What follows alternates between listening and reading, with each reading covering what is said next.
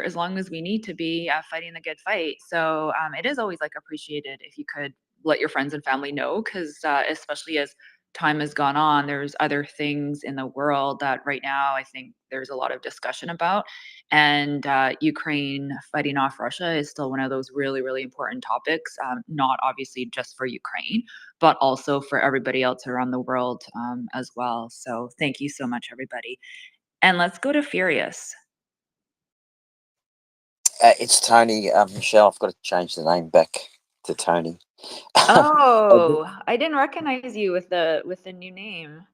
Yeah, I was on yesterday with George, and I got furious, so I changed my name because we were both furious about our leaders and not helping out. Just Well, update. hold on one sec, Tony. I just want to congratulate you. I know you did such a wonderful job with your campaign, and great news. So thank you so much for everything that you do, and it's really going to help Ukrainians. So thank you and congratulations. Yeah, thank you, but it's just nothing. It's just typing keyboards, looking, seeing, exposing, and typing.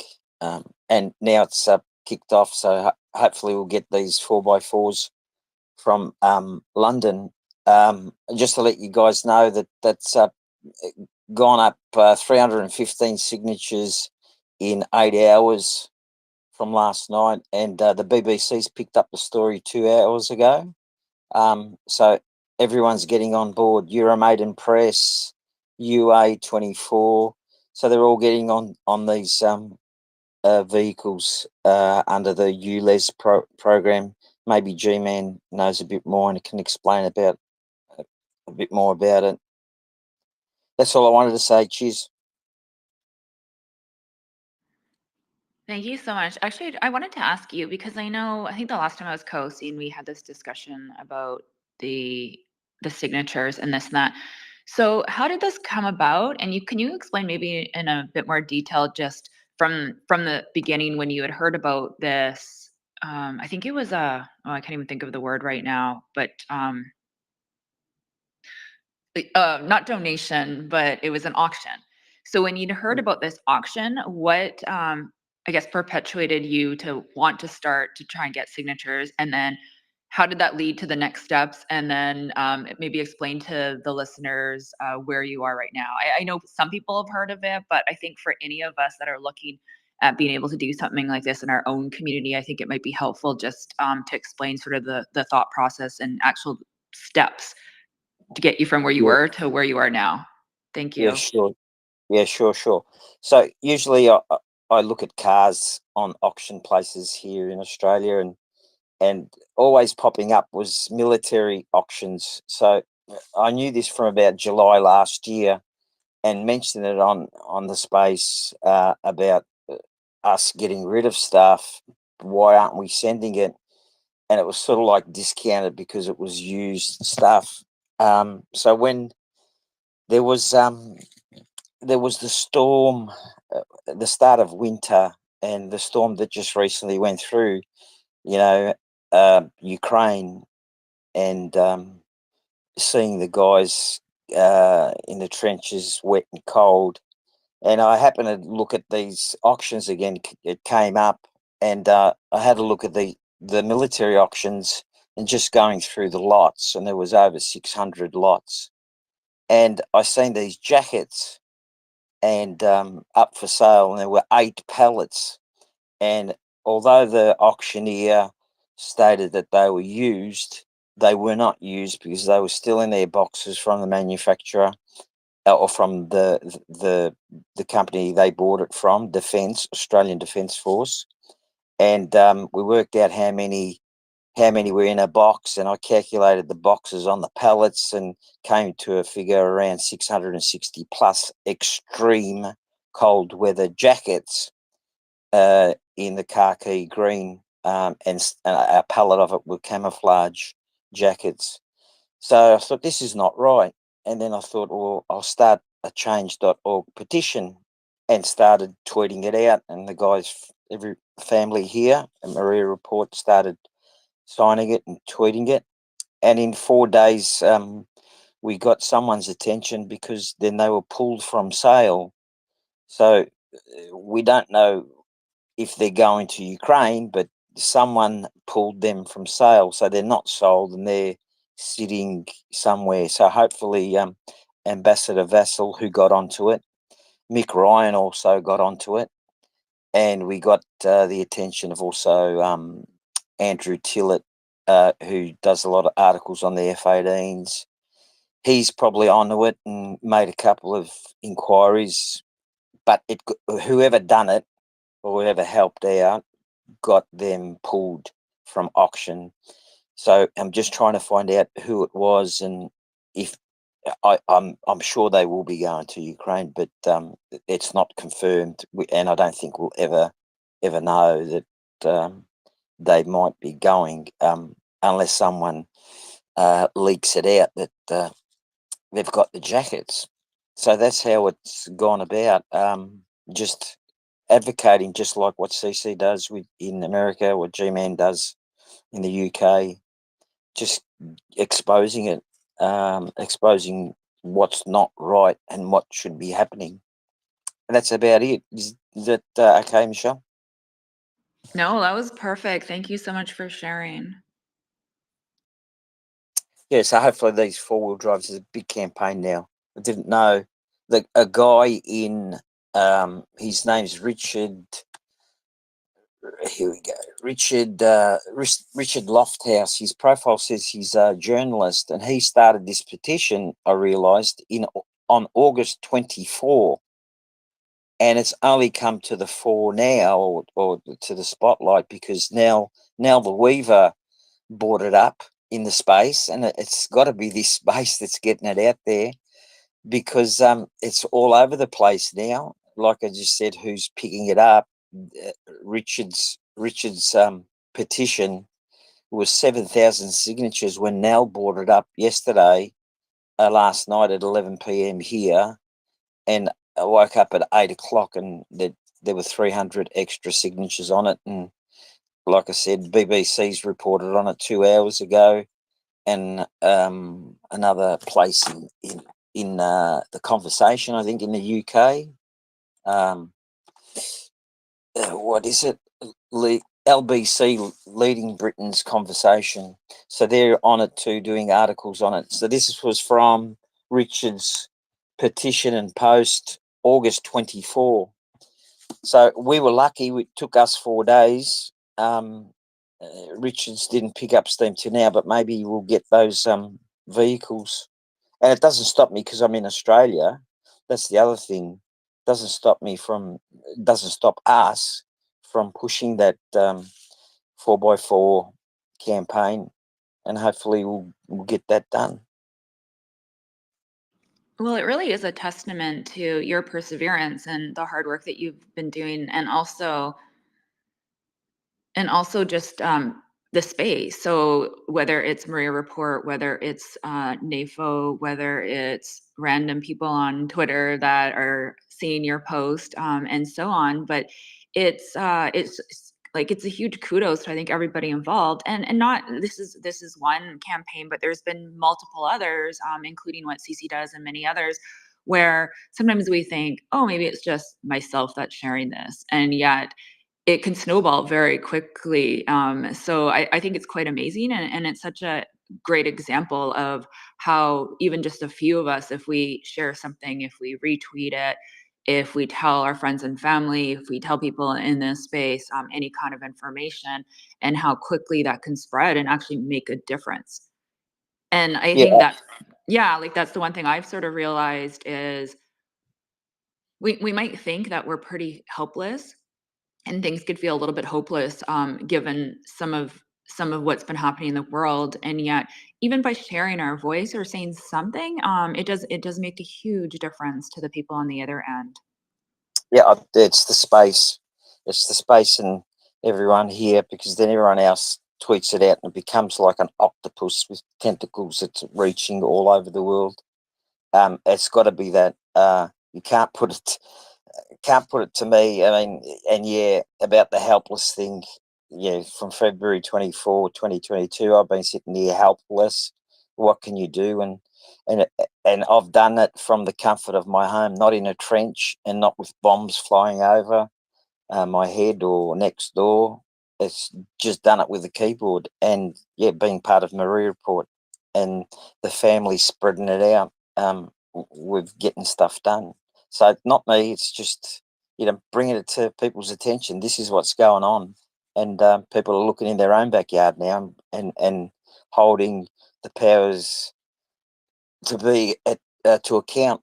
And Mick Ryan's getting onto it also by his tweets. Like quotes like "We pay their wages, we should know." So it's good, it's great, it's fantastic. Keep going, guys. Well, and I just wanted to add to that as well, because it's a great reminder of why it's important to donate or support organizations like MriyaReport. And so, just for the listeners' information, we make sure we vet any organization, any person prior to starting a fundraiser with them. And because we want to make sure, like I know some of you probably over the last couple of years, like there have been a lot of bad actors. So that's one thing that's really important, is just making sure that we're working with credible people and people that are actually gonna provide whatever amount of support that we're able to into the right hands of the right people. So I think that's one of the things that's really an important value for myself, and many others that are volunteers with MriyaReport. And so I urge people, just if you are going to donate, just be very aware, because there's a lot of like terrible people that over the last couple of years have been trying to take advantage of the goodness of people's hearts. And it turns out that those people are scammers or anything else. I think some of us have a pretty good sense of when you have a scammer in your DMs, and it's happened quite often over the last little while. So I just constantly urge people, just do your research if you are going to donate to someone. And there are like so many. I think some are pretty obvious, but I think it's also easy for any of us to be caught up in phishing scams or other terrible campaigns. Yeah, Michelle, what is the name of your dog so that I can use it to get into your password? Yeah, that kind of stuff goes on, and I get all kinds of DMs where they go nowhere. It usually starts with "hello," and it's like, oh boy, here we go. Now somebody who comes up and says, "Hey, I heard you say this. Here's that." Okay, that's good. That's useful information. You got something else to say? Just say it right up front. Hey, I've got 4 children and they're starving. Look at them, and it's like, well, um, maybe that's true, but maybe you're a troll, and so maybe I should donate to an agency that actually has credentials that are recognized by the rest of the modern world. And that way, if you are in trouble, it's sure at least to get through a valid channel. So yeah, we really have to be careful about that. And Tony, I would just congratulate you on this as well. Pile on the praise, and just know that it's uh, it's also the way that you do it. You're polite about it. You're not forceful. You just say, "Here it is," and let people react to it, and you speak for it, and that's all to the good. So I just appreciate your approach to this as well. Very well done. So Cheers, man. Thank you. Well, and James, it's actually, I'm embarrassed to say this, but I'm going to share it anyways, because I think it's a lesson for myself and for many others. So a lot of the scammers are professional and they're very good at what they do. And I actually experienced a phishing expedition. Well, okay, not a fishing expedition, but a scam recently, and it was work related. And the person was so tricky. And even though in my gut, I felt like something was off, but it started off with I got a phone call, and the phone call was from where the head office of the company I work for is. Then the person texted me and said, "Hey, I work for the company I work for. I have some questions for you. Can you give me a call back?" And so I did. And normally I wouldn't, but for whatever reason I did. And this person name dropped almost every single person in my organization, and had asked, was making a report, couldn't get a hold of my manager and so on, and could I answer these questions, and basically wanted like a whole had all these questions just around, we'd gone through a restructuring, so wanted to get information of where people were in the org chart and name dropped tons of people. And so I actually didn't add tons of more information because this person had a lot of it already, but like very clever and they know a lot. So, I mean, this is just one example. I think money, there's no money involved or anything else, but they're going to try and get as much information as they can. So I would just recommend, even if it sounds okay, like I really should have, I mean, in the end, there was no harm done. It was totally fine. But I still always thought, wow, I just went through a compliance training program on phishing and I just experienced it myself. So I would just be careful with anyone coming through your DMs, and especially when money is involved. Absolutely. It's just so important to be careful. And I remember probably about 50 times. You're sounding muffled, James. Oh, sorry, what's that? You were muffled. You were not. Now you're good again. Oh, okay. Thank you. I'm not sure what I did. But anyways, 50 times in the last year that I worked at my job, phishing messages came out from IT. And if you replied to them, then you'd get kind of a visit, right? Somebody would probably email you and say, you've just failed the phishing test. You clicked on this link. You should have known this was fake, and try harder. We need to protect ourselves. So it is a really good method to keep reminding people that there's a lot of danger in the world, and it comes from the most innocent looking sources, right? And I've experienced that in my own life in terms of getting emails that look so real from companies that I know, that I've done business with. And it's like, but wait a minute, this is not their method. They don't do emails. So it's like, okay, what is going on here?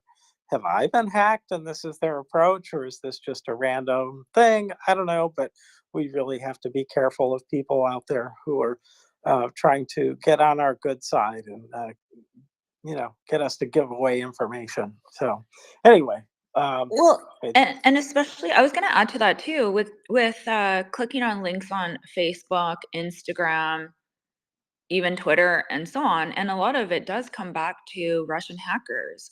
So I think that's another thing with a lot of us that are either listening into this Twitter space. Just pay attention and don't click on any links that come from weird people, or even if they come from friends.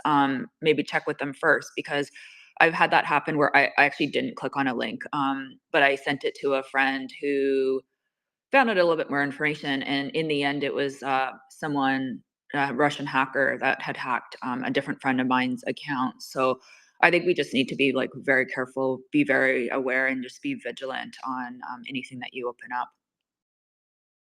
Yep, I sometimes I wonder if we shouldn't be giving cybersecurity courses, but that would be teaching everybody, and I don't want everybody to know how to hack us. So anyway, I don't know if that made any sense. Anyways, so I think that it is Marcus. You're up. Hello. I just wanted to say you just got caught in 4K for clicking that link at work.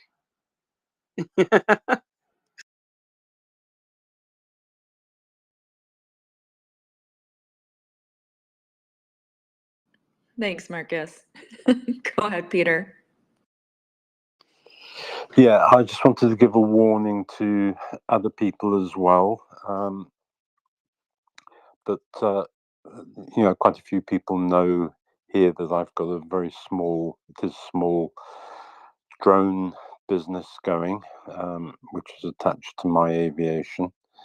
But part of that is I've been kind of started to get involved with video and picture editing.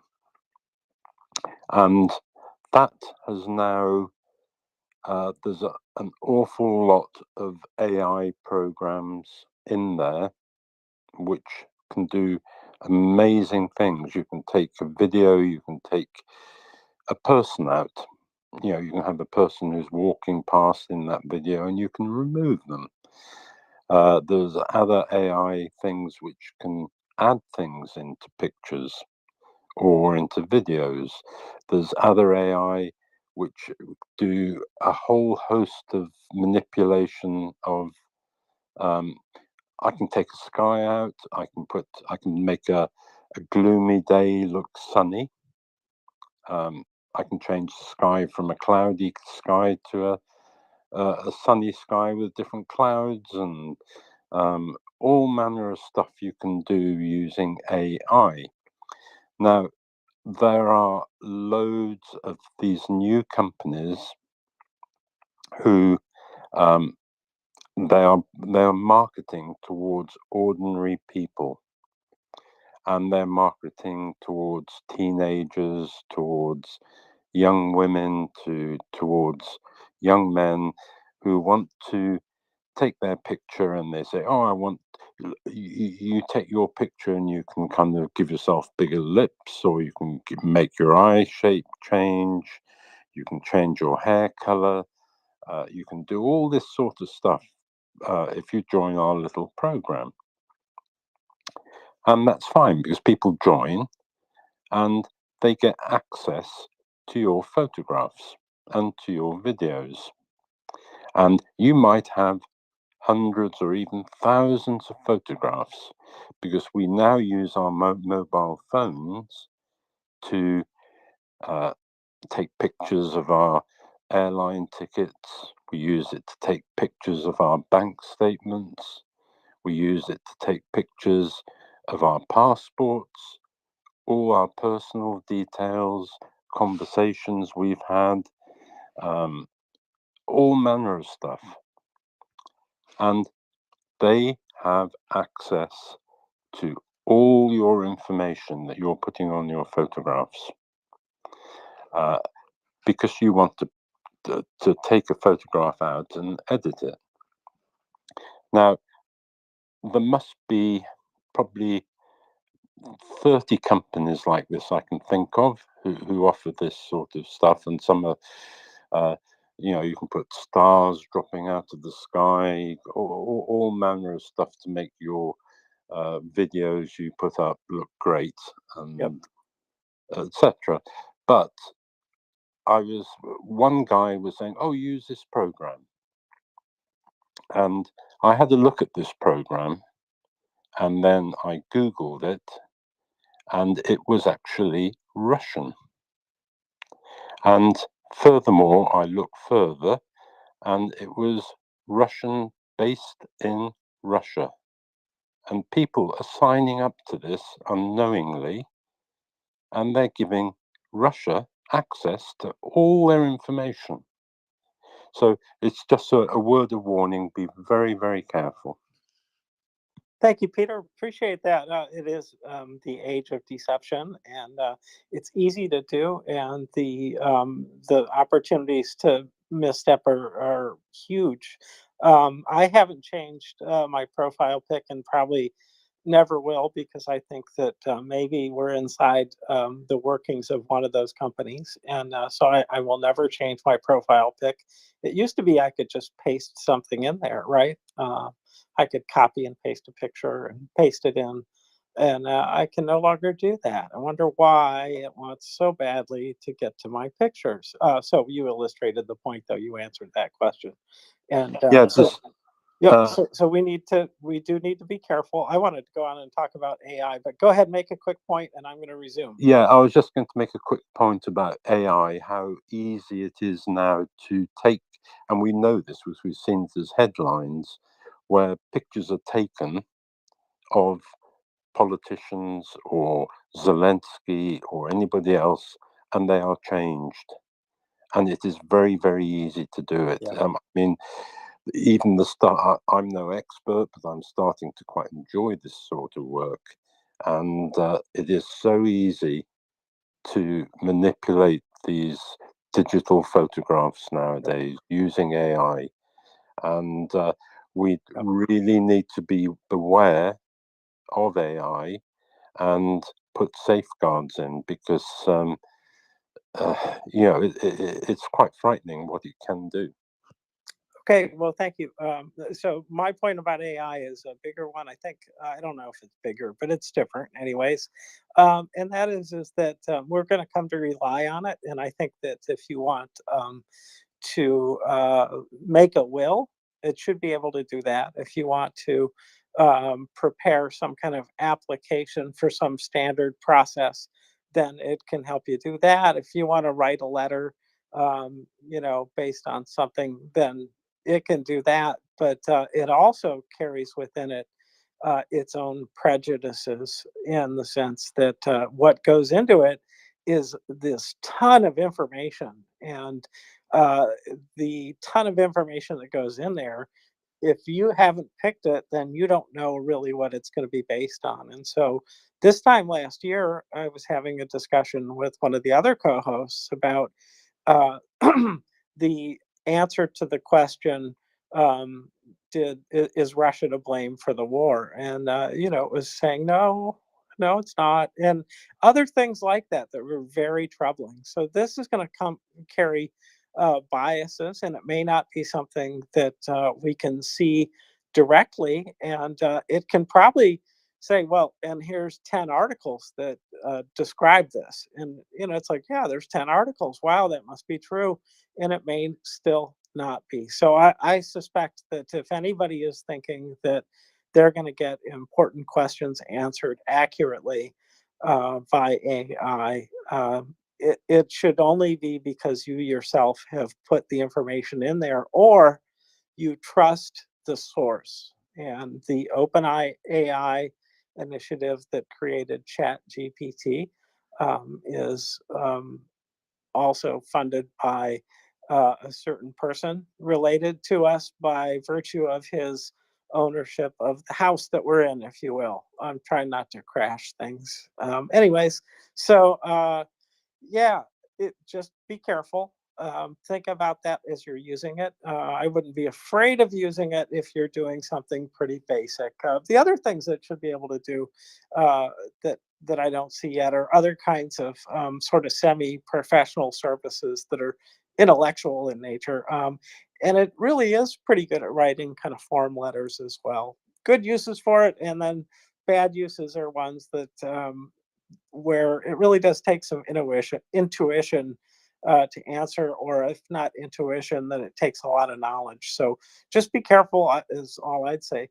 And I think about this too, that it is being used now, and we just don't know how. And the other thing about AI is that sometimes you cannot figure out how it came to a solution. And this is one of the problems in workplaces, is that AI of various types do come up with answers, and they might even be right, but when nobody understands why they're right, it doesn't inform us of anything. It just is perhaps correct, but perhaps it's just on a curve where it's delivering the right answer, but overall its thinking, quote unquote thinking, is wrong about a topic. So many dangers lie ahead for humanity down this road, and especially the deception angle. So thank you for that again, Peter. Karen? Did you say Karen? Oh, I'm sorry. Yes, I did. I said it very softly, though. Sorry. Oh, okay. I have a story that I would love to hear more about. What's behind it? Just a minute. There's a little bit of noise out in the street.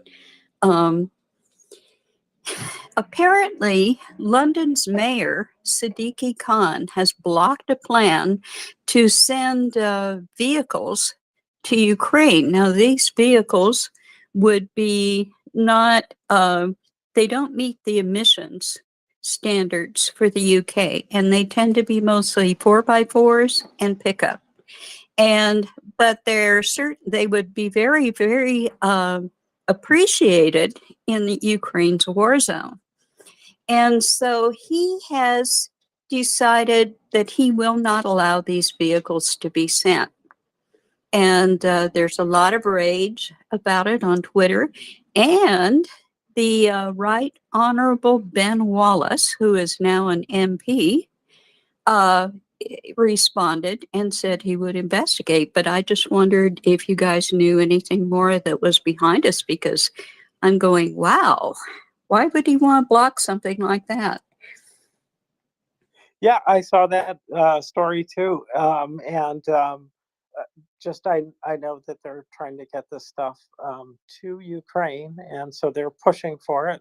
I believe Mockers is the one who had a tweet about that. More I cannot say without making it up, so I won't. But thank you for drawing it to our attention. If somebody does know, then they can explain it. But I can't say more except that yeah, it is good when we call on advocates who have power to help us.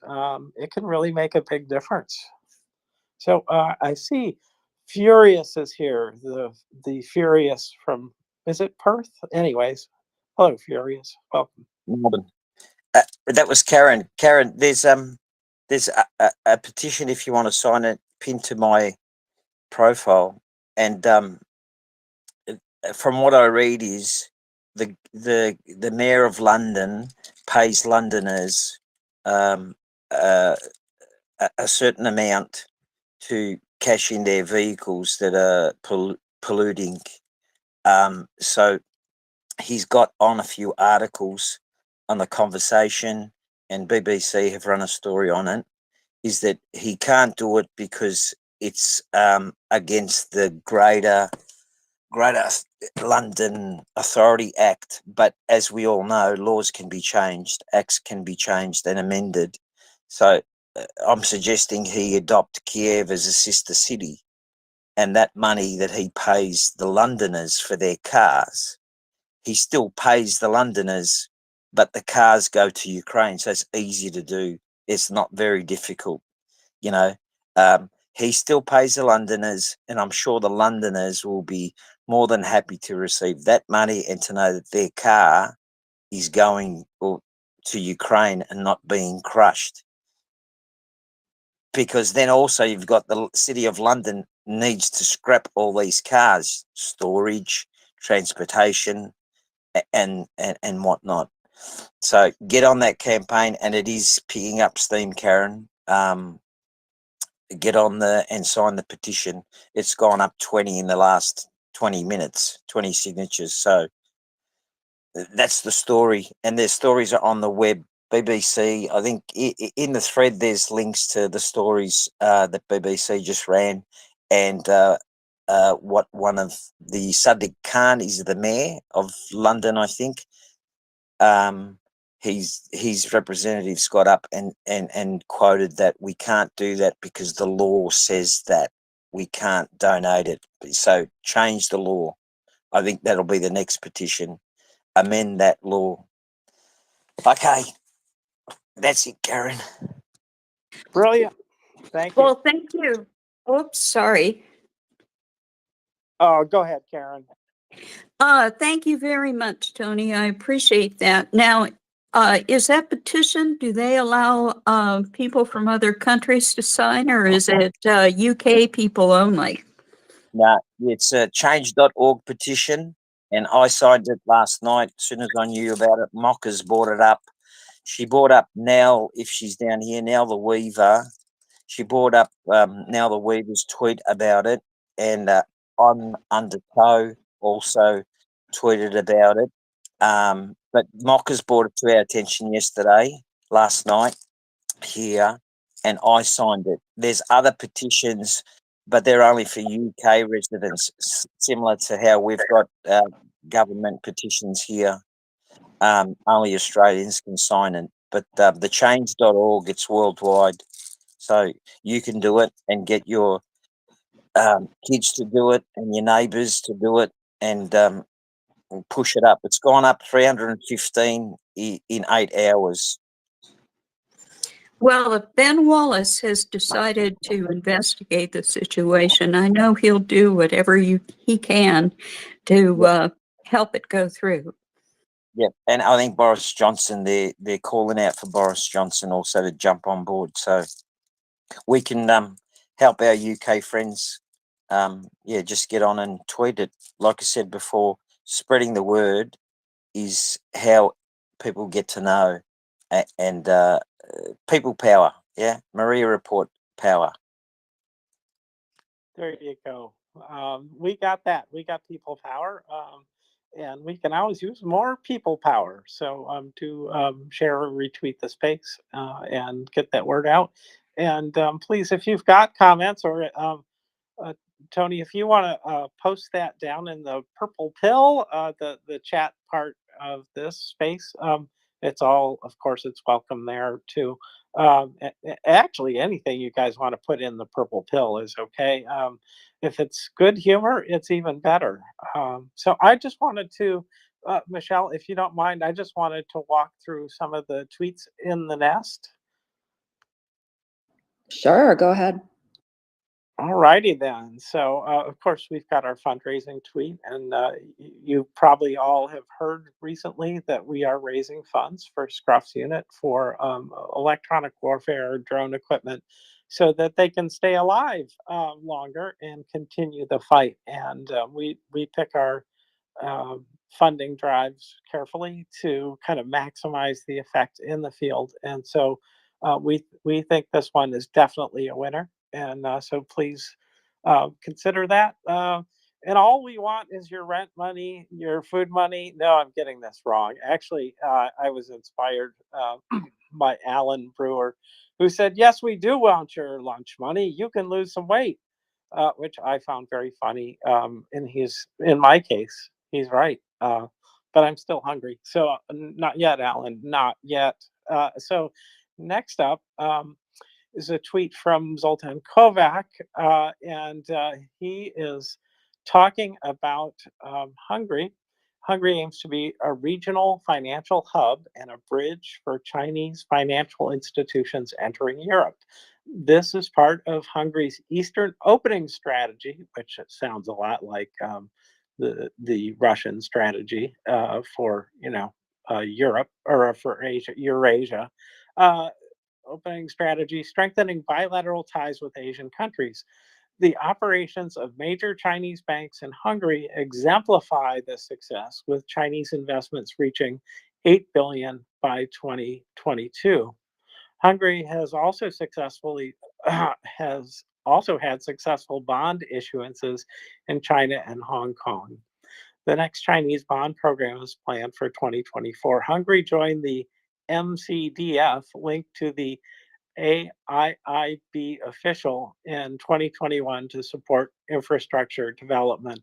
So someone will win a prize if they can tell me what, it's not a very good prize, by the way, so don't rush, but what MCDF is. I would like to know that. So anyways, there is that one. And then, next in the nest, this is just for your viewing pleasure. It's Zelensky speaking and a little video. And we continue to work actively to put all of our agreements with partners on new arms production into action, including co-production and joint maintenance capabilities.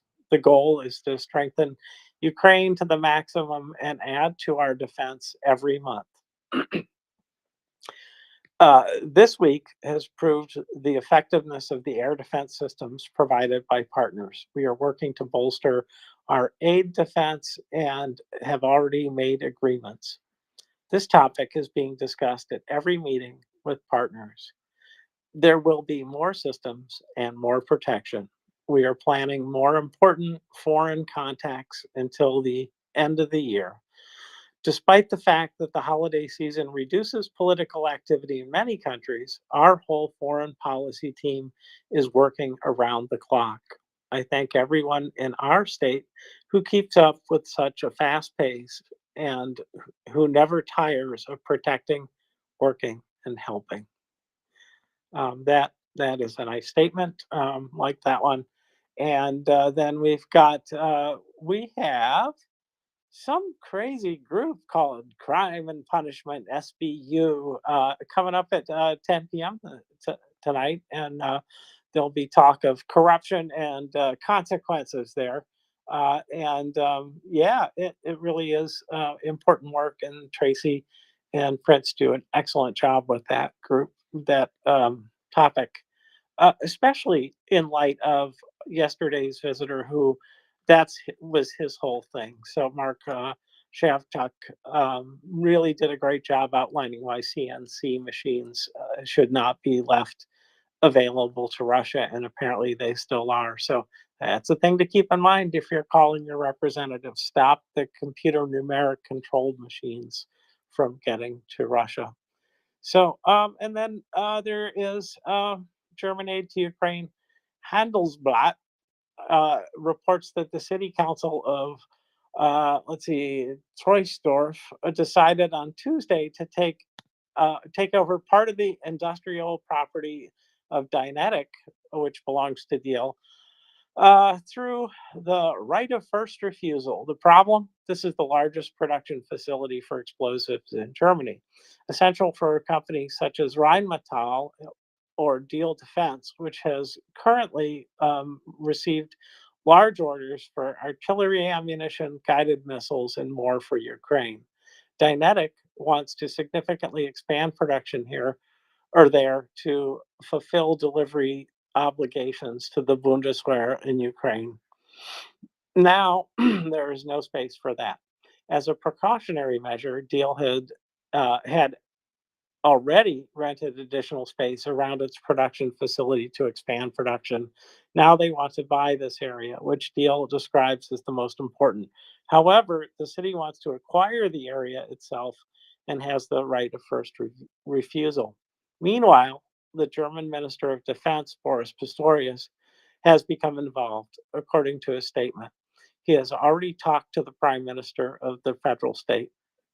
So an important note about some obstacles there in terms of meeting production requirements. So, and then Igor Shushko has a post here, and I'm not going to say much about this, but this is a lady at the EU meeting, and she is talking about the need to stop Hungary and Orban from doing what Putin wants, and to remove Hungary's voting rights. So I encourage you to watch that. It's just a short clip of her statement, but I think that the point is made that Orban is obstructing the will of the union, and he's doing it um, for the nation that really inspired the formation of it, because the EU, it was a very positive thing, but it was also partly inspired by Russia, seen as an enemy. So certainly NATO is that way. And then we have G-Man's tweet about, excuse me, a petition for Parliament to provide more aid. And if it gets enough signatures, then it will go to the Parliament and be raised as a question there. So it's yet another way for us to take action that can help. And this is the people that can sign on this are people who are citizens of the United Kingdom, Britain. What are you calling yourselves now? Anyway, so that is just a run through of tweets in the nest. Hope that wasn't too sleep inducing for you. No, not at all. That was great. Thank you so much for doing that, James. Much appreciated. So there's a couple things I wanted to talk about. And one, our good friend Beef Eater had posted something earlier today about an article that was from the Helsinki Times, where Finnish customs have, I guess there's a pretrial right now because two Finnish companies are at the heart of an investigation because they've been believed to have exported 3,500 UAVs with a total value of more than 2 million euros. So this was quite interesting because there was that. And also, this company too, I guess there was a total value of over 600,000 euros when it came to perhaps trying to get through customs some electronics such as microcontrollers as well as semiconductor components. So they don't actually know yet whether this was any of this was used in Ukraine by the Russians. However, I don't know. I think it's great that the custom officials were able to determine that where it was coming from and where it was going, and now they're being investigated.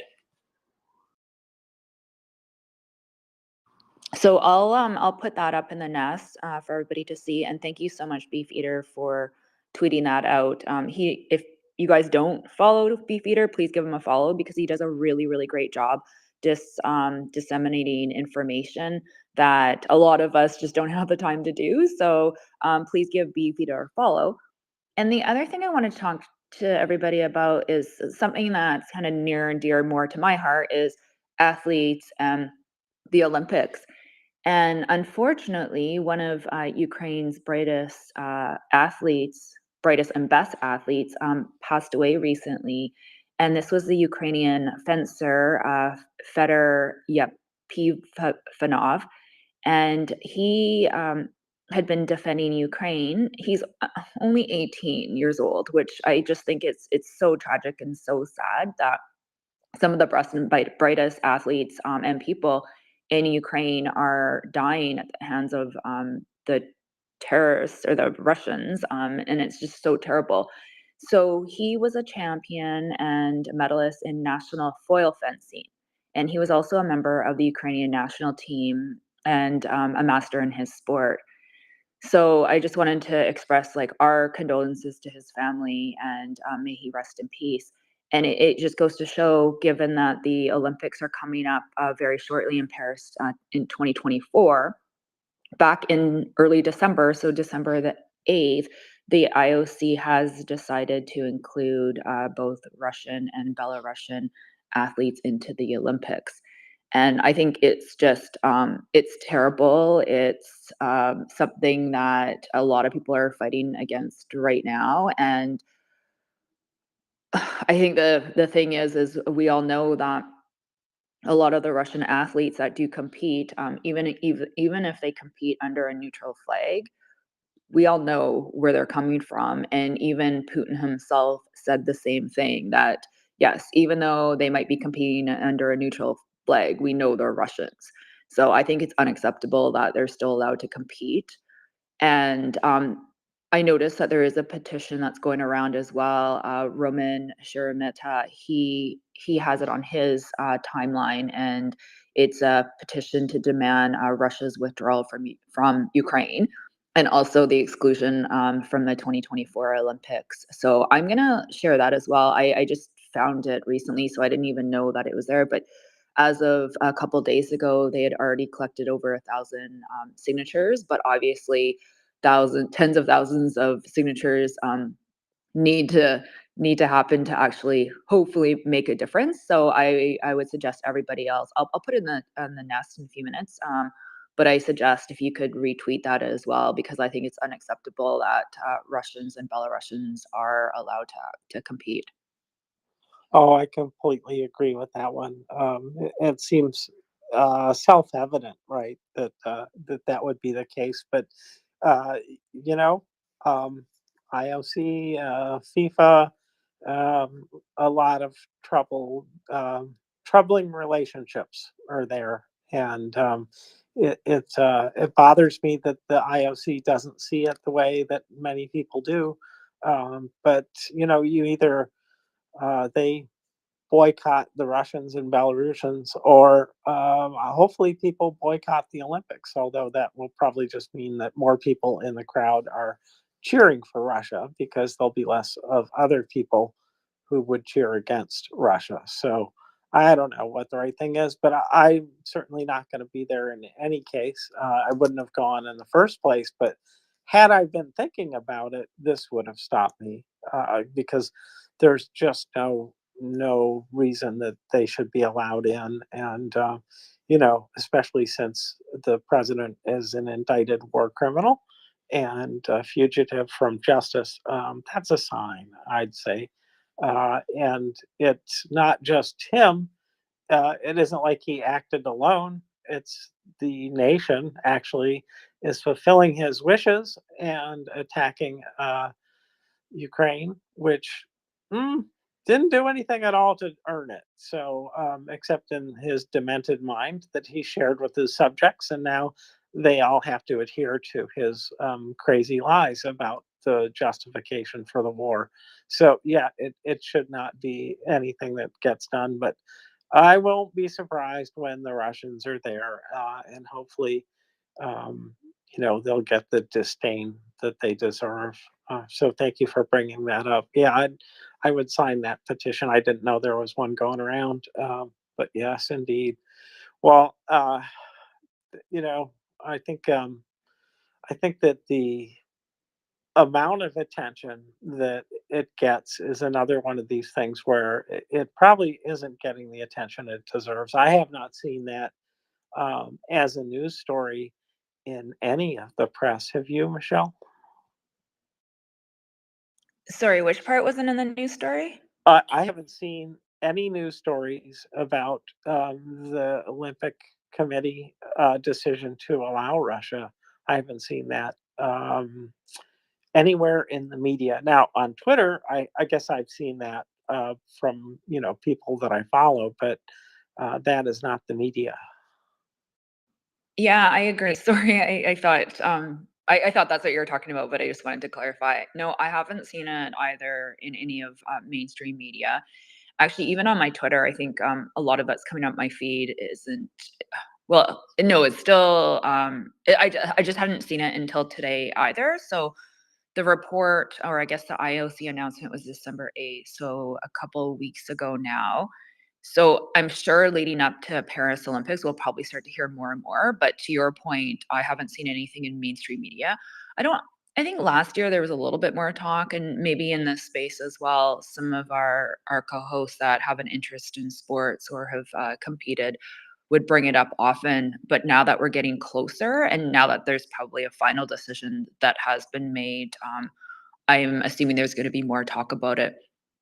And it's just so some of the numbers are just it's staggering and tragic of how many Ukrainian athletes have unfortunately been killed since this full scale invasion. And there's been more than 370 Ukrainian athletes, which it's unbelievable. And when you look at Russian in the military or Russian athletes, I would say majority, if not all of them, have been in the Russian military. So as much as people can say, well, we can't politicize or we shouldn't be politicizing sports, let's keep it separate.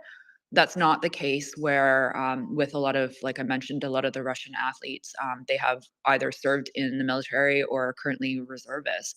And many of them have, I guess, been educated or trained at some of the military, I don't know if they're called academies, but they have like their sort of sports schools that are affiliated with the military.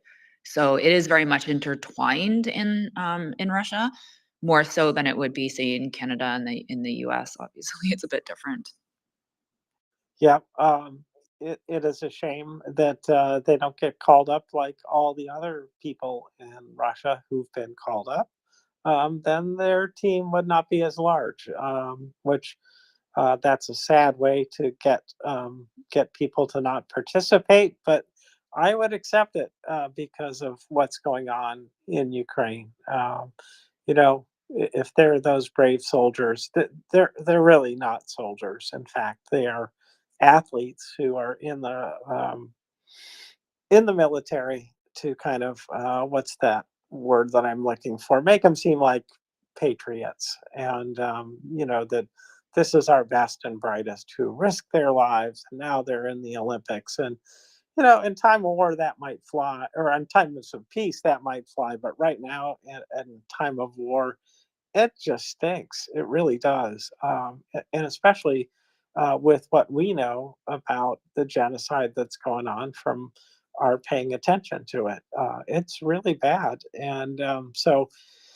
But I think that the Golf Association ran into the same kind of issue with Saudi Arabia as a new partner, and that Do you know about that, Michelle? No, tell me more about it. Okay, well, you're familiar with Trump's golf courses around the world, and at some point they signed an agreement that surprised some of the golfers that they were now going to be playing also in Saudi Arabia, and that was part of the ownership of this partnership, and I hope I get all this straight, memory, but it the point is that. Uh, After the Saudi Arabian government had Khashoggi, a journalist who worked in the United States um, and was sort of under the protection of the United States, or at least as a journalist, had that person killed and dismembered. In fact, um, you know that that should have been a no-go place. We should have cut off more relations, but unfortunately, the real politic of the situation sort of forced Biden to go there and ask not to slash oil supplies anyways. So um, that's not a good look, but that's the way it is. And so, anyways, point is people are now playing um, on courses that maybe they shouldn't. So, this kind of thing creeps in everywhere. It isn't just sports. Let me tell you my story about um, the time zones and where I saw Russian influence. I was shocked, actually, once I realized what I was looking at. I wanted to get in my head, get it really clear in my head just about how UTC worked, the time, right? The times around the world, time zones, etc. And so I searched for some term like that. And the top one led me to a map of the world, and it showed the time zones around the world.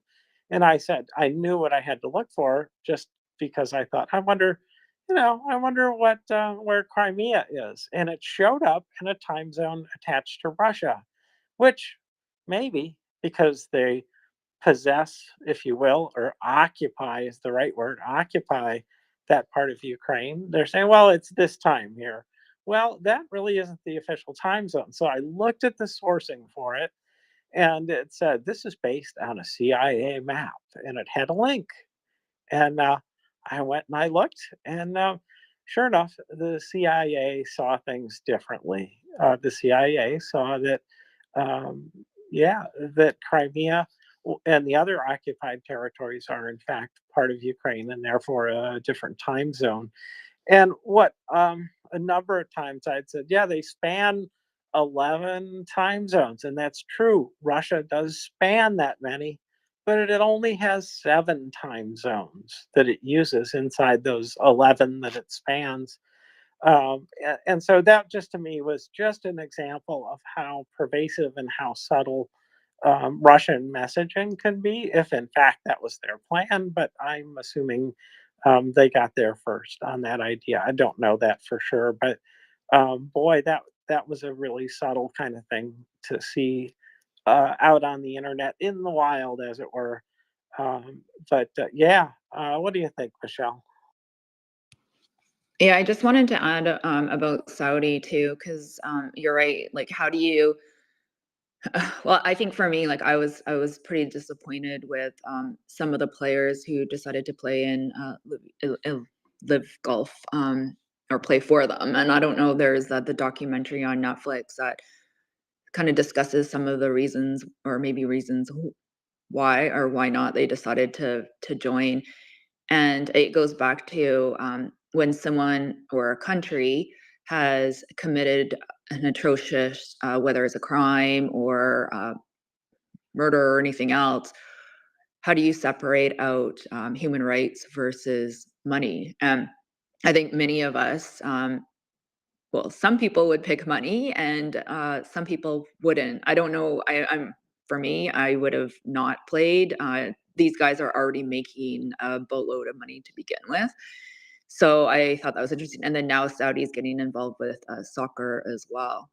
And I thought the story with the time zones with Russia was quite interesting. So thanks for sharing that. Well, and probably if we have our eyes open, we'll see other little things like that around the world as we're looking on the internet.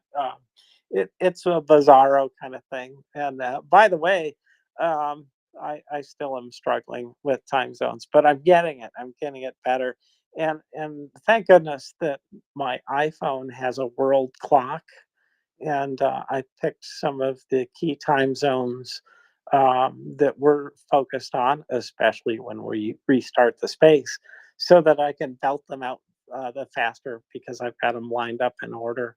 So yeah, time is important, and I just hate it that time zones are like this. But do you remember what a kerfuffle it was to get everything scheduled back during the time changeover, when I think, was it Australia or whoever it was, had like 15-minute increments of change for the time zone change. And it's like, what? That part was just insane. So, how we manage time, it's very interesting. Well, and then it's really confusing when half of the world changes their time, and then half of us changed or they changed it, and then the rest of us changed a week later. So that was really confusing for the schedule as well. And in Canada, we have, and I might get this wrong because I'm just thinking on the top of my head, it's five time zones. One, two. And then some provinces don't change to daylight savings, and some do. And one of the provinces close to where Marcus lives, they have like half an hour difference. So from me, that's a 4.5 hour difference versus Marcus would probably be a 4 hour difference from where I live. But I work all over the country or half of the country. And so every week I'm in a different time zone. And then sometimes I flip back and forth. And then it's really confusing even for myself when I'm trying to book my own schedule. I have to, I don't know, it's really confusing, and it really impacts my sleep as well, even though sometimes it might only be 1 or 2 hour time difference. That's a bad 2 hour time difference is bad enough. It's not like going to Europe. I got to admit that is really a struggle. Coming back is a lot easier in terms of the time zone change. Skykiss, is this a question about time? Because we know everything about time now that we've studied it. Well, maybe. It's just to tell you, I just DM'd you my choice for a graphic that helps me. Some of us need pictures along with the words, and we need really good, crisp, messaging. And so I was having a struggle because oftentimes the cards go into the nest and they'll have military time. And I'm like, I don't know military time. It's kind of like, those of us in the United States who haven't thoroughly studied metrics. We studied a little bit of it in high school, but we don't live with metrics. We live with whatever it is, feet and inches. Just like translating between Celsius and Fahrenheit. But anyway, I sent you the graphic that I just love, and it just helped me so much to, oh, that's what 1900 means. That's what time it is. So that way I don't miss the important segments that I really want to have, like SBU or the book club. And that leads to my question for you, James. When is the next book club meeting? Let me check the world clock, and I'll tell you.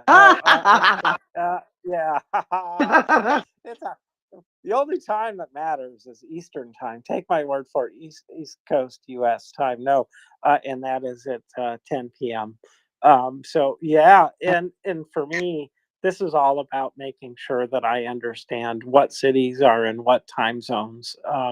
And it also the 24-hour time though, extremely useful in a hospital, because you have to really be clear about messaging when you're in a hospital, and so you can't say 10 o'clock or anything like that. And so they use 24-hour time everywhere. And what I found is that when I started to have to calculate the differences in times and things like that, that 24-hour time was actually a lot easier to work with, and I learned all of the time functions in Excel, for example, and in several databasing languages, SQL primarily. But yeah, there's a lot to that, and the map of the time zones is actually kind of a beautiful map. So I will share that. I'll make up a tweet of that. It really needs a big screen, though. I mean, I've got attached to my computer. I guess it's a 42-inch screen, and on that, it looks good. You can kind of see the detail of it, but it may on a cell phone, it may not quite do the job, but you get the idea. And it was easy enough for me, even after being retired for a bit, to go in and uh, to an Excel spreadsheet and come up with all the calculations again. So not all my brain cells are dead yet. I'm working on it though. I'm not tonight. I'm not drinking tonight. So, anyways, that's a joke. Haha. But thank you, Sky Kiss. Appreciate that. It really is good to know 24-hour time. And the time right now is, let's see, that would be 12 plus 6. That'd be 18, right? So 18:45. So there we are. That's our time in 24-hour time. So thank you. I'm so bad at that. I like a 24-hour clock. I was going to ask you though, James, did you hear about this cyber attack that happened in Ukraine? I did. This is Kiva. What is the name? It's Kiva, Yeah, isn't it? Kyivstar. Kyivstar. Thank you. Yes, I did hear about that. I heard it was a pretty bad outage, lasted the better part of a day, I think. Yeah, so maybe I'll just read this for anyone who isn't aware. So this was an update from today from the defense, the Ukrainian intelligence update. And this attack happened on December the 12th, so a few days ago. And Ukraine's largest mobile network, which is Kyivstar, suffered a cyber attack. So the effects were 48 hours, so a couple days, and it impacted the company's mobile and data services. So for anyone that doesn't know, Kyivstar supplies over half of Ukraine's population with both their mobile as well as home internet services. And this attack reportedly left users without mobile signal and the ability to use their internet. So they reported, Kyivstar reported that there was no personal data that was compromised, which is good news. There was also reports that this attack disrupted air raid sirens, some banks, ATMs, and point of sale terminal. And at the same time, Monobank, which is one of the Ukrainian banks, they were targeted with DDoS attack, so a distributed denial of service attack, which ended up disrupting access to the bank's website. So even though I guess like what they are saying, this incident was likely to be one of the highest impact disruptive cyber attacks on Ukrainian networks since the start of the full scale invasion. So I don't know. I don't. There's nothing here, and I don't know if you know, James, of who or what country were the attackees, or who were the ones that started the cyber attack. I don't know if it was Russia or if it was another country, but it seems like more and more countries around the world are being impacted by some of these large cyber attacks. Or maybe I'm just hearing about it more, but it was probably always happening. I just probably wasn't aware of it as much as I am now.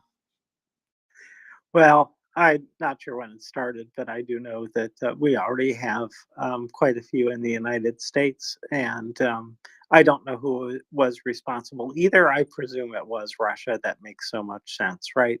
That it would be Russia, but I've heard no confirmation of that, and so no, I couldn't help you there. But I do know that the most recent of the attacks that really made the news in the United States involved the whole air system, the flight control system, and it did shut down air service for I don't know if it was a whole day, but quite a while, anyways. So yeah, it's a serious thing. It's not just it's not a small problem. It's a big one. And what we don't know is that is whether or not there have been other attacks that have gained information, and we don't even know that we got hacked. Right? That's always a weird one for me. It's one of those unknown unknowns, and there's a lot of those. It's very troubling. Well, it's always when we find out after the fact that something has been attacked, and then all of a sudden I'm like, oh, great, is that a system I use? Is it something that would impact me? I think all of us probably worry about that more so than we used to.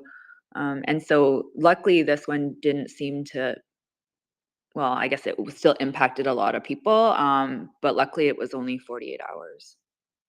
You know, that is a big deal you know, to get these letters from companies that saying, "Hey, our data got hacked, your data was lost.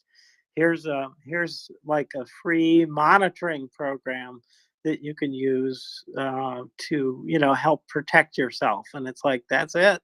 Oh boy, that's it. And so I've gotten bills from places that I've never been for health insurance claims, and usually they clear them up right away when I contact them and say, "Not me, wasn't me."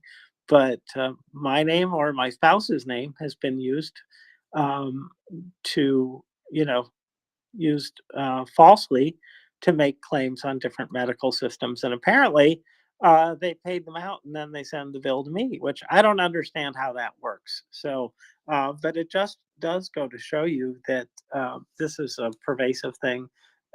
Criminals really love this kind of exploit, and I'm sure that Russia, when they get this kind of information, also puts it out there on the dark web, where I know that you can go and buy credit cards that will get billed to somebody else if you buy them. So it is a really serious problem, and one of the biggest detractors to having the internet in existence. It's not all for the good, right? And this is one of the worst parts about the whole thing. And probably AI may end up being a worse thing about it. So, but Sky, guess we're keeping you waiting. You got your hand up. Go ahead. Oh, sorry. One thing I wanted to add. So even Oh, though I said luckily it only lasted 48 hours, 48 hours is actually quite a long time, and it did disrupt some of the air raid sirens. And so I kind of take back my luckily 48 hours, because it is a long time, and I can only imagine like not being able to have cell service and even internet for that period of time would be really challenging. So go ahead, Sky Kiss. Thank you. Yeah, it's one of the greatest problems that we face in the modern world, and all of that's very concerning. I got one of those letters from a state agency, and I'm like, "What?" And they're saying that they their system was hacked, and that your medical records might be accessible, and they weren't supposed to be. They they're they're have to inform people, but they do take action right away, and that's the thing. We have entire companies that just monitor this stuff that's happening for fixing it immediately, and a lot of people really do earn their $90,000 a year salaries because that's what they do all the time, and they're watching it. But it doesn't. It's not a perfect system. I wanted to bring up a really tiny thing that I heard about. I don't know how widely this information.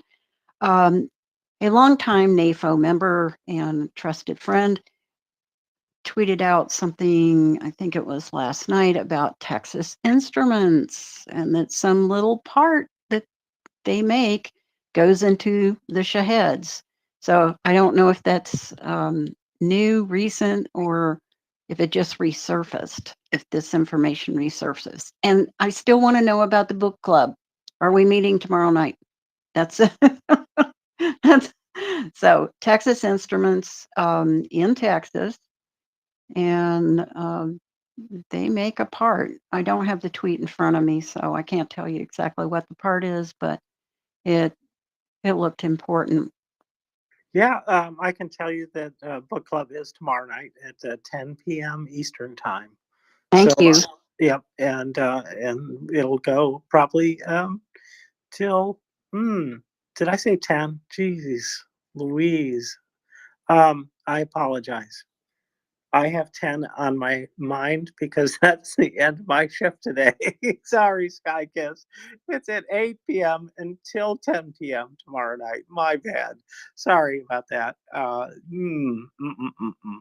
Yeah, end of shift. Yeah, sometimes it seems like a long way away.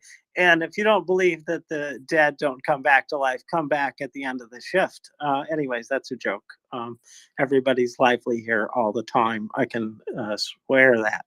Anyways, no, I can't really. But tonight, I'm excited and I'm here and happy to be here. But yeah, the other part of this is that the Texas Instruments was, I believe, one of the many parts that was identified by those who track sanctions in the US. And what they did identify is that a number of US components were found in those drones, not just that one. So I think it's part of a larger pattern. And it's hard because um, they take advantage of the general purpose utility of computer chips, for example. And these little chips, yeah, maybe they did run a washing machine or a coffee maker or something like that. But because they have computing power on board, they can be repurposed. And so, what are you going to do? Stop selling washing machines and things like that, or alarm clocks, or whatever it's in? It's kind of hard to stop the movement of those things, and so they get repurposed. And yeah, and in some cases, I think that there were actions taken, but for some of these things, it's like, what really do you do to stop that kind of repurposing of a component? So, um, big tough question. So I just wanted to add, James, we were mentioning, or I had mentioned, I wasn't sure who had taken responsibility for the cyber attack in Ukraine, and it turns out that it was a Russian group that did it. I am shocked. Yeah, I know, right? I'm super shocked. yeah. Well, it's so. It is what amazes me is that in the Senate report on hacking in the 2016 election, that that also led to indictments for, I believe, I want to say something like 16, or I don't know how many Russians, though. However, that worked at some place in St. Petersburg, I think. And so not only did they identify them as Russians, they identified people there who were involved. So uh, when the United States comes after you, then they may just catch you if you leave the country, leave Russia, that is. So uh, that's another set of people who probably aren't going to be leaving the country anytime soon. So it's pretty amazing that they get away with it, and it it almost disappears overnight, though, because in truth, how do you defend yourself once they've already pierced your security and taken what data they want? What are you going to do? You're going to certainly try to get justice, but how do you defend it in the first place? So, anyways, and I see that. Oh, well, this is interesting. SBU have a case against the hackers of Keystar. Well, okay. Tune in tonight at 10 p.m. and hear about that from Crime and Punishment SBU folks, Tracy and Prince, who will tell you all about it. So that's great news. You don't have to wait that long to hear more about it. And if you're like me, some nights you can't stay up that late. Well, somebody will learn it overnight and share it tomorrow too. So back to you, Michelle. Thanks so much, James. I just wanted to say my goodbyes. It's been a pleasure being with everybody here for the last 3 hours or so. And I wanted to wish everybody happy holidays because I probably won't be around until the new year. So happy holidays, happy Hanukkah, and Merry Christmas, and enjoy your Saturday evening. And I'm looking forward to seeing everybody again soon. Thank you, Michelle. A pleasure to co-host with you as it was last time. And very happy holidays, and especially happy Festivus. You got Christmas, you got Hanukkah, and I know there's others, but don't forget Festivus, the one for the rest of us. And you know, however you celebrate the holidays, please do.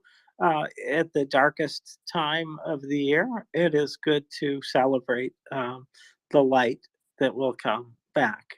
And we're in that once literally. It is the darkest time of the year in this hemisphere, and in it we're in a dark time politically, and it will change. It will become bright again. So it is time to celebrate the community that we have, and the community that each one of you has with your neighbors, friends, and family. So hopefully those bonds are strengthened this holiday season. So yeah, great to have you up, and um, I hope that we get to work together again soon. But enjoy the holidays, Michelle. Thanks. And so let's see here, Alex. Hello, welcome. Hello. Yeah, about these hacker attacks, about same time there was also Ukrainians attacking Russian tax services and took the whole database. I think that one is way more important. It will have way more implications. It can be, I guess, used. I mean, taxes in Russia are probably nothing comparing to important places where tax tradition has long roots, but still, you know, it will provide you with plenty of information and plenty of ability to prosecute and investigate and visit. So I had some addition, actually. There was information, I think earlier today we were talking about Korean munitions that Russians use. Well, turns out Russians hate this munition, really. And what it can do, like, you know, yeah, it's shitty. But the worst part of it, or the best part for us, is it can actually damage your barrel.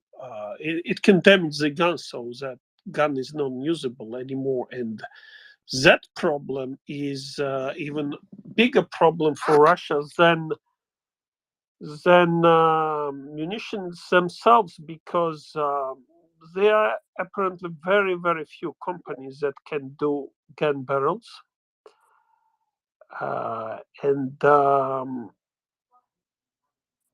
And believe it or not, recently Russians tried to, you know, through some manipulation, purchase some equipment, which was intercepted in Turkey, which is good news. So, like, speaking of, you know, these sanctions, so do you want this network to kind of reveal itself and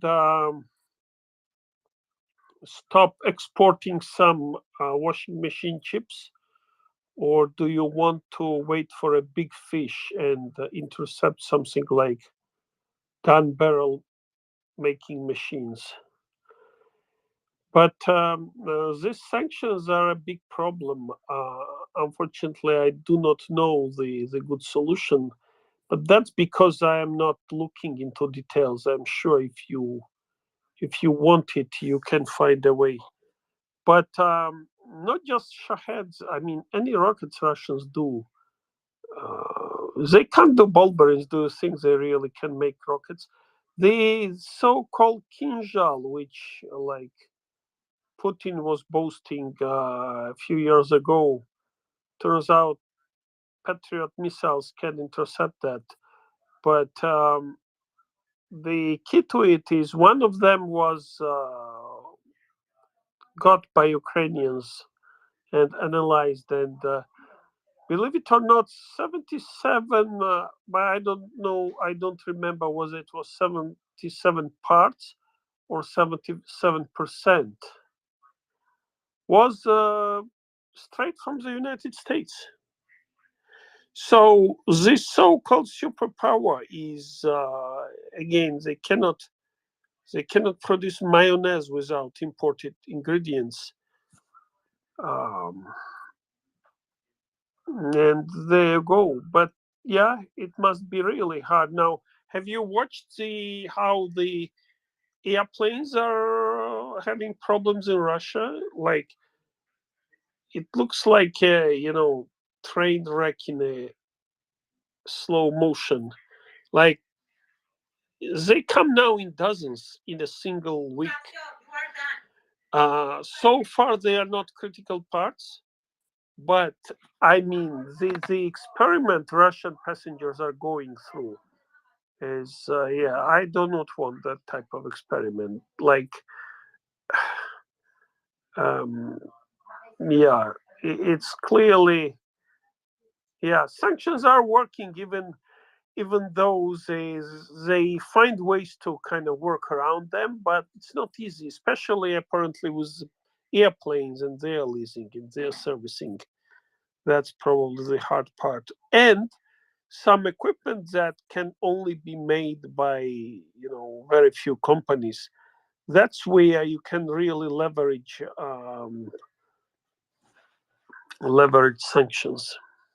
So they do work, and we should be welcoming the new 12th round of sanctions against Russians, which was recently introduced. I think it was about diamonds, but honestly, put everything there. It's there will be no harm. It's so good. Yeah. Yeah, thank you, Alex. I sure appreciate that. I think that the the sanctions do work. They're leaky, but they're better than no sanctions, because what we know is that it has significantly cut into the supply of some of the key items that they want. And so that is the effectiveness. It is a percentage of what we'd like to see, but better than nothing, and so better than not having them. And what I heard you say in the last few seconds there was something that I would think of as an embargo. Just stop everything from going there. That's a little rugged, and in some cases that might be shooting ourselves in the foot when it comes to key minerals that we would like to have. And really, frankly, that's why the gas is still going out, and the price cap is leaky, but it has still deprived Russia of billions and billions of dollars, that they would otherwise have. So, these are not for nothing. They are effective, even though they are leaky. So, thank you for pointing that out. Really good point. And I think that this is a good time to say hello, fellow Hoopbox. Good to see you. Good to work with you tonight. I take it that you're on till 10 p.m. as well. James, I lost you there for a minute. I think you were saying correctly that I am on with you till 10 o'clock this evening, Eastern Standard Time. It's nice to be here with you guys. And Alex, I wanted to,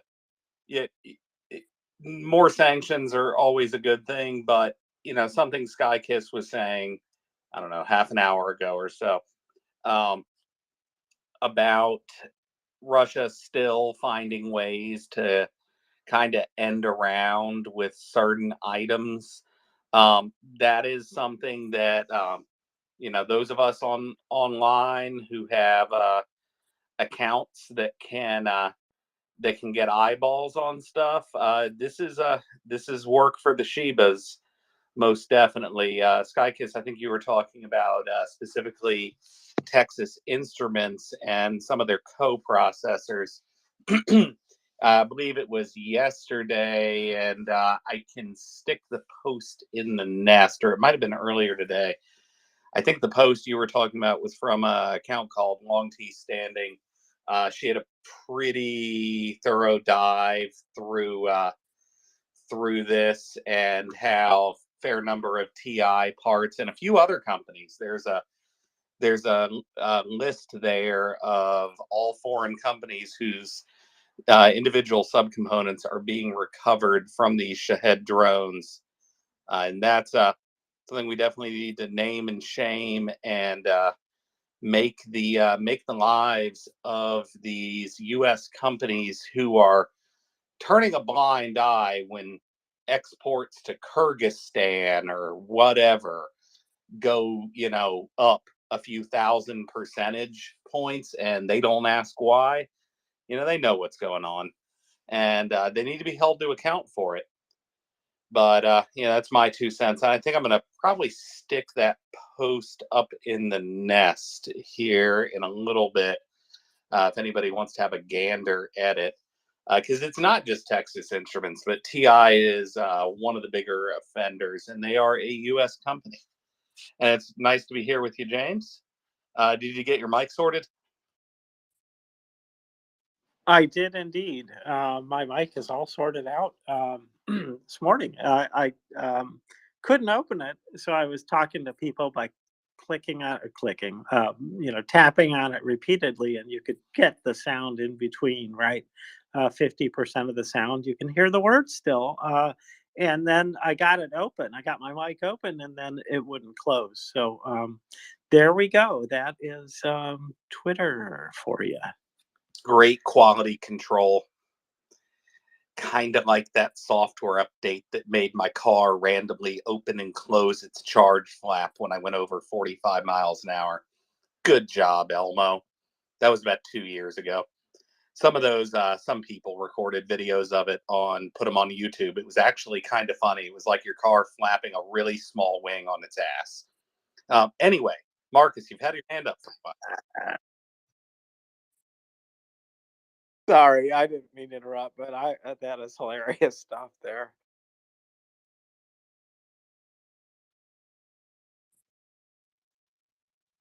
Marcus, I saw your Yeah, hand. sorry. Has anyone seen the New York Times article from today about, this is a quote, Ukrainian Marines on suicide mission in crossing the Dnepro River? Nope. Okay, it's a little sussy-wussy, but I'm interested to hear what Ukrainians have to say about this. This sounds like another New York Times op-ed piece written by somebody that stayed in a very fancy hotel room for free. The Times has done this a few times now. No pun intended there. They're one of the publications this shouldn't surprise anybody from. I'm going to go pull that article up now and just have a real quick look at it. But they've put a bunch of these opinion pushing pieces out over the last year. Yep. And it's a bit, this person's a little sussy, but yeah. I'm not sure if this person is, like, what their deal is. They're claiming this has to do with, there's like a testimony from Ukrainian soldiers, but we shall see. Well, I am assured that every time I go out and drive on the highway, it's a potential suicide mission too, which, that's just absurd, isn't it? And so is the idea that they're on a suicide mission for, crossing a river, when in fact, they've been able to cross and recross repeatedly, hold the other side, and even get some heavier things across than people. So, it just fails the suicide test, because then you just got dead people, and that's not what's happening there. So pretty demonstrably false, but it does fit the Times profile, I would say. fella, and I think that the that kind of story, yeah, I don't know what to do with it, but there's a lot of doom and gloom stories. The one from NPR, who I usually think of very highly, that talked about the stalemate and said that Ukraine had only gained 100 square miles since summer. And it's like, well, yeah, if you want to count since summer, maybe, but what about before that? The fact that they recovered more than half their land already. And can we count the entire Black Sea, the mileage of that? Not in terms of Ukrainian territory, no, we can't. But yes, it is pretty clear that Ukraine has at least carved out a path for their shipping to get through along the coast. It's not the path that they'd prefer, but yeah, but no, not in terms of the Ukrainian territory recovered, because that the international waters are there, and then the part that you could call Ukraine waters. No, I'd say they never really lost that, right? It's still there. It's just a part of the system. The same way that Crimea is still there, it's just currently occupied. So have they deoccupied the Black Sea? Well, the Russians are still there. The Russian Navy is still there. It's just that they're sitting things out right now, except for occasional missile attacks from the Black Sea, which is still happening. So, so I appreciate the sentiment, though. I very much do appreciate the sentiment that Russia has gotten rolled back in the Black Sea. So yeah, that. So let's see, fella. I think we got a hand if you want to go there yet, or if you're still reading, go ahead and I can keep talking. But Yeah, I'm I'm reading this one. Well, I'm done reading it, but I'm going through a little bit of this author's previous works. And excuse me, I have a raging sinus infection along with just about everybody else I know right now. So you may hear a bit of that tonight. She has a bit of a pattern of semi-sus content. Some of it actually looks pretty good. Now, I think she's just the big name byline. There's a few other names on this byline here that I'm a little less familiar with, and I'm doing a little bit of research into them. There's, and I hate to just be so glib about this, but the majority of this article condenses down to war is hell. And you ask any soldier, they're basically gonna tell you the same thing. This kind of looks like she or one of the other officers got a hold of somebody that is, had a rough time psychologically with what they went through. I'm not really seeing anything. I didn't read anything that made me go, oh, or really stood out. No one's ever really prepared for it. There's some people that just do a lot worse than others when they come back. And they appear to have interviewed one in particular person who did not have a good run of it. That's unfortunate, and I hope that time heals that wound for him. But I think that's about my comment on it. It is not an op-ed piece. This is going to be one where I think Ben and a few other people have talked about in the past. Very often, whomever writes the headline or the title is not the person that writes the article. And the people that write the article don't necessarily get input on what the title ends up being, because the meat and potatoes of the article don't really correlate with that byline very well. Yeah. And anyhow, I think let's go on to Alex and kind of get his take on it. And I see Marcus's hand is back up.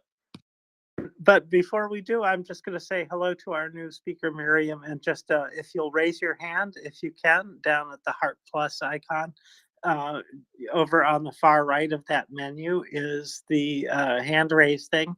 If you're on a PC and you want to get our attention, and then that'll hold your place in line, just wave your hand.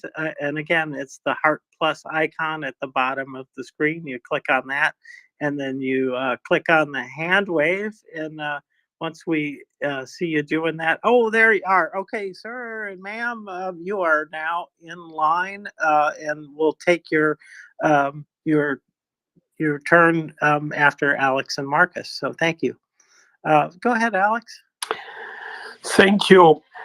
Yeah, looking at this and from timing perspective, I honestly do not believe in coincidences.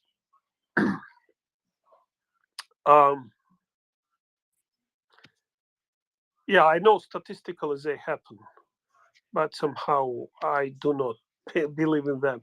Like a few days ago, I heard Putin said, I don't even understand why Ukrainians keep trying to cross the Dnipro. They're gonna find death there. Well, that's there.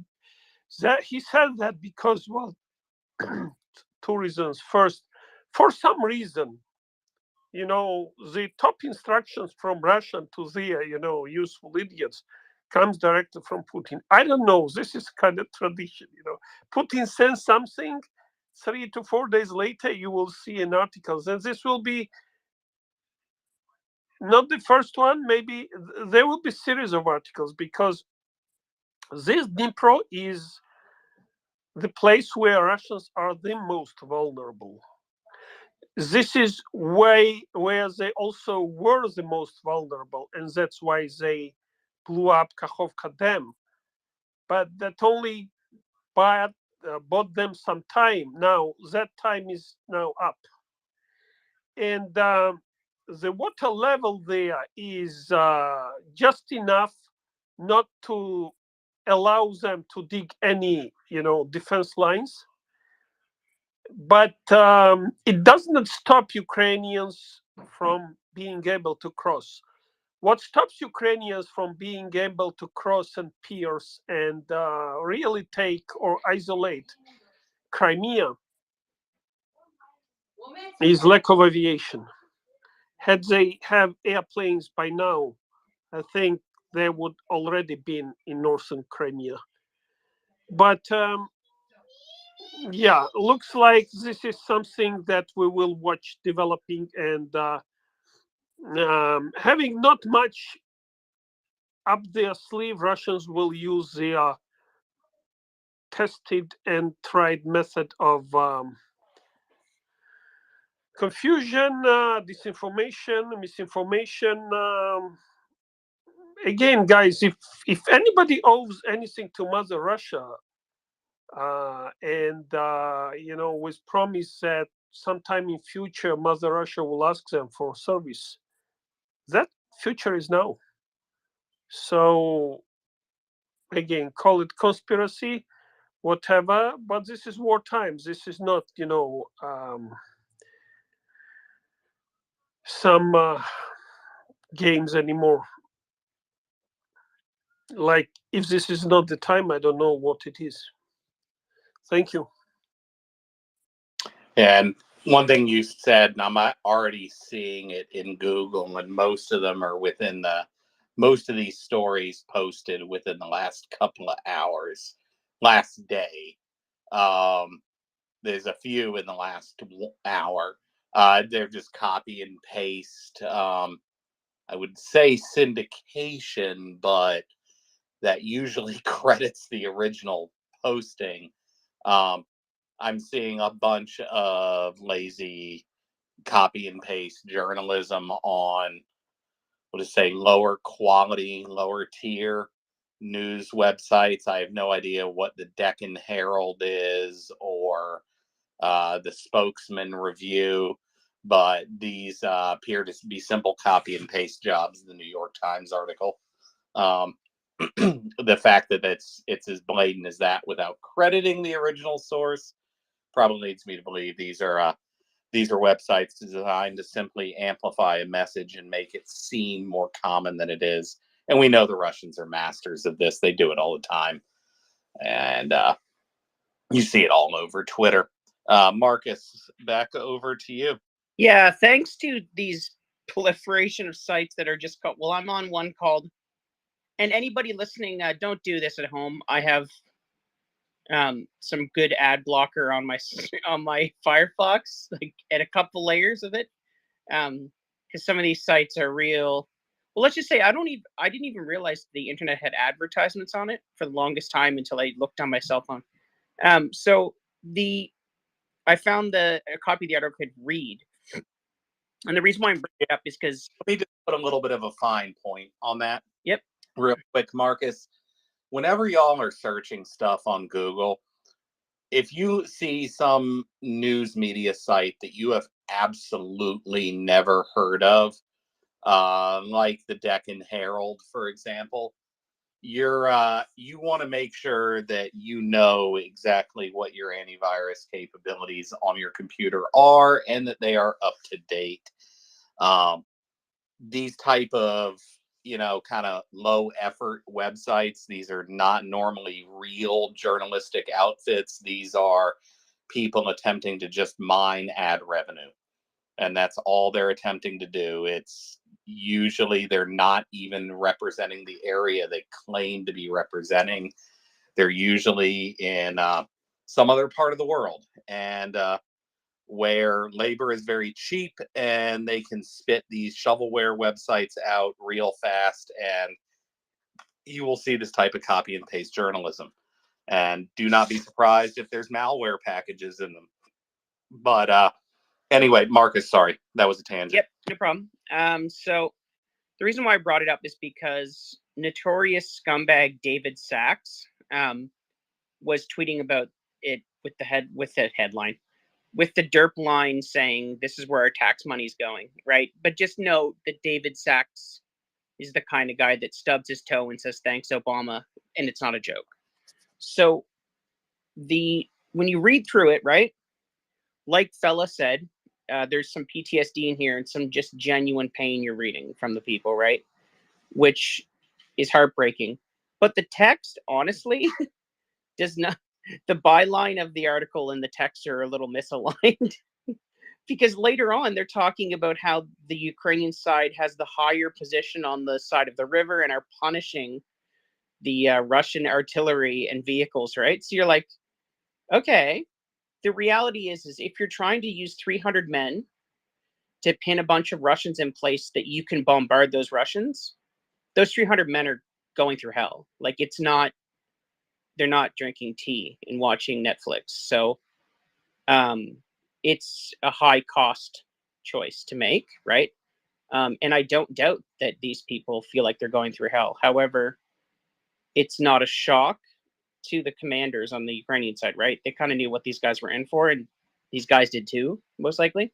So anyways, the article is not really that bad, honestly. It's just, the reality is there's a commander here that clearly lost men, right? He's saying it right after coming back from my funeral. I can understand the way these guys feel.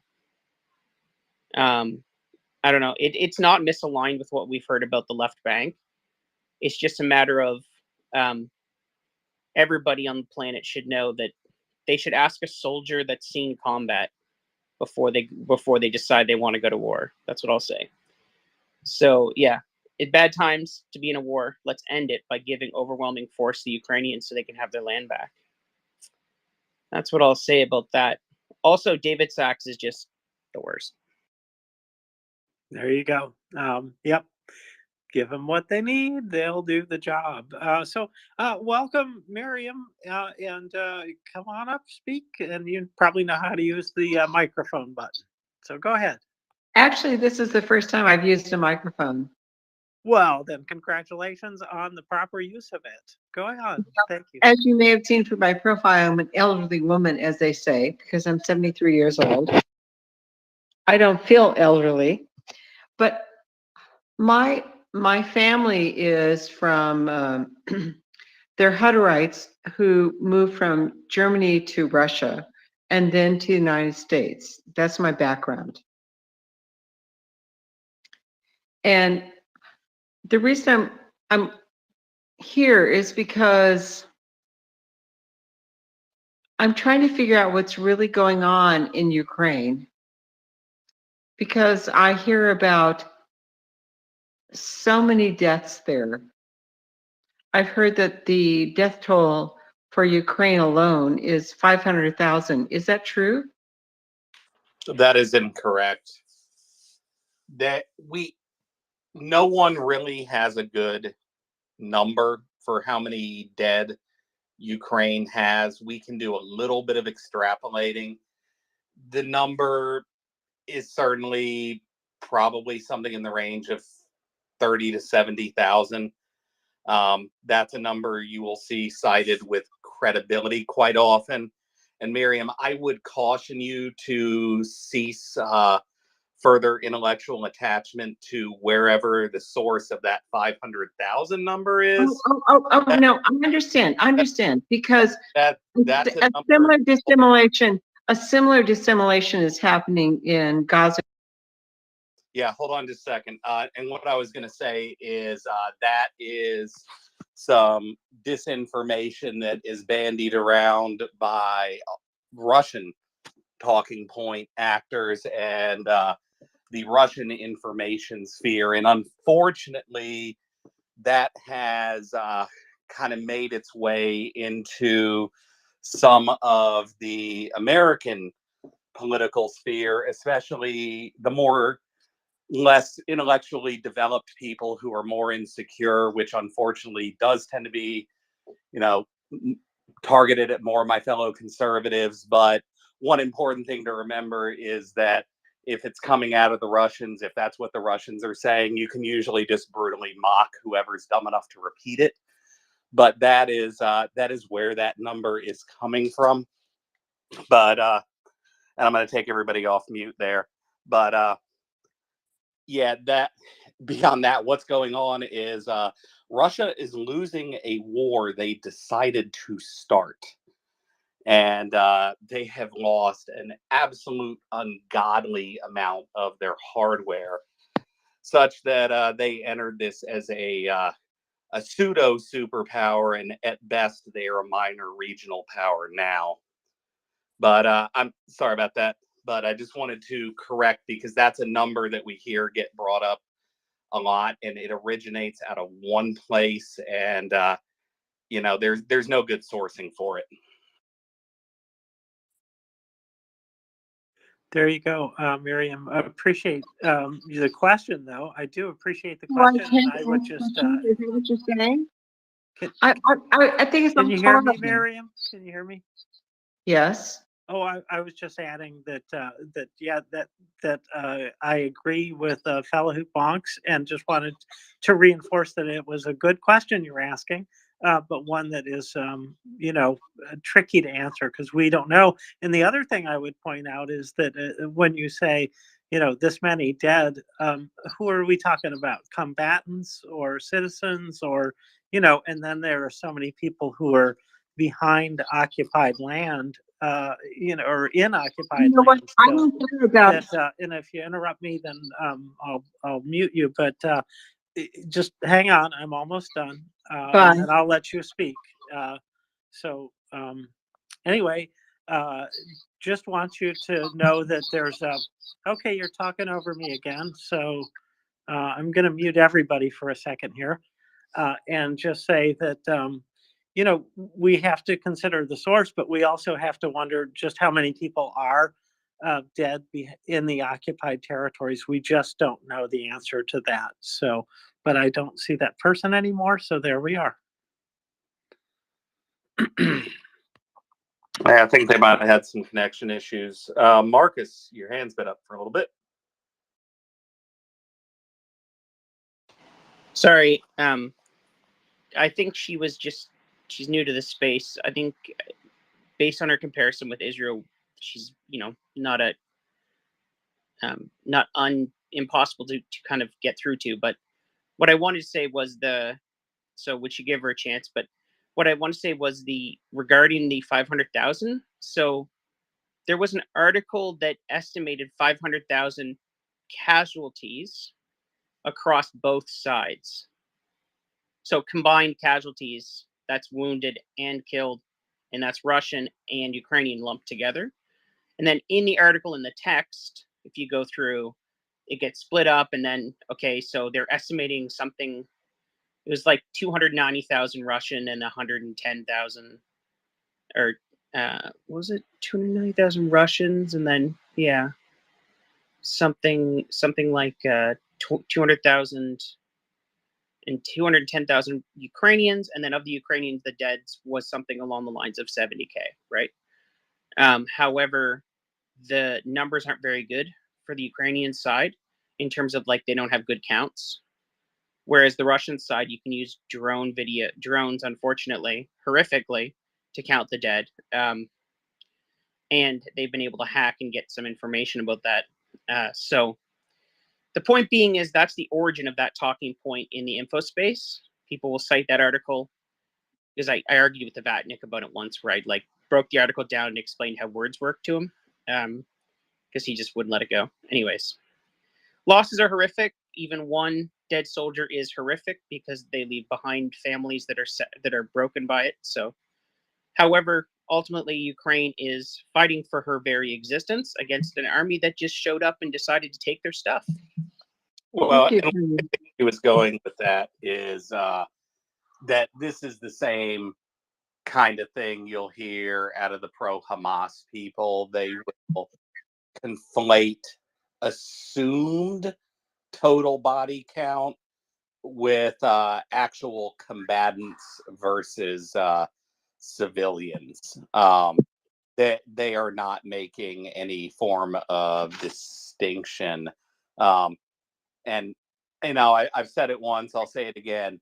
Anyone dumb enough to take the word of confessed terrorists about anything deserves all of the embarrassment and all of the ridicule that comes their way. Anyway, Miriam, if you have something to say, go on and raise your hand. Please don't just sit there with an open mic. And James?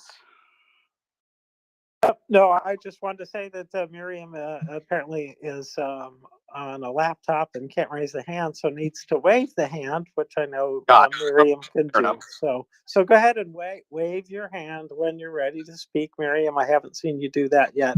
And then open your mic, and then you can speak after that. But for now, we're going to go to Prince next. Prince, welcome. Good to see you. Real quick, sorry to interrupt. Real quick, and this is for Miriam's benefit.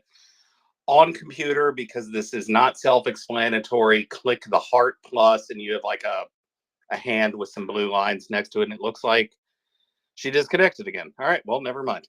Well, that was a refresher course for her because she heard that once already. So, yeah, I'm sorry, fella. I didn't mean to get in your way there, but yeah, she did hear that once already. So, Prince, you're there. I see you. Beavers over Moscow. Boom. Boom.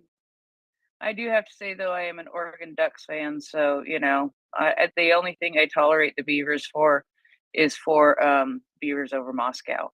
I am glad to see that Miriam came back. Is Miriam back up as a speaker now? Well, she came back and then she's down. I don't know what happened because I didn't dump her, so I don't know what happened. Because I wanted to ask her a question about Hutterites, and I don't know how many people are very familiar with Hutterites, but I do have a connection to them, and my family does have a connection to them, and I wanted to ask her a couple of questions about that, and then try to help with some understanding also. What's that? Isn't that what Jabba is? Jabba? Isn't he a Hutterite? I don't know who Jabba. You mean Yubby? You mean the Magyar? Oh, Jabba the Hutt, a Hutterite. Oh my God, Marcus. No, Marcus. No. Miriam, are you up as speaker? I guess I am. Yes. You are. Hi. Hi, Hutterites are like Mennonites, but different. I know. I know. I know. I have, Are you I familiar? have the whole Are you? chart for our family from Russia. Yeah. Previous, Yeah. Were you raised Hutterite? I was not. Oh, okay. My Okay. mother left it because of various things I don't want to talk about. Oh no, I get that. I I'm get never- that. No I'm problem. No 73 problem. years old. I'm an elderly person, as you all say. No, that's okay. It's I'm just astonished that you actually know who Hutterites were. I was just gonna say Julius Kubasek. He had the Church of the Brethren. I think it was of the Brethren farm up in Ayr, Ontario, which is very close. Jesse Unruh in California. We were. Say that again. Our family was the Unruh Hutterites. I don't even get into it. It's like, it's not that important. No. I understand. They were kind of that the Mennonites who actually drank alcohol. LOL. I had some homemade beer at the home of Hutterite when I was, oh God, 20, 21, maybe. I don't know. You know, I have to tell you, you're like the first person I've ever known besides someone else who actually knew who a Hutterite was. We've got all kinds of people Yes, here. I have spent the night at a Hutterite home. But my only point was that I was simply asking a question and I was dismissed by this panel. I said, I have heard that there were X number of people, and I'm appalled by the death I've heard of in terms of Ukraine. And I was told, oh no, it's disinformation. Oh no, you're a stupid idiot. That was the response, in my humble opinion, that I heard. Okay. All I was asking was, what is really going on? That's all. That's what I'm asking. Yeah. And what I can tell you, Miriam, is that we are here 24 hours a day, 7 days a week, and we have been here since February 23rd, 2022. And I know a lot of your confreres, okay? You know a lot of our what? Confreres. Okay. Folks you know. So, yes. Yehuda and a whole bunch of others. Yes, Yehuda is wonderful. Yehuda has become a very good friend in the last almost 2 years. Now you know what a confrere is. Yeah. And so I just, what I want to say is that, the numbers that get put out there by other people are, like you said, I heard you say that a lot of that is going on with Israel and Gaza right now, as far as inaccurate numbers being put out. And having been here and done this for the last 2 years, we hear a lot of people come up who have heard disinformation. And so it's part of what we do, and it's part of what Yehuda requests that we do, is to help to shut the disinformation down. And so that is a piece of disinformation. I don't think anybody knows exactly the numbers on either side. Even when the Ukrainian government puts out their numbers every single day, they say that it is an estimate, and people can guess at this point. Somebody out there probably has the exact numbers. Well, probably not actually, because I don't know, how old are you? How old are Me? you? I'm Yes. 50. I'm 55. Do you know what WEG are? WGR? WEG.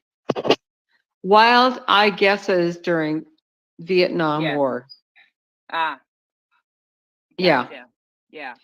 And my father was at Pearl Harbor when it was attacked. My brother was in Vietnam, and my boyfriend was in Cambodia. So I don't know war, because thank God I've never been there, but God bless them, they were. Okay. And it's awful when I hear about these deaths. No, I don't want Russia to win. I'm not saying that. I just want to know what's really going on. And my real question is, What do you mean by what, what's really going on? I don't actually, none of us actually know what is happening, because I hear so many different things, and I do follow the news, even though I'm an elderly lady, okay? And Said that a few times, yeah. yeah, I keep saying that because people keep saying, because I'm 73, I don't know what I'm talking about. But my question is, when Zelensky was elected, didn't he have the option to elect for some kind of treaty? And that's my real question right now, is if there was an option for a treaty, and that is what he was voted in on, and that's what I've read a few times, okay? And why didn't he go for it? Because why give up the death of all of these people and everything else that has happened when there could have been a treaty he signed on to? And why I got didn't this one. I got this one. Yeah, Okay. You asked a question. I'm going to give Yes. you an answer, Mhm. Miriam. I'm going to give you an answer. And the answer is this, is that before the 24th, when the war started, 24th of February last year, um, there was nothing to negotiate. There was just warnings from the Biden administration that Russia was going to attack. And so as far as Sergei Plohy, who wrote the Russo-Ukrainian War book, his version of the history, and he is a noted, brilliant historian. He said that this, that they didn't really think there would be an attack. That was sort of the honest opinion of some who were in leadership positions in Ukraine. He was not elected.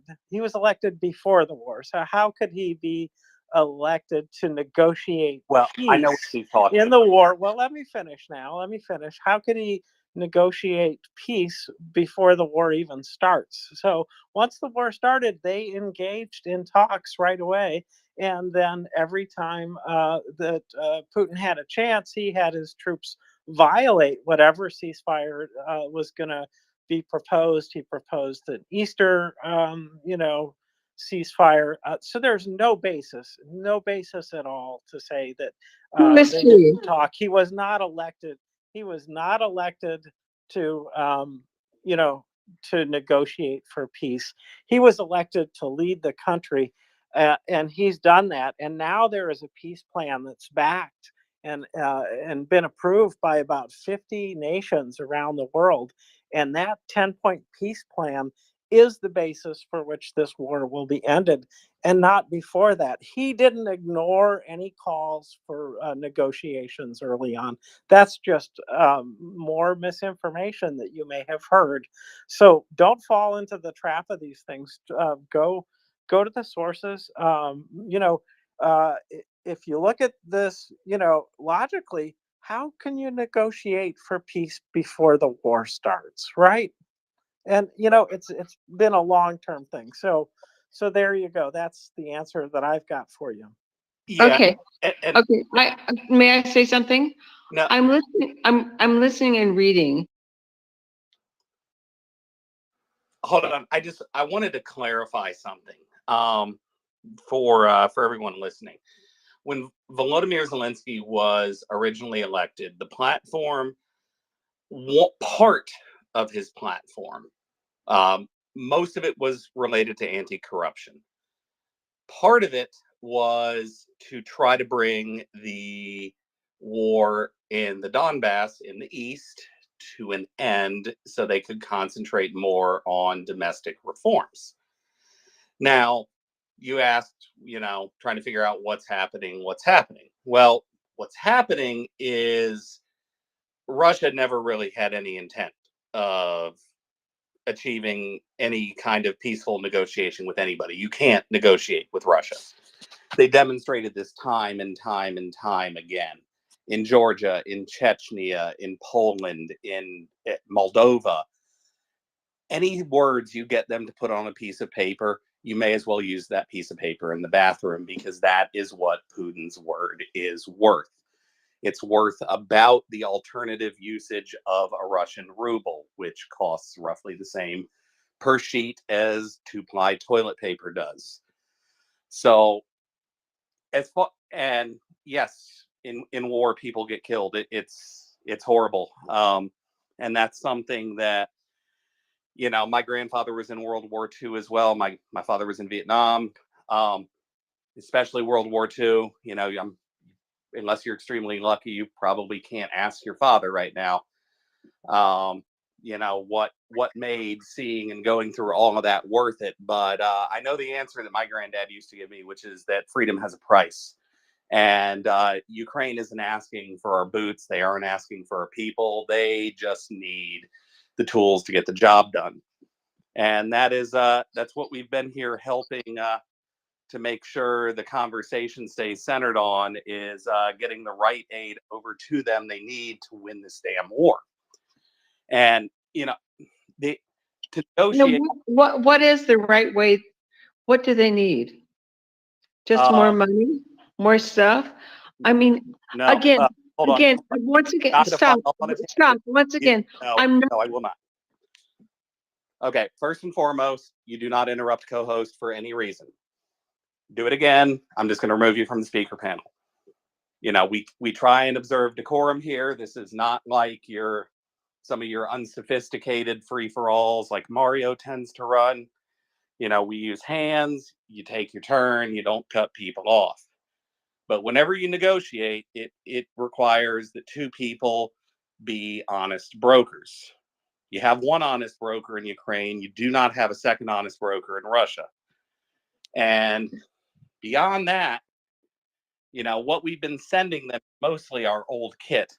It's not new hardware, very little money, and most of the money that goes over there, the oversight on how it's spent, where it's spent, is incredibly tight. It's probably tighter than the oversight on the spending in your local county. So I wouldn't be too worried about that. But, you know, what I am concerned about, and, you know, for everyone listening, I'm not necessarily saying that, you know, she was a bad actor, but how that she bounced from topic to topic to topic without really giving any great specificity to any of them. That is one of the ways trolls operate, folks.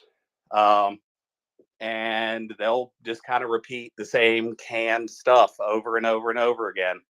You know what to do with it. Karen, you've had your hand up for a while. Prince, you had your hand up, as had you, Alex. Well, we'll start with Karen.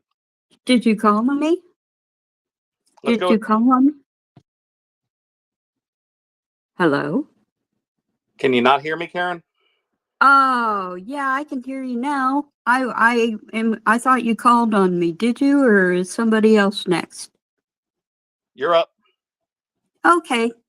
Well, Miriam is gone. If she's down there in the listener panel, I would like to tell her, don't feel self-conscious about your age. I'm 70 years old. You got 3 years on me, but still, I don't feel ashamed of my age, and as a matter of fact, I'm rather smug about my age because I've lived through things that other people haven't lived through. Sometimes the mental facilities are fading a bit, but let's just say that those of us who have lived through the Cold War era have quite the memories. Some of us do. So anyway, I just also wanted to tell her that back in 1991, shortly after the Soviet Union collapsed, Russia and Ukraine agreed on borders in 1991. And that is the issue there, is Ukraine wants Russia to observe the 1991 borders. Okay, that Russia agreed to back in 1991. Now, this may have been pre-Putin, but it doesn't mean the agreement is invalid. And you have to put yourself in Ukraine's shoes. Here in the US, think if Canada decided, well, you know, Maine, we really have the right to take Maine as part of our country, or maybe part of Washington State, or we wouldn't like that. Or if Mexico said, we want a chunk of Texas. There are things that you just don't do, and when you try to do them, and you disrespect a state's sovereign borders, there is usually fireworks. That is just the way it works. And as far as all the killing goes, it would stop as soon as Russia decided to retreat to their agreed upon 1991 borders. That is all they have to do, and the killing stops. Now, there is a good reason to stick by those 1991 borders. And that is the fact that if we know from you and I have lived through the Cold War era, we know how Russia behaves. We know about the satellite states and how the Iron Curtain separated Eastern Europe from the rest of Europe and the US and the rest of the West. And many of those countries do not want to return to that kind of life. And Ukraine does not want to return to that kind of life. And if Ukraine goes, you placate a bully by giving in. Guess what? The bully wants more. And so it's Poland, the Baltic states, all of those countries along there would need to worry about their security if Ukraine loses. So that's my take on it. If you're still listening, Miriam, don't feel bad about your age. Actually, there are several of us in our 70s on here that sometimes come on the panel, but I'm not going to name anybody else out of respect for privacy. But anyway, take care, and I wish you the best. Thanks, Karen. Appreciate that. All of that. Very good. And I'm not old either, but you're older than me. Na na na na na na. So, anyways, that was immature of me. I'm proud of it. Well, good. It's a good thing to be proud of yourself too, within reasonable limits, of course. So, but I see we've got a hand. Fella, do you have anything to say before we go to our next hand? Negative, sir. Well, then, Alex, welcome. Thank you. Yeah, I wanted to make comments couple of times now. Miriam is gone, but I never stopped. Well, for start, I was very surprised to hear something like that from a person who is clearly knowledgeable about Israel and history. And now there was some statement that she just asked, and she was attacked. Well, if I visit a place and make an opening statement, I want to ask a question, but I make an opening statement by denying Holocaust, I guess I won't be very welcome there. So I should be ready to kind of hear stuff back. There are better ways to ask opening questions and make opening statements too. Now, the question, could not Zelensky negotiate peace? That's what he did all this time. He went with the platform to negotiate peace. He was accused of being almost Russian assets for exactly that. When Zelensky won the election, Russia was jubilating. the Minsk III and 2 Minsks before that was exactly about that, about peace with Russia. Now, guess what did Putin do to Minsk III? He threw it apart. And he said, Ukraine does not exist. We are borders of Russia and they have no ending. NATO, you go out of Europe, of Central Europe altogether, West Germany. Just leave. That was their statement, their opening statement in November 2021.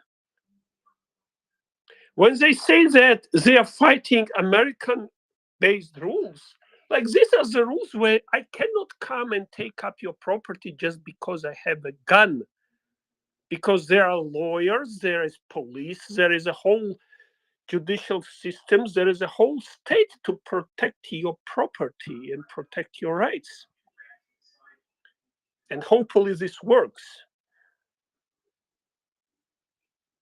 Well, international laws, at least in their intent, are nothing much different, you know. There is rule-based order or there is no order. And guess what? If we give Ukraine as much weapon as some want to, there will be no Russia. We won't be talking about future of Ukraine. There will be no Russia, believe me, because Russians have partisan movements very deep inside. In Buryatia, they have partisans. In Chechnya, it will be a disaster. There will be no Russia, believe it or not. And this is the West who is holding off Ukraine from going all the way through. But peace, at what point did you find Russians willing to negotiate anything at all? All I hear from officials from Russia is Russia is not interested in negotiation. The last statement they made was about yesterday, I think. The official deputy of representatives in the United Nations said Ukraine missed the point where they could negotiate. Now they can only capitulate. There was no point in history where Russia was willing, in good faith, to negotiate any kind of freaking settlements. But all we hear from people who are judging the situation from their sofa and have no clue, and they know they have no clue, why they just don't negotiate? Why Israelis do not negotiate with Hamas? Because this is not negotiable. Because Hamas want to destroy Israel. It's another Holocaust. Hamas are terrorists and Russia is a terrorist state. You cannot. There is no difference except Russians have nuclear weapons and Hamas does not. That's the only difference. But in how far any of them goes, this is exact same thing. And they are buddies. So, like, at least, you know, like, why Jews did not just negotiate with Hitler? Well, guess what? They tried. Why they just stop fighting? You know, nations have to keep fighting. Not because too many people died trying to protect freedom, because all of them will die if they stop trying to protect their freedom. That's the point some people do not get. And it has nothing to do with America being in Vietnam. America is an island. You know, you leave Vietnam, Vietnam will not go after you. That's a whole different story. Russia came, nobody provoked them. This was totally unprovoked aggression. It was statements that, and he was not the first one. He made it public, but behind the closed curtains. From his day one, he was saying Ukraine is not a state. Half of territory was given by Lenin, the other half was given by Stalin, like some kind of bullshit. But this is not a country. This is not a nation. They're gonna denazification. They're gonna do denazification of Ukrainian. So Ukrainians do not exist. You know, these are all Russians. They are just confused Russians. And person from Israel looking at this and not seeing the pattern and not recognizing what he's dealing with. I mean, go back to school. Sorry. Thank you.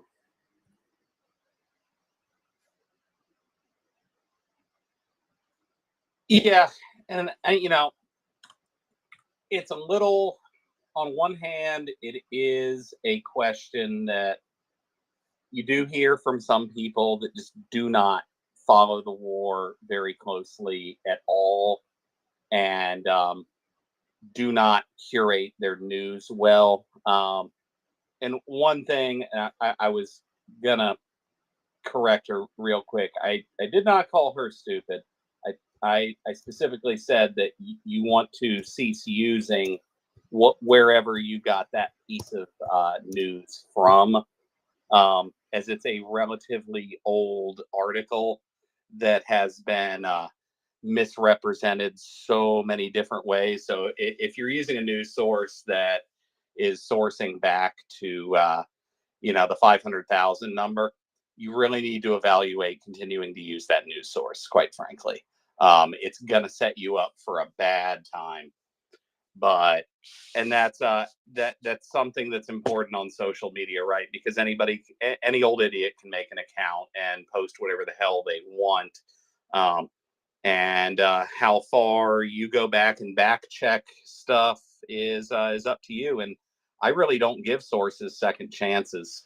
You know, when I come across something blown big like that, I'm gonna unfollow that account or unbookmark that website or whatever it may be. Stop listening to that program. Your thoughts are, James, or if you have any response, Alex. If not, go to hands. We have Tony and Marcus. And I would just want to say that I wish I did. I missed a lot of that. My sound went out for a minute or so, and I was getting ready to drop, and suddenly it popped back on. So sorry I missed whatever you said. I'm sure it was good.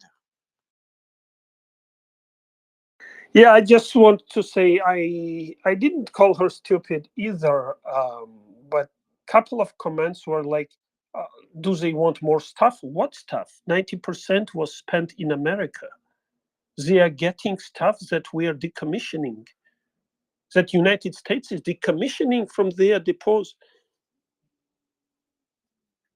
They have the right to protect themselves, just like other nations. And honestly, Zelensky has an obligation to protect the nation. That's what he was.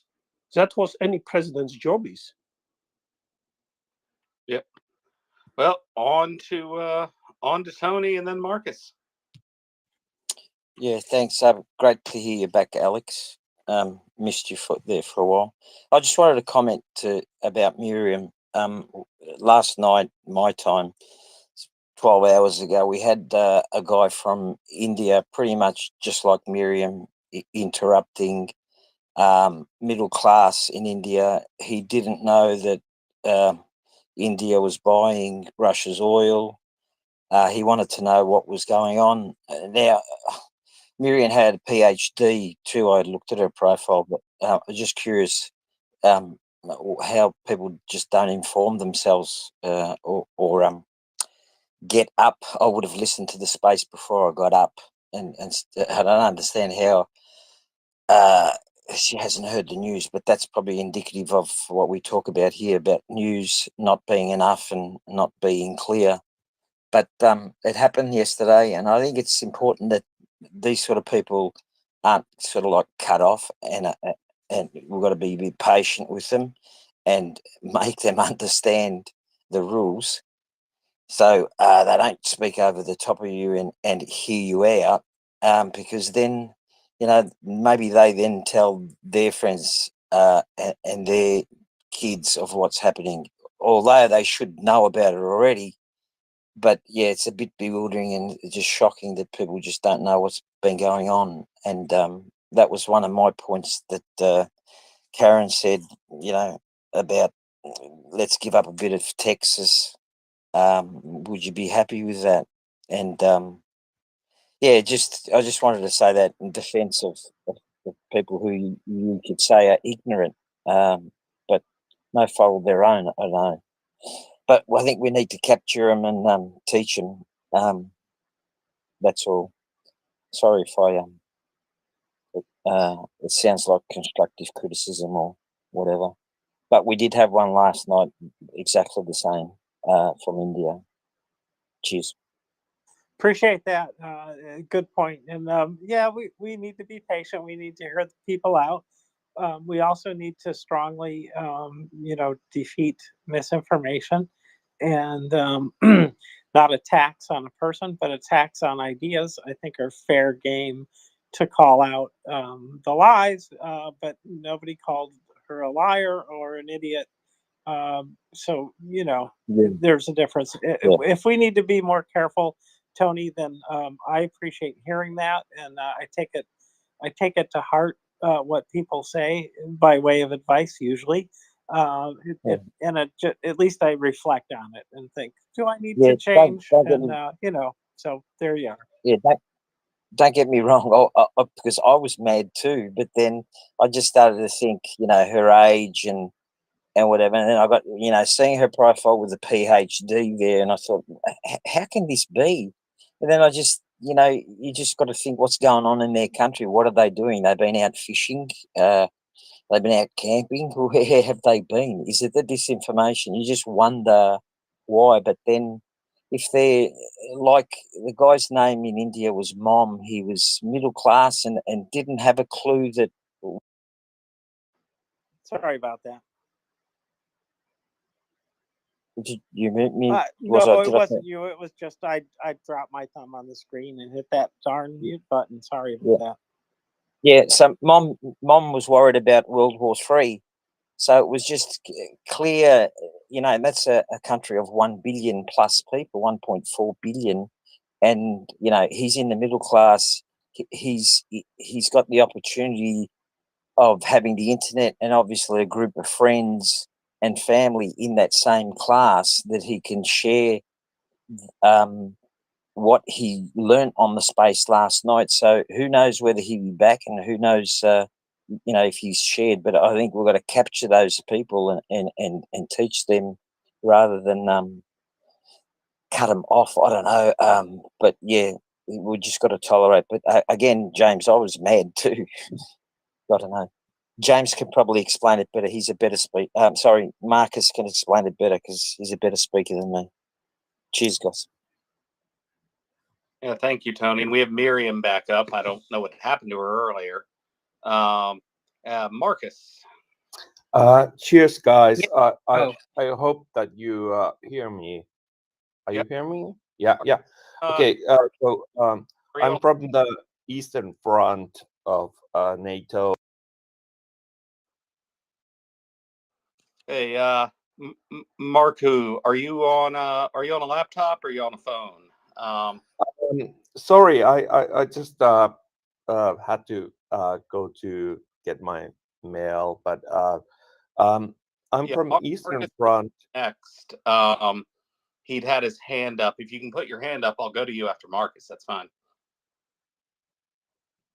Okay, so Eastern Front, Alex was talking about.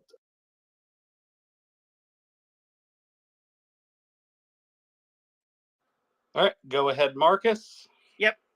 Marku, put your hand up, buddy, and you can come after me. Don't feel bad. This Marcus thing happens with Marsilius and mockers sometimes, depending on how quickly they say mockers. So I just wanted to say that I'm glad Miriam's back.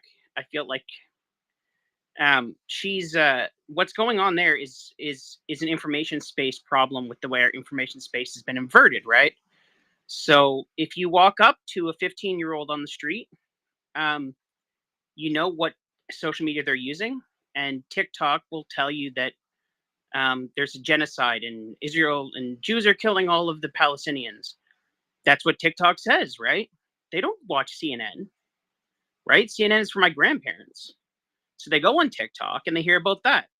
Now, this is a problem. It's a huge problem. And I'm thankful I wasn't exposed to weird propaganda when I was a kid, right? But this is where we are now. So we have to clean this up and not give our kids a chance on the internet, not to let them get dropped into a cesspool of bad info. So the things Miriam was bringing up are common in the info space that's been polluted by Russia and talking points. And the reality is Russia's crushing us, NATO and Western countries in the information game war space, in the information war, right? We got to do better. We have to figure this out, because if we can't convince people that genocide's bad, if we can't convince people that self-determination and the right to fight to defend your country is good, right? We're in trouble. And the reality is, I grew up thinking America was going to protect democracy, and especially in Europe, and that it would be unthinkable that Russia would do this. But here we are, and you have 30 plus attacks on American ships in the Red Sea so far. No, nothing's happening. Something will happen, right? But the world's dictators, the world's terrorist organizations are emboldened by what they see as weakness. And Ukraine is another example of that. If Putin had been pushed back in 2014, we wouldn't be here today. Now he's done a genocide, and the response is he's dealing with the response. I think the sanctions bite a lot deeper than anyone lets on. I'm sorry, would you please Miriam, could you please stop interrupting folks? I know you're on computer. You can't raise your hand. Just wait till they're done speaking. Thanks.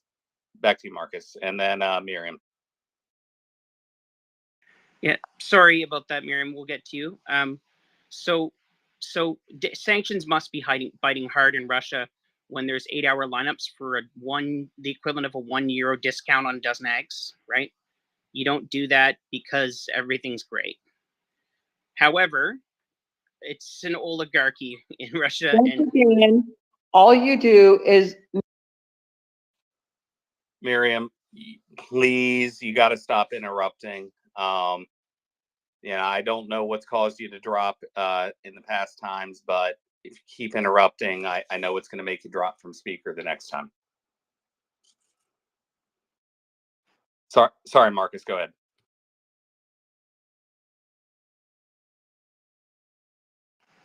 Okay, so some of my previously stated softness towards this person is evaporating rapidly. So starting to feel like James and Fella right now. Same. Okay, so the sanctions are biting. We need to give those time. We need to arm Ukraine, and you, me, and the rest of us in this room need to get better at, I guess, fixing the inversion of the info space, and that starts with talking to our loved ones and our friends, and being patient with them, because the arbiter of truth now appears to be everyone's own moral compass. Objective truth might be dying in the information world, and we got to fix this. Thanks.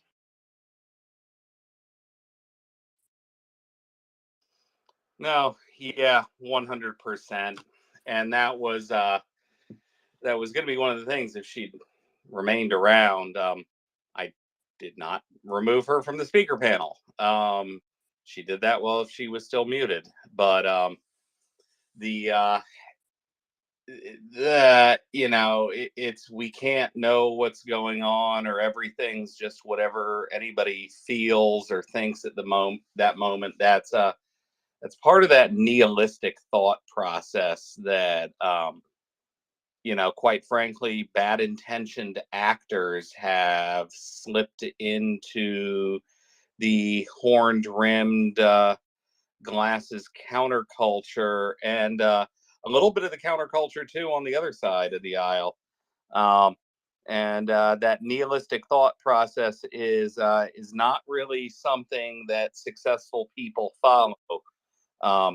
Just to make a bad, if somewhat overused joke and meme, it's never your successful friends you hear or see posting communist quotes.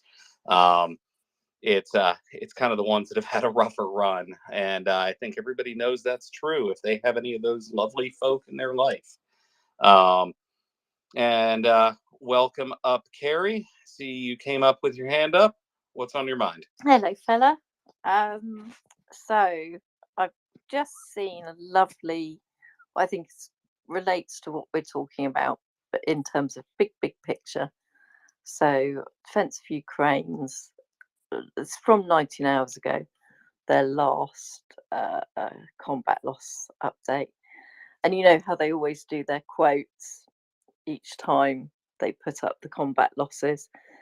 And I felt that the one they've got up at the moment, which is a Leonardo da Vinci quote. So experience is a truer guide than the words of others.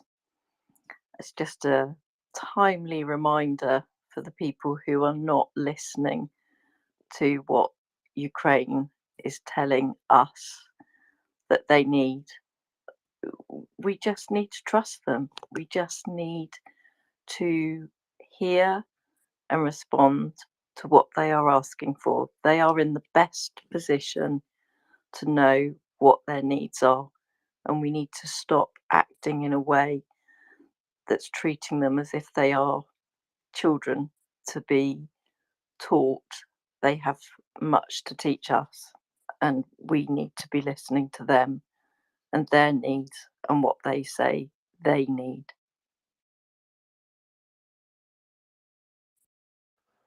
Yeah, no, 100%. James, sorry, didn't mean to step on toes. Oh, no problem. You said it. Yeah, no, and it's important that at the top levels where the decisions that matter are made, our government isn't listening to too many of people's lists and wishes on Twitter. They're mainly listening to General Zelensky, President Zelensky, and whomever else from the Ukrainian delegation goes to those meetings every month at Ramstein. Those are the people who are conveying what Ukraine needs from its Western allies, and those are the people we should be listening to because they're the ones fighting the war. They know what they need. We don't. And the way we fight isn't necessarily the way they're going to fight. And it's not that one is necessarily better than the other. It's just a matter of fact. And you should be listening to the people doing the work, not somebody who's not doing the work. James, I have no idea why you have your hand up. Then Marcus. Well, I raised my hand because I want to show how it's done. And if I was on a PC, I'd be doing this, right? So, but anyways, my point was to come up and make a PSA about this very topic of our rules. And I'd ask everybody on the panel to not interrupt. And also that if you are coming up and you're on a PC, just remember, wave your hand like this, right? And do that, and then we'll notice you. Then you'll get in line, and then don't interrupt is the other thing. And then if you are on a phone, do please raise your hand, and that is that heart plus icon, far right icon there. Once you open that menu, and it looks like this. So that's how it's done. That's how we do things. And so I just wanted to point out what I think is the obvious, and with the hope that if somebody's coming up, and you're very welcome to come up and you're very welcome to ask questions, we're here to answer that.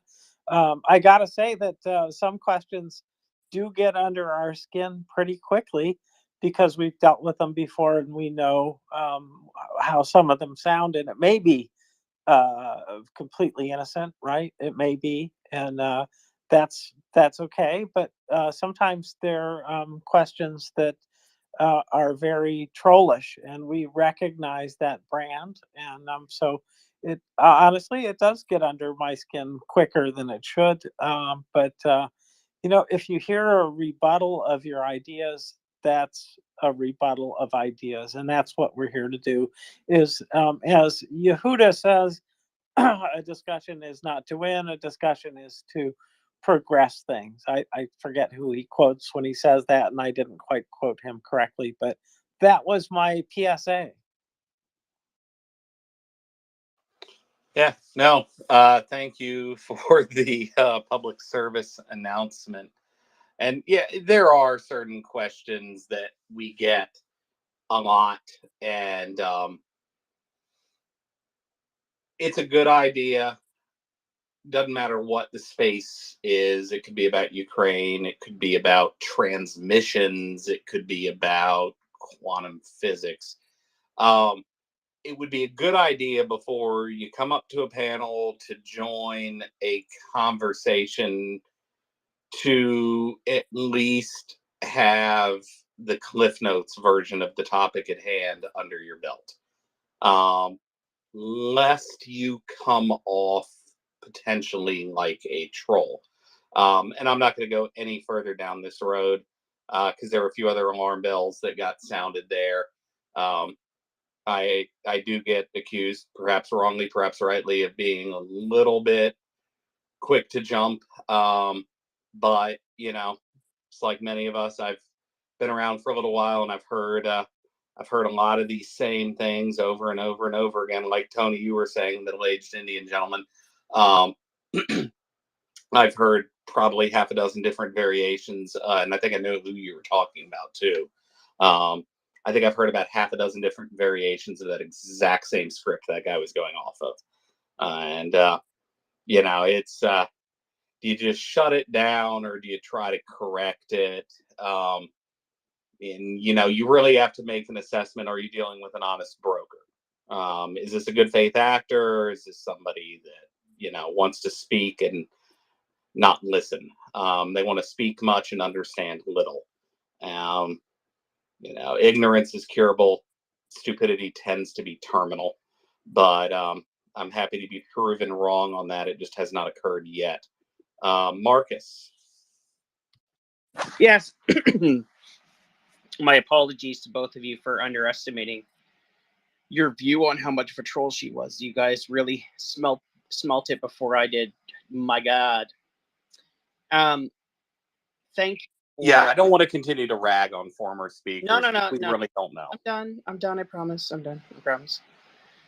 I was just trying to give you props for your sagacity. Now you make me feel like I shouldn't have. See, that hurts my feels. So, anyways, I think this is a make or break year for everyone to commit to Ukraine and put the chips down on the table. They need to play the game because they know what they need. Like everyone's saying here, they're experiencing it, and frankly, they're going to write some of the future of drone infantry combinations and the tactical consequences of them because they're the ones living and dying on these things. And, you know, that's how evolution works. So we shall see. We shall see what happens. But there's good signs from around the world of other partners coming up with money. And hopefully, if other partners come with the money, Congress would be willing to approve a sale of arms to those countries. Because ultimately, if you need weapons, America's your guy. That's how it is. Yeah, we've always had a thing with arms manufacture. I have a lot of hope in me every time I look at Ukraine, and then what a YouTuber I'm a big fan of calls Little European Texas, Poland. I'm becoming hopeful that that maybe our fixation on arms manufacture is going to be spreading, because you really do need some other players involved that can churn the numbers. And as you know, wondrous a technological product as the Leopard 2, A6, A7 are, they still don't have that many of them. Same thing with the Challenger. The Challenger is an absolutely amazing tank. Definitely in terms of survivability, it's arguably one of the best, right? But the British just never made many, and consequently, when you get into a situation of all out, there's really only a couple of options really on the table that exist in mass, in quantity. And I'm really hoping that this Rheinmetall plant near Lviv and some of the other factories that are under construction right now, we start to see some output scaling from in the coming year. And I do have a feeling that some of the domestically produced Rheinmetall vehicles in Ukraine are going to start making their appearance on the battlefield in the coming months, along with F-16s. Should be making their appearance on the battlefield, frankly, any time now. We'll see when the Russian trolls start dooming, when F-16s start chucking JDAMs 2 and 4 at a time. But Marcus, your hand shot back up, and Carrie. Yes, I said I agree with you with Poland. And who did Poland go to have a nice relationship for technology transfer? A country that we can't sleep on, guys. South Korea. South Korea is making some noise in the arms world. They're not America. However, they're more willing to build a plant and share technology with the country and adapt it. Because obviously they need to have, there's got to be a reason to pick them over an American company, right? And some of their stuff is really nice. So I hope South Korea jumps on this with both feet and says, all right, Ukraine, we can produce it. I know there's constitutional hurdles for them in transferring weapons, I think, because I believe that's why they transferred shells to America, and then America transferred them to Ukraine, if I remember correctly. But still, yeah, don't sleep on South Korea. They've got some interesting stuff coming out, including new subs. So we'll see what happens. Yeah, South Korea's main battle tank is frankly not much of a looker, but that is subjective, I do suppose. It's big, it's beefy. Their main battle tank is impressive. They have a domestically produced variant of the HIMARS launcher as well.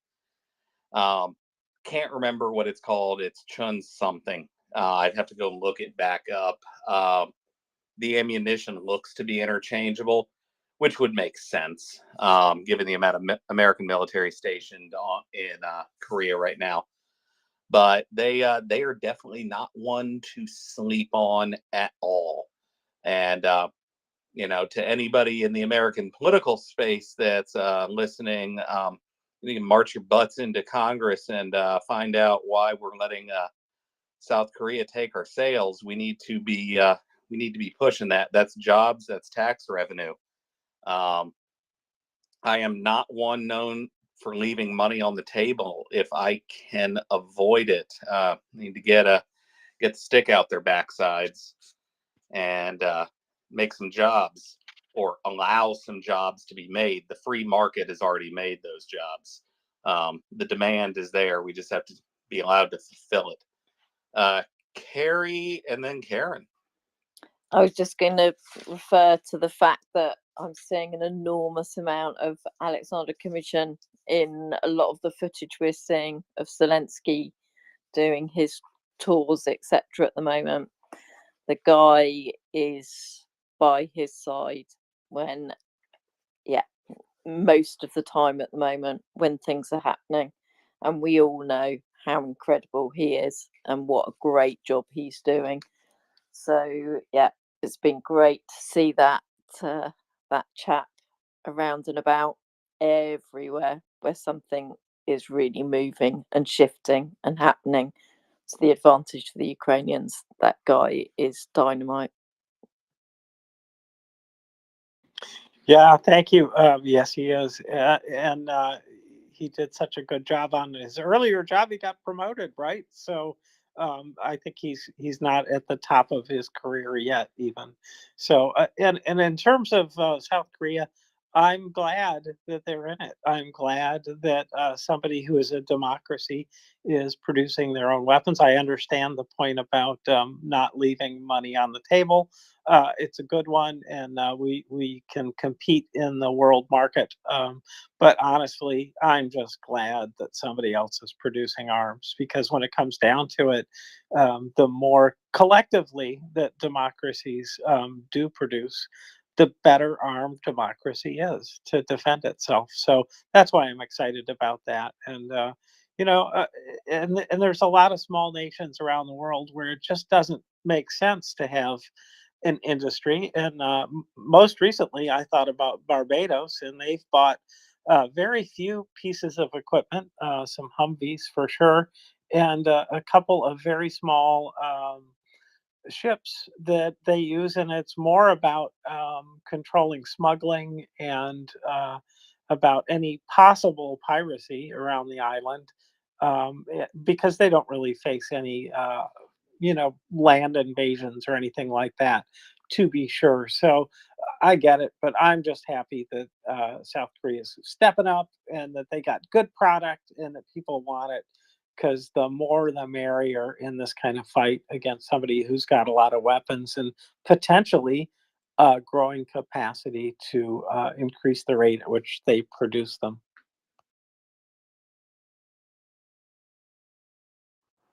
Yeah, I was just reading up a little on the K2 Panther, which is South Korea's main battle tank. Interesting read. Anybody can look it up. The Wikipedia listing does a fair enough job if you want to have a look at one of these things. It's an odd duckling appearance-wise, but looks are subjective. The business end of it is to be standard caliber, like the rest of Allied forces, and looks like it might have taken a little bit of design inspiration from the Challenger and the Abrams, but I think that's more function dictating form than anything else, as all phones are rectangular slabs of glass. Marcus and Karen. Yes, James, Bart, I don't think you should be underestimating the possibility of a Blackbeard-like individual traveling between Barbados and South Carolina. So, they're not scot-free in Barbados. That's all I have to say about that. Yeah, that's why I brought up piracy too. I mean, are you telling us you're going to be buying a schooner there, Marcus, and practicing your pirate impression? I am a blue noser, so absolutely. No idea what that even means, sir. Nova Scotia had the fastest sailing boat in the world, the Blue Nose. What the heck? I'm not much into sailing. I'm just going to go and confess to that. It's the same thing whenever anybody asks me if I like riding horses. I prefer my mount to have 2 cylinders and not think for itself. It's like I don't necessarily want to be subject to the whims of the wind.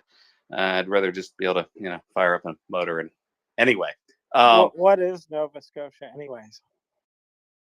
Never mind. Breaking my heart. I mean, I want to go up there and visit because I want to visit Oak Island. Yes, I'm one of those nerds. But Karen. Well, it has been my daydream for a long time to go back to the age of sail, when a privateer could get a letter of marque and go after pirates for profit. But such times are gone, but they are missed. Well, anyway, we were talking earlier about South Korea and the work they've done, providing arms for Ukraine. And we also talked about technology and companies that were like working with Russia under the table. But what really caught my eye, and it kind of segues into those topics, is this investigative piece that the Kyiv Independent did, and it was just published today. Now, I don't know a great deal about Italy, so I was surprised to read just how large the Danelli Group is as a steel company. Basically, they make and provide maintenance to steel plants. They set up steel plants. They have outlets all over the world. They are big, and for some reason, my little quaint idea of Italy didn't take in the fact that, yeah, they've got some industrial heavyweights in that company. But what the Danelli Group does, though, is that they have been the first link in the chain of Russian military production ever since 2014. Now, they have done work with Russia since Soviet times. And but recently, they said they were going to pull out, like many companies did, and some did, some didn't. But no, they have not. And this investigative piece is very good. But what really surprises me about this is Italy has a prime minister, Giorgia Meloni, who has been very pro-Ukraine. And so it really surprises me that this is going on and that there hasn't been some political pressure. Maybe there's somebody out there who knows more about this, that there hasn't been more political pressure for the Denali Group to stop working so closely with Russia and Russia weapons. Because their technology, it says in this article, it says the war has placed Denali in an awkward position. The same Russian war machine Ukraine suffered from is built with steel that Denali was helping the Russians produce. And I guess the reason the Kyiv Independent focused on this company is they are so big and they are such a major name in the steel industry. But this is going to be a very interesting story to follow.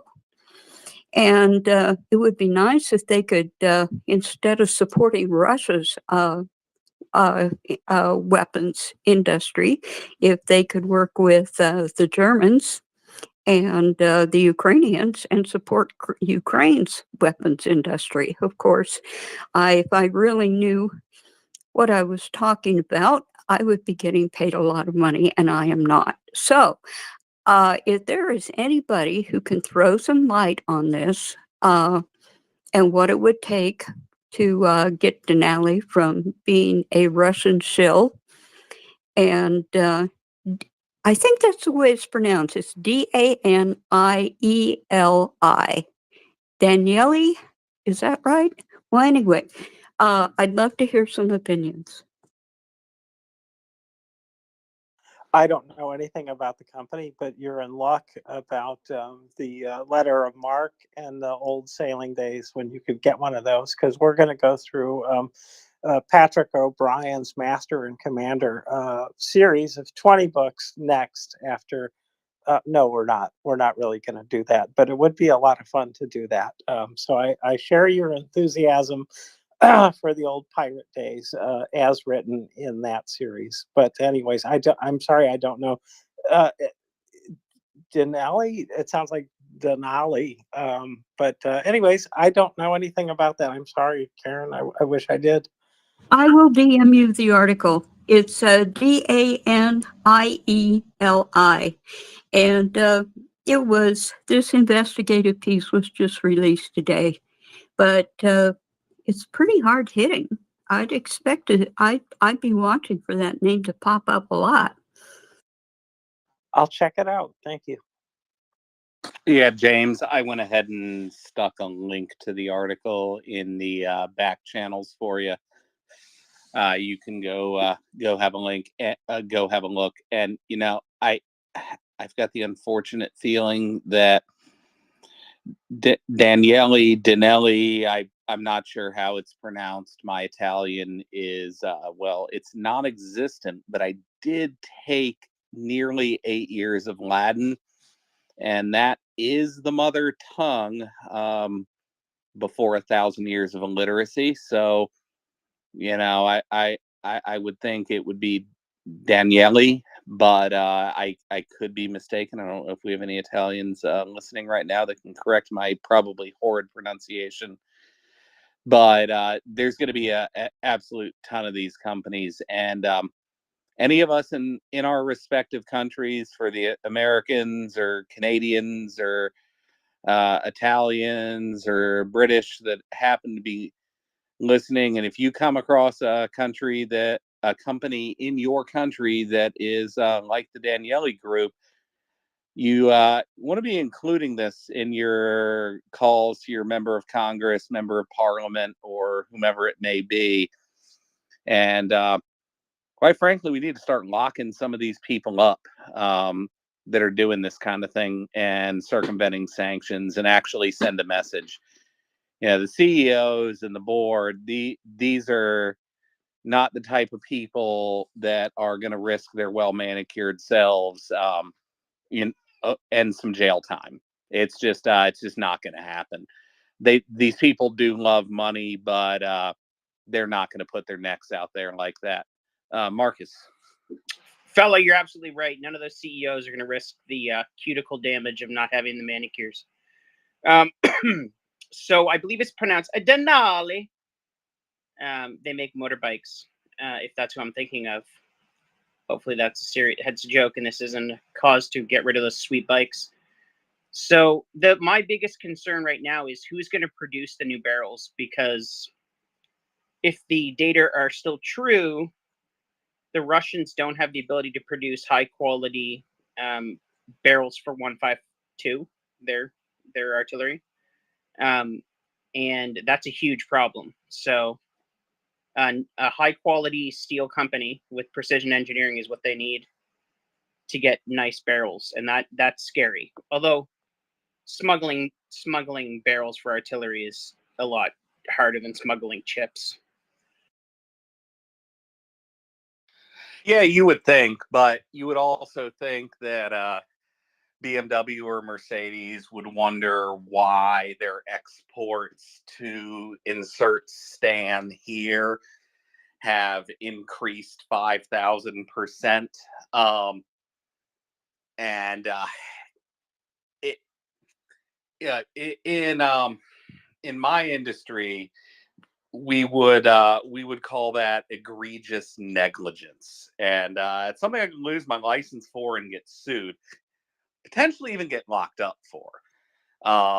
That's not an oops moment, especially when you're already collecting the data over where all your shipments go. This stuff is all already collected and analyzed. So it's kind of hard for any of these companies to make the argument that they didn't know. And I'm thinking some people need some rough cuticles and a little bit of fear of the law put back in them.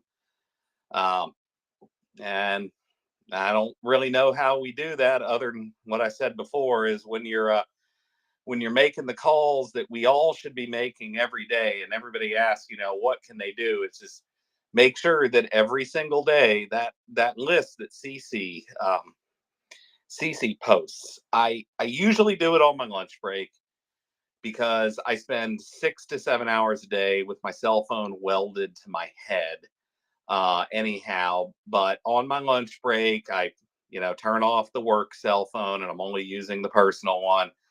I'm running from the top to the bottom of that list and leaving my voicemails. I've only on 2 or 3 times actually spoken to a live body, but I'm gonna start throwing that in for Texas Instruments and any other U.S. companies doing shitbag things that I come across that are, when you're already collecting the data and your exports have spiked to one of Russia's bordering satellite states, come on, man.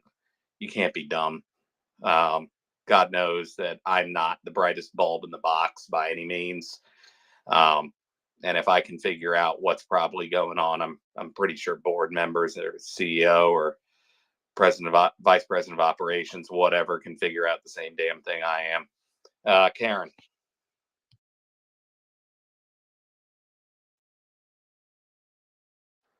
Karen. Excuse me, momentary mic difficulties.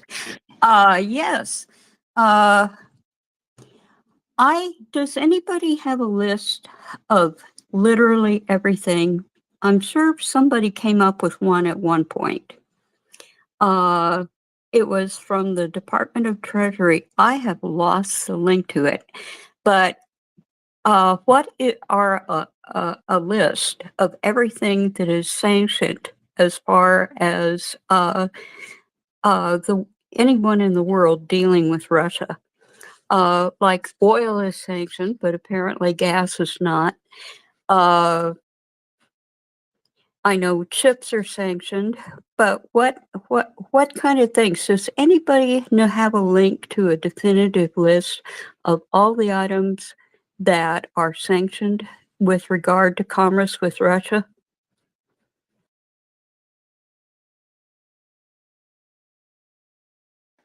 I don't think that's the kind of list most people are going to have on hand right off. I am doing a little bit of Googling, and I'm going to see if State Department or somebody like that has pulled that together for us. A part of that, I don't know that anyone has compiled that list. Well, then I'll look around Yeah, too, because there it is. I'm sorry. Here, Yeah, go I'm ahead. sorry. I'm sorry to interrupt, but I just wanted to jump in and say there is the pardon me, Office of Foreign Asset Control that's their mission, is to track these things, and so they have it broken out by sanctioned nations, I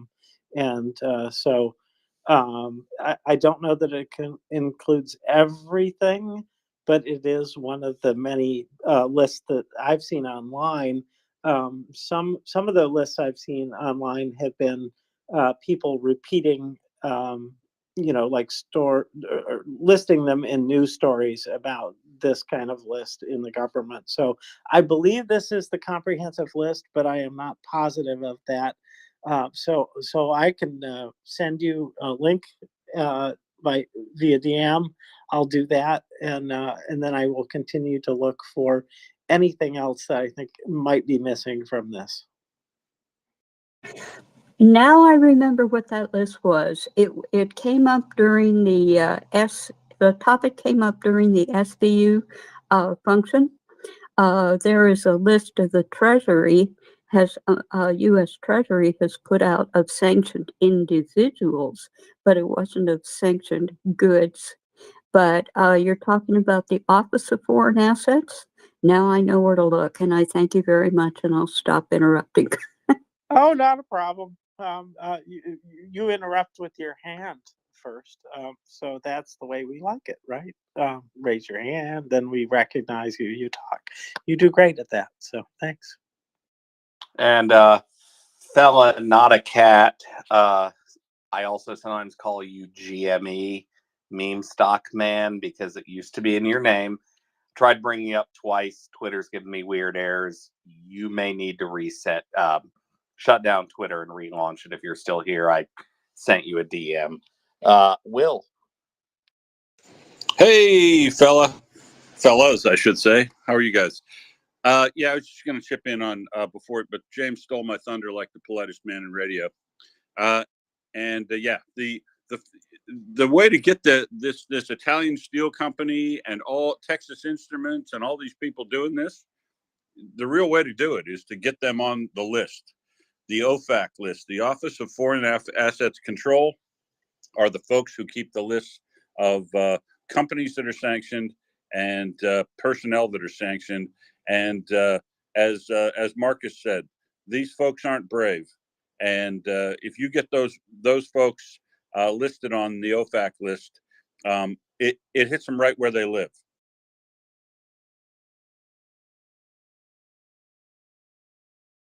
Thank you, With- sir. I'm gonna confess, I was trying to bring somebody up, and that request button disappeared right as my finger landed. You already know what I'm talking about, buddy. I do that all the time.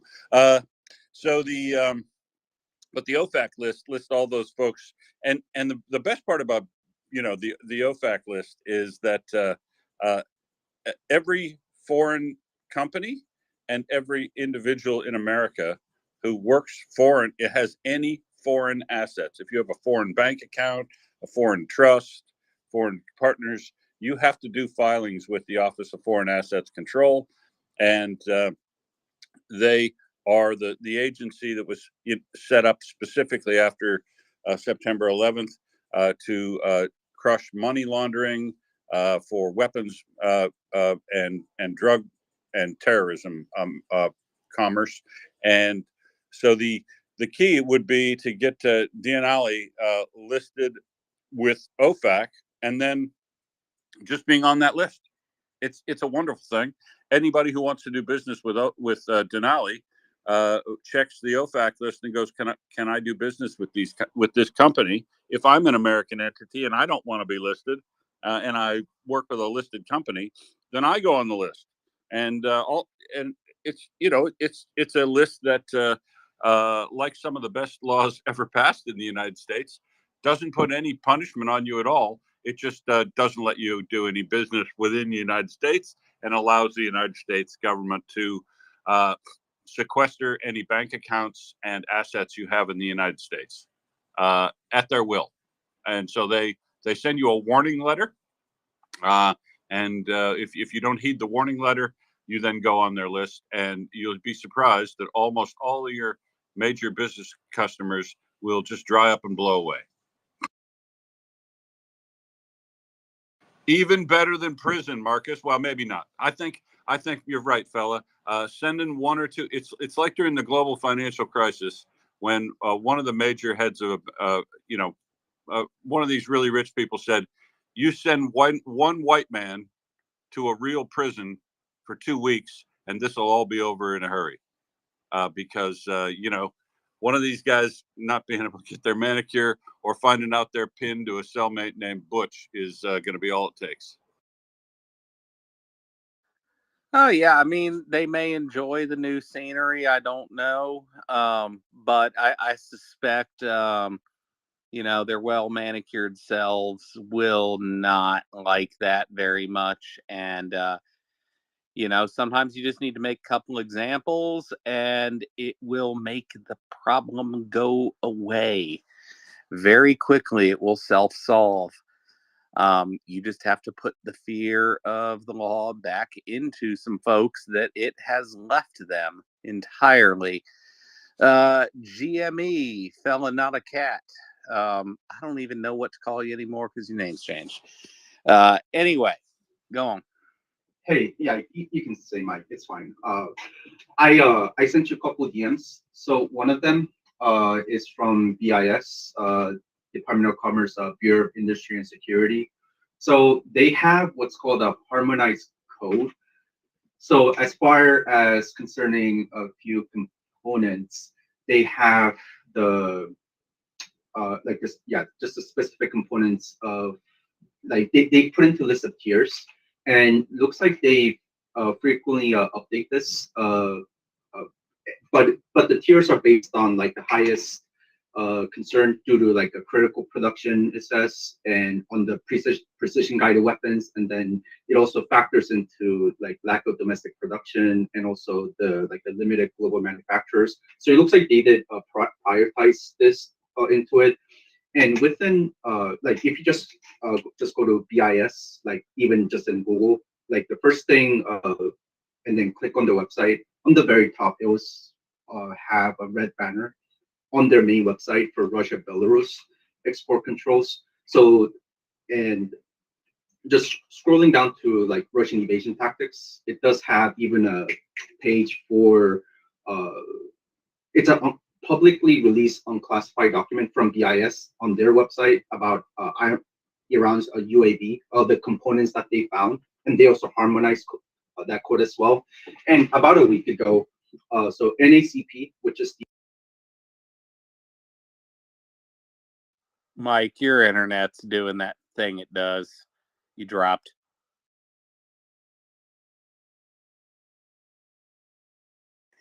Like a stone.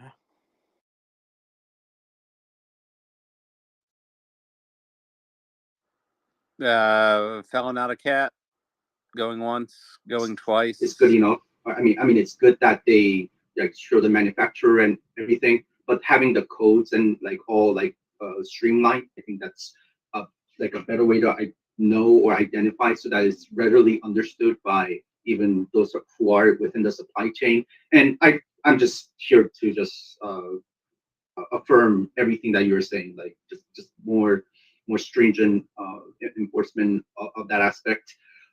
This is just my belief, but perhaps if they do publicly disclose like the supply chain for everyone to see, for like journalists or others to have a look at, that would be great. Like I would even say like recently the ICIJ with the Cyprus like all the information that came out, like I think that had a great significant impact, even where Cyprus says like, oh, FBI, come and help us. Like, so that's I think that's where like a lot of major impact could be done. And then just sort of to end here, there's also at the end of October, the Department of Commerce also announced a prohibition of firearm transfers outside of the United States for about 90 days. So it's still within effect, but there's exceptions for like Ukraine, Israel, and other allied nations. But they basically they are withholding firearm transfer for 90 days. I mean, if they have the authority and if it's under, if they could under the federal law, then yeah, of course. I mean, I didn't hear any complaints about it. So, but the 90 days hold is still in effect because it's still December. But pretty much, and this is just my opinion, perhaps maybe just completely withholding those specific components that are used in like the Shahid drones and other like critical components that Russians are seeking for. Maybe just maybe that's one way to go about it. So I'll just sort of stop here. But I think like especially all of this falling within like Biden's executive power, I think they should do a legal review. I think they do need to look into it more. And like I'm just here to just sort of say yeah, you guys are right. Yeah, thank you, Mike. And I put in the nest the post you had sent me from NACP Ukraine. That is Ukraine's anti-corruption branch of its government. They have assembled, and this is a really good website, y'all. I highly suggest you to go check that link I put in the nest to that NACP Ukraine post. In that post, there is a link to their website. And on that website, there is it's in the second paragraph, hyperlink there that will take you to the database itself that details, and it's selectable by country, of any foreign components that they have found in Russian weapons to date. This is really, really, really well done. Thank you for sending me that. Thank you. And the only improvement to that list is just adding the harmonized codes, because they I mean they did an excellent job of like categorizing and doing everything. So maybe just like a small improvement. It's just to put the harmonized codes, and maybe I'll just email them and tell them, hey, like maybe just so that like it's understood by everyone through like supply chain. So it's just that little gap, which is don't think it's a huge issue, but certainly could help everybody be aware and stuff like that. Well, it's like we were saying before, though, when your company sees large triple, quadruple digit percentage increases in export to a state bordering Russia, you don't need this damn list. You already know something's going on. And,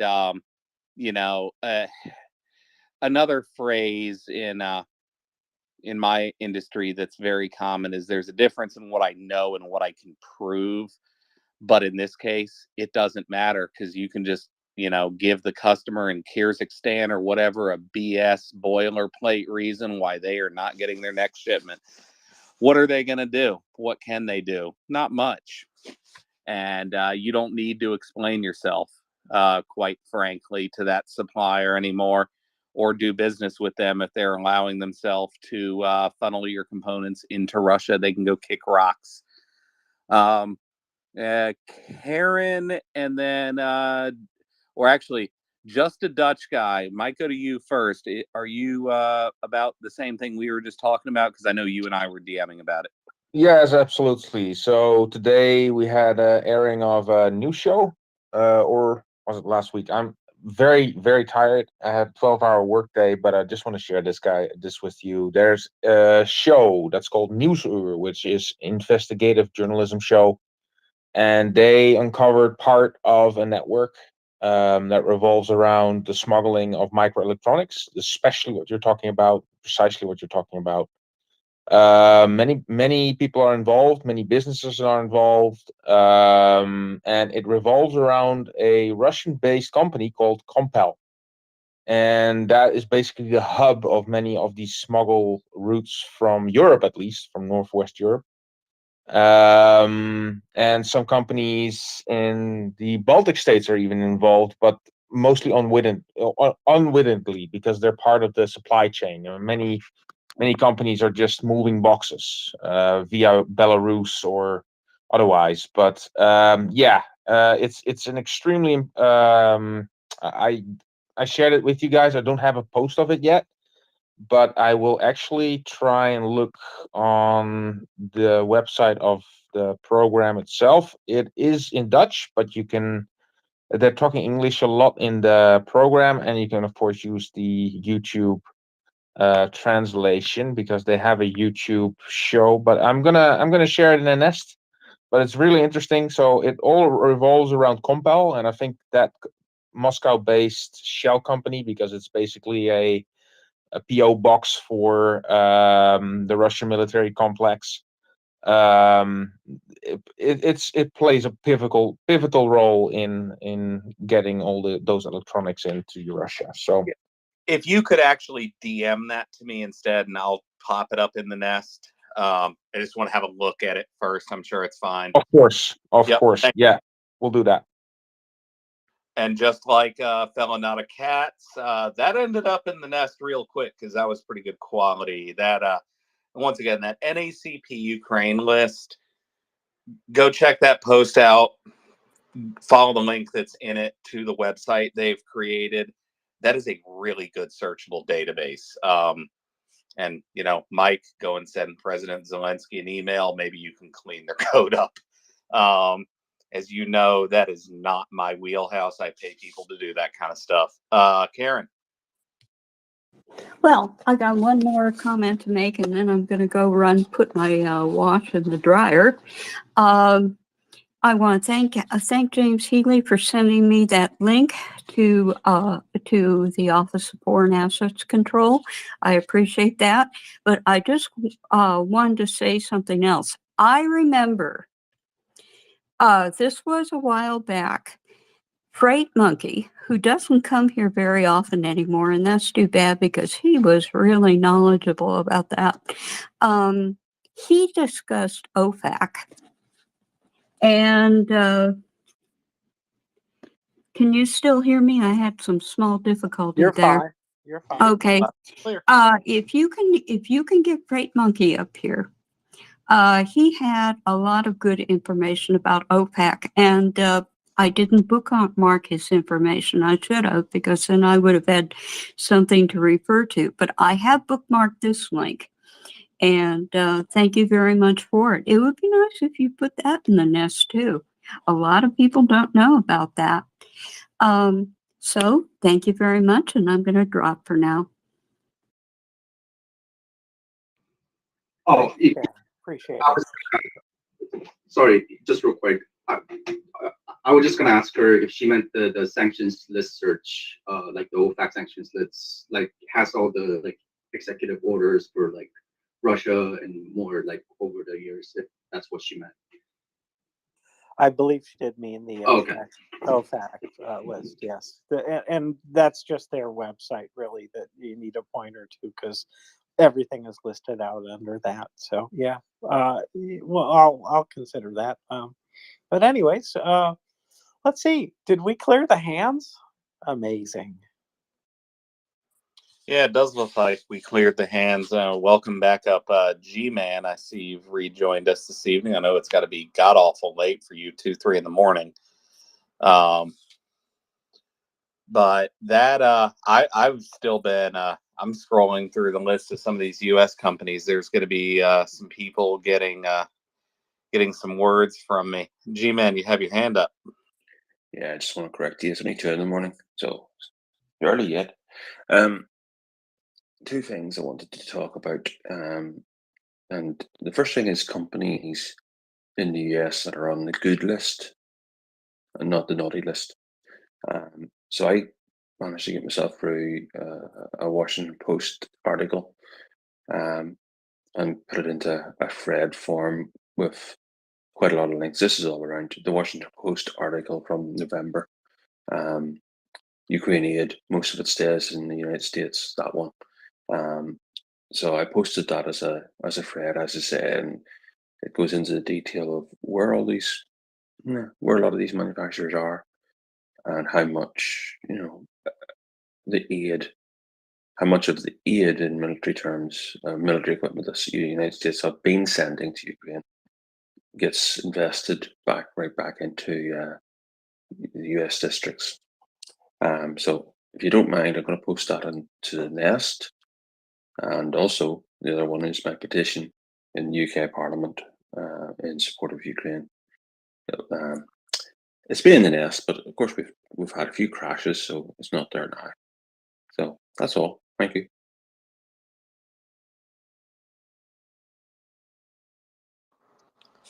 Thank you, G-Man. I'm just scrolling through trying to get back into some of the news tonight, and there's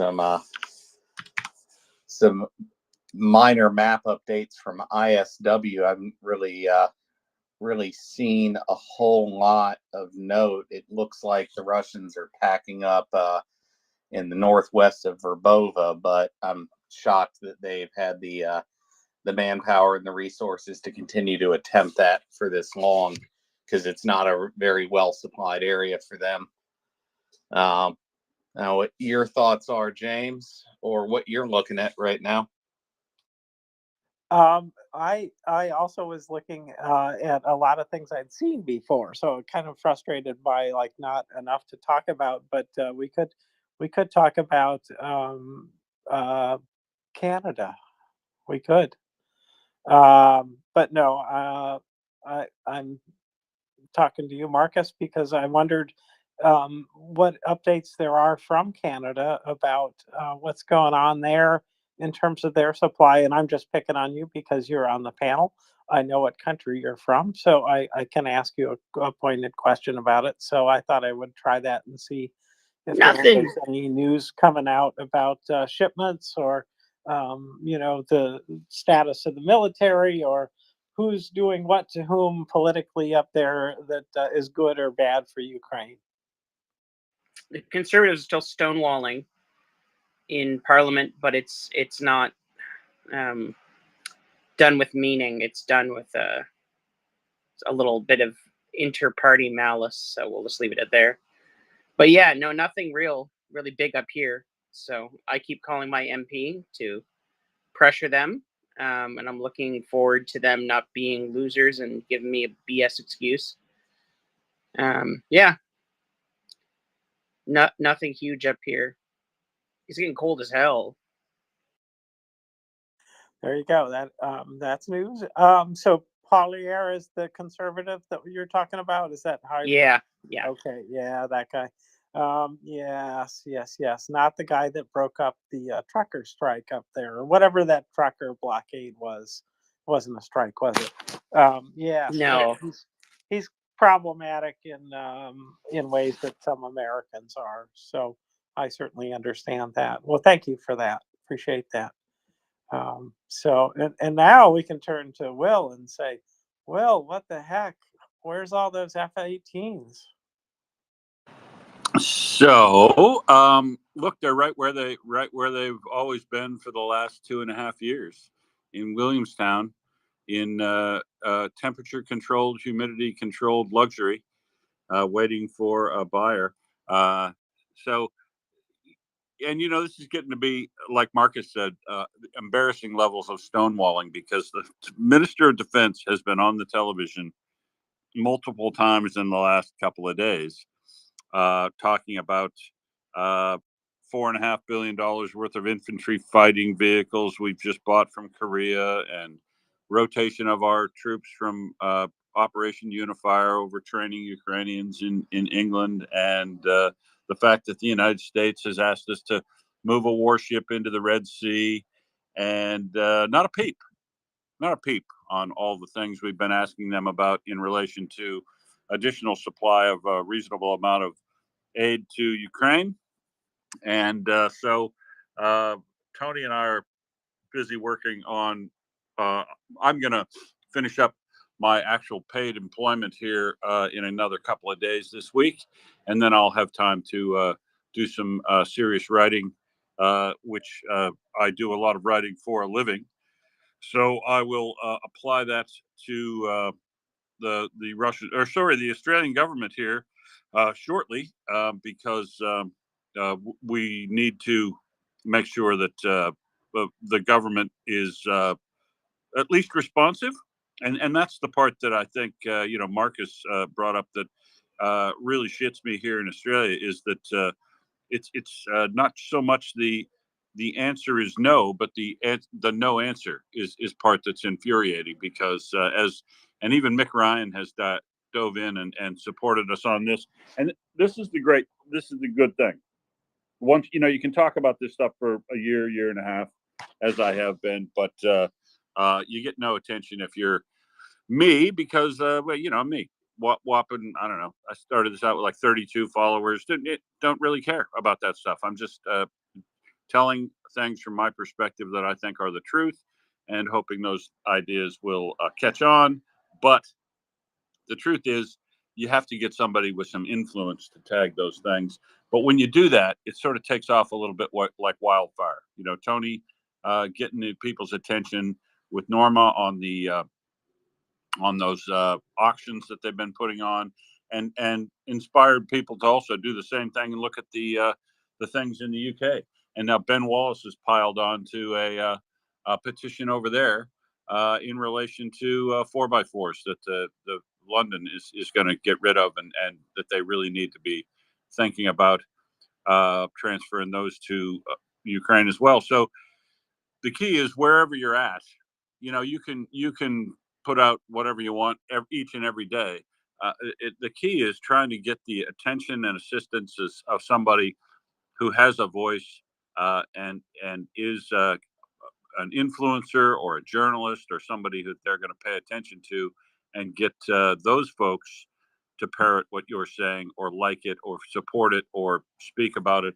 And when you do that, then you really get some traction with the ideas. So just keep at it with the ideas, but try to make those things useful, and like Norma did, if you can find somebody locally who wants to cover a local story for the news, and you can help them fill some of their quota for news stories, and it's something interesting, and it's something provocative, like the supply of equipment to Ukraine, based on the commitment that the Australian government made.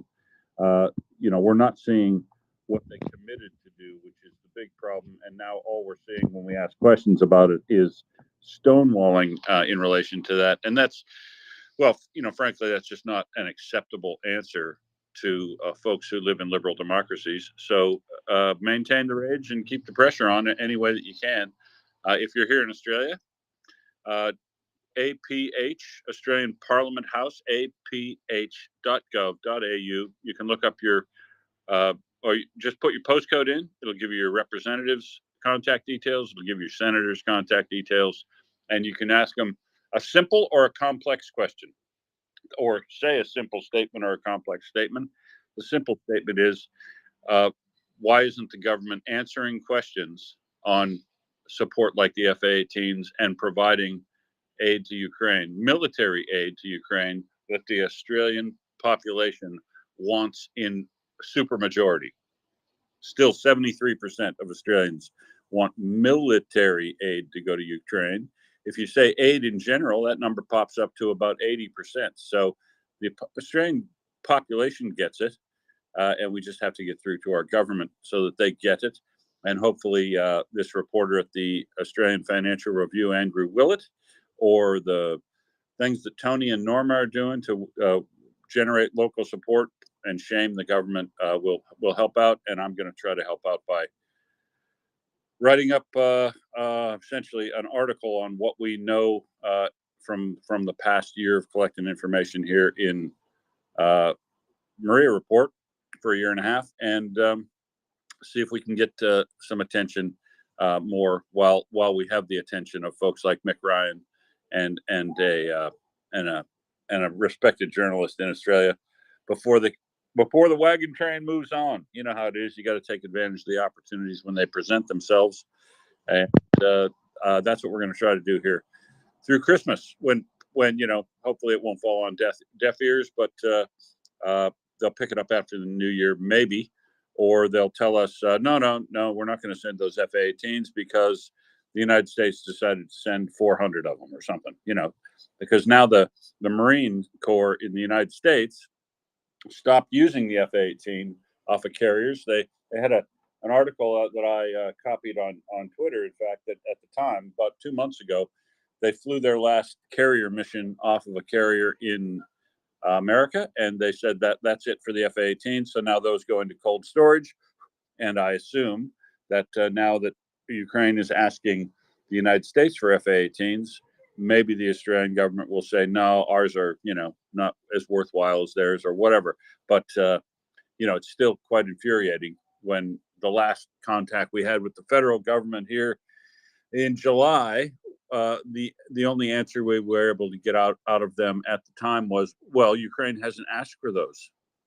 Well, they've asked now, but now they're stonewalling again. So they just drag their feet and hope that we go away. But Tony's not going to go away. Norma's not going to go away. And I'm not going to go away. And if anybody's listening to me here, please also don't go away. Contact Richard Marles, contact Albo, and let them know that when they were campaigning to become the government, they said they were going to support Ukraine all the way with military aid, and they have done significantly less than the previous government did as things have heated up and got worse. And it's now time to step up or declare that you're not going to, and let us take that into account in the election cycle. That's me, James. Thank you, Will. Pretty comprehensive answer there. I appreciate it. Yeah, wow. If you could only get people to fulfill their campaign promises, but that is that's not the nature of things, really. Some of them are just promises, empty promises. But anyway, no, I do appreciate the update. And I'd love to hear from other people who want to come up and talk about their nation and where they are. But in the interlude, let's hear what Marcus has to say. Thanks, and I'm looking forward to the proposed ambassadorship of Will. I want to Ukraine, obviously, but I'd love to hear the progress of the Australian fellows on that. So, I forgot to add for you, Marcus. It's 32 degrees, sunny and beautiful, by the way. It's also 32 degrees here.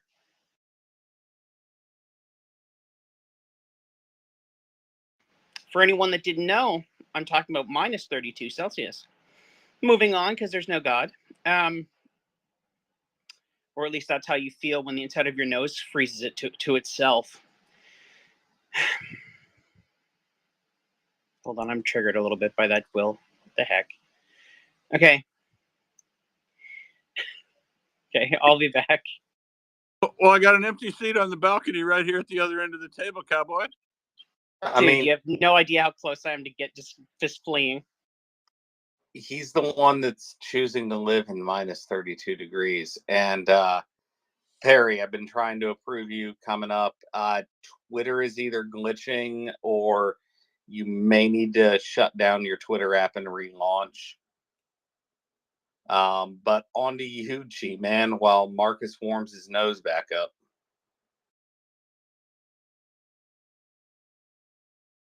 Did you say my name? Indeed, it did. Okay, sorry. Slightly missed. Yeah, I can vouch for the temperature in Canada at this time of the year. It's around about this time of the year for about every year for, well, it's about 5 years since I've been there. But before that, it was like, certainly I was in Montreal every year around December. And often I had to travel from Montreal to Guadalajara. And I can tell you, that's an interesting packing operation in your suitcase to have a set of clothes suitable for plus 30 and a set of clothes suitable for nearly minus 30. Yeah, not too clever.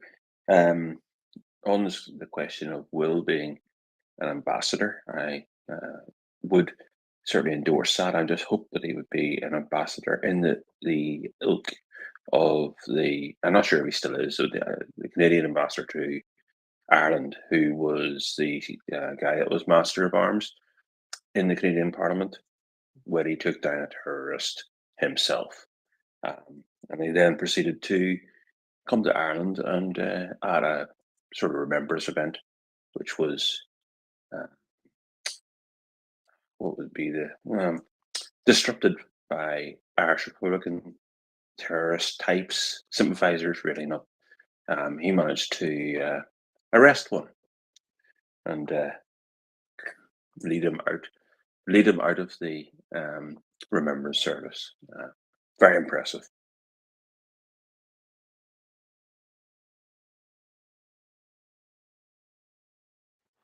Yeah, that sounds like it. Now, is it normal for it to be minus 30 something this time of the year where you are, Marcus? Because that sounds like No, I was being facetious. It's been minus 20 quite a few days, but right now it's probably around minus 10, minus 15 on average.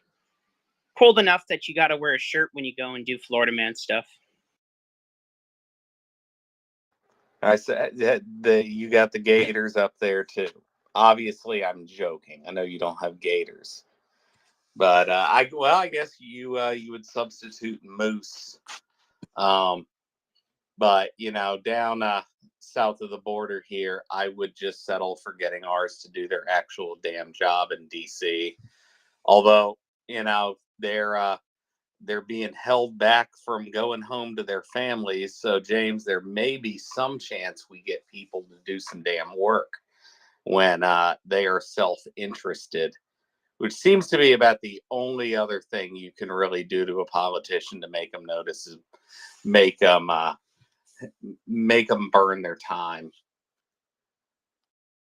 Well, so I called the one guy enough that the person who answered the phone for him finally said, "Oh yeah, I just wanted to let you know that your representative knows what you're interested in at this point." As if I'm going to stop calling, but yeah, you got to bug them and bug them and bug them and just keep on, disturbing their normal activities. Otherwise, they don't pay any attention, and it is repetition that gets attention. And this person that I do talk to, I think she's fairly sympathetic, but she's the aide, not the representative. So, got to aim higher than the aides. Yeah, luckily, all of my actual representatives are highly supportive of Ukraine. It's all the other ones, and that's what we all collectively, everybody listening here, and try to get at least 2 of your friends to do it. If you care about supporting Ukraine, this is making these phone calls is something we should all be doing every day. We have a bunch of hands. I don't have an order. I'm going to say Will, G-Man, and Marcus, or y'all can fight it out. Well, Yeah, I just wanted to add in what I was going to say. It's really quick. I just wanted to tell Will that, and I didn't want anyone else to tell you first, but Jackson Hinkle's girlfriend broke up with him and went back to Russia. It's official. She put it on Telegram. So I knew you'd be upset by it. I wanted you to hear from me first, buddy. Dude, you got to get up way earlier in the day. We got a team of researchers in the back that are worried about hard news, military news, and celebrity news. And I've been on top of that story for an hour and a half. Thank you, Michelle. So I just wanted to say too that I do not.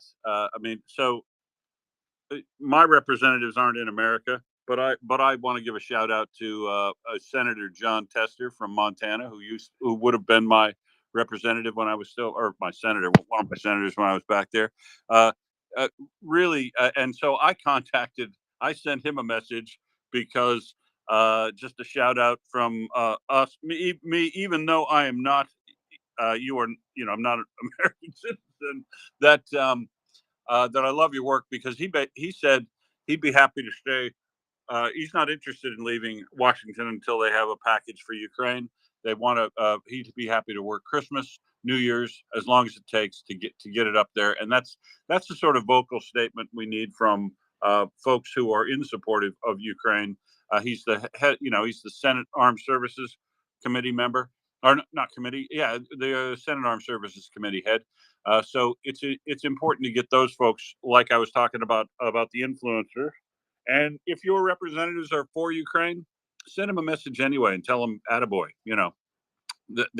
because it should just be basically, as Fella said, de rigueur to contact your representatives at least once a week, I would think, until this breaks free, so that they know you're not going to go away.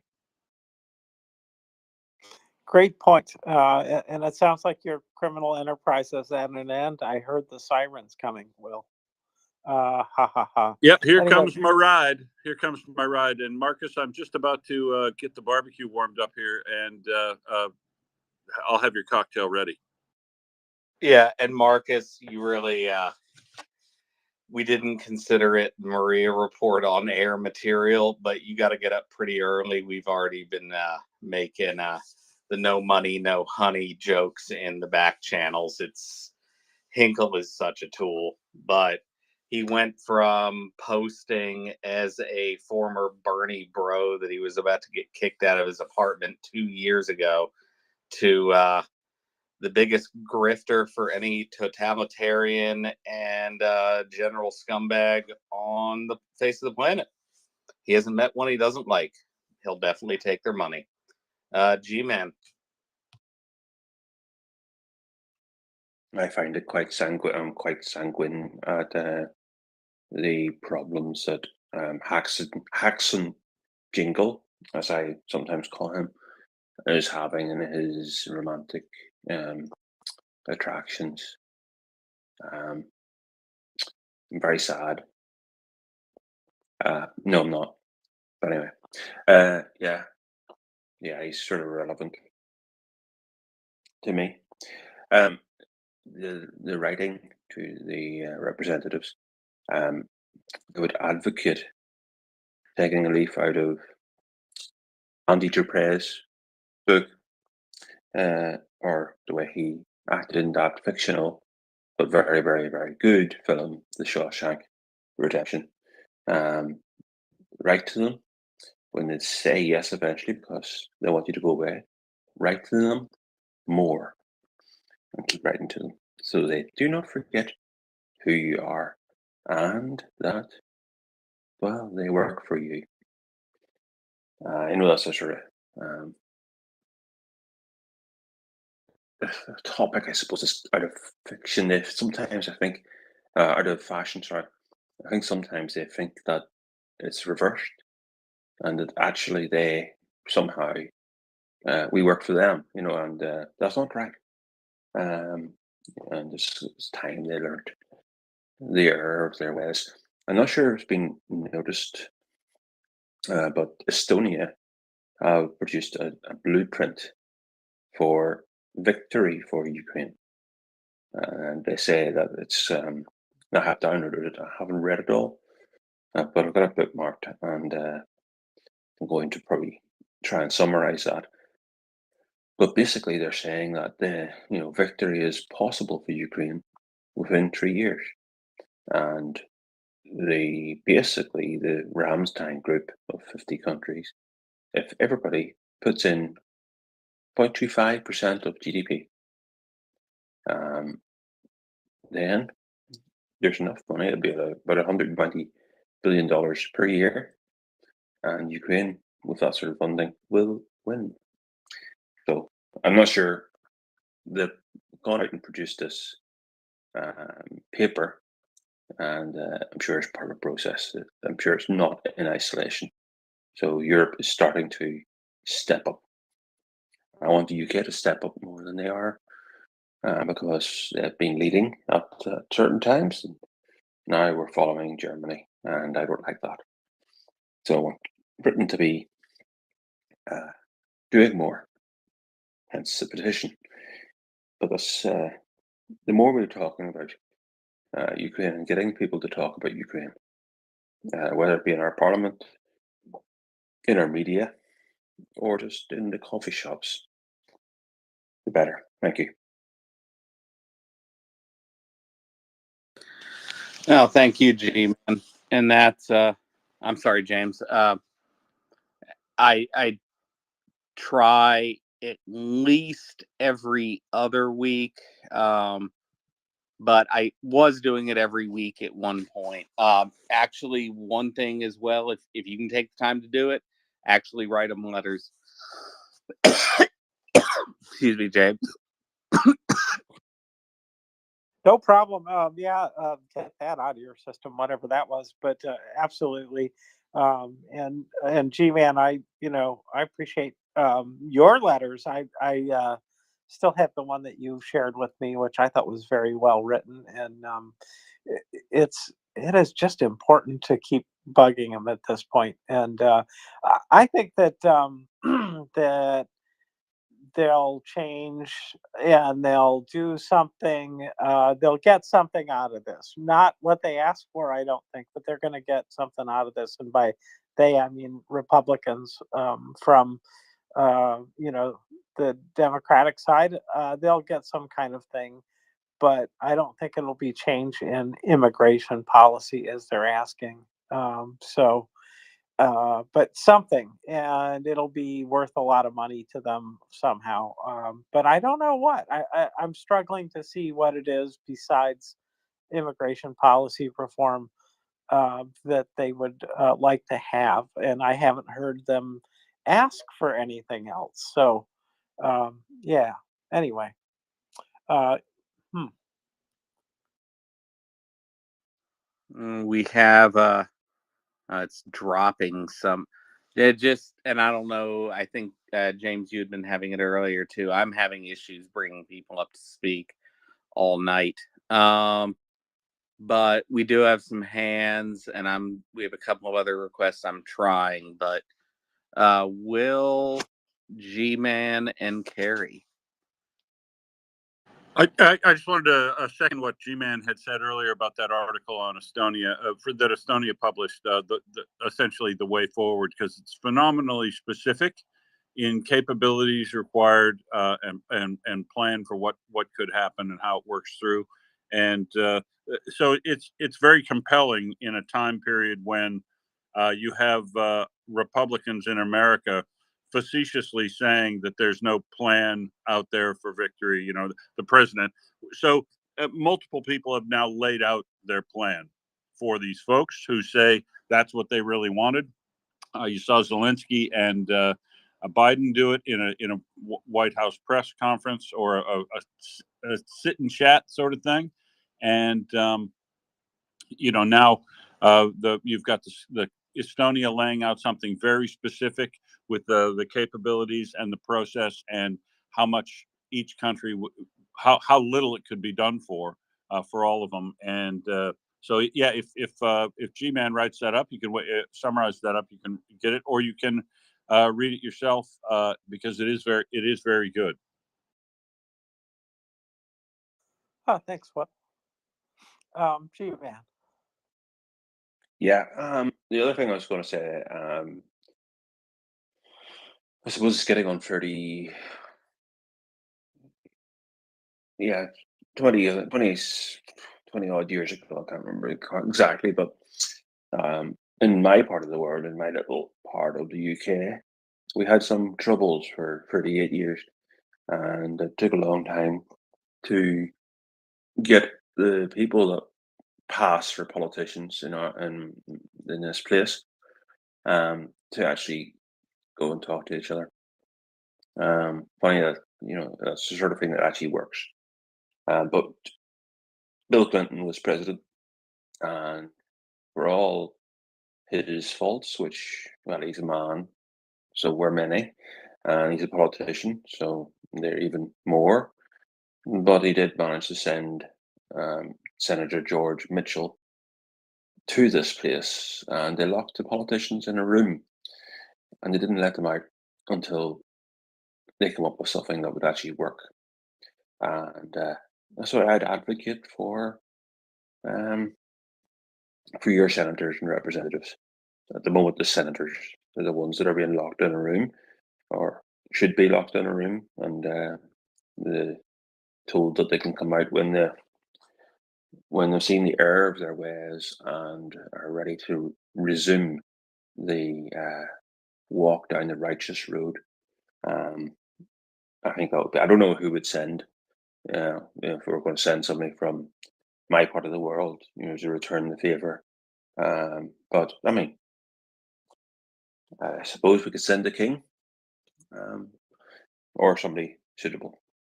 But anyway, I'm sure that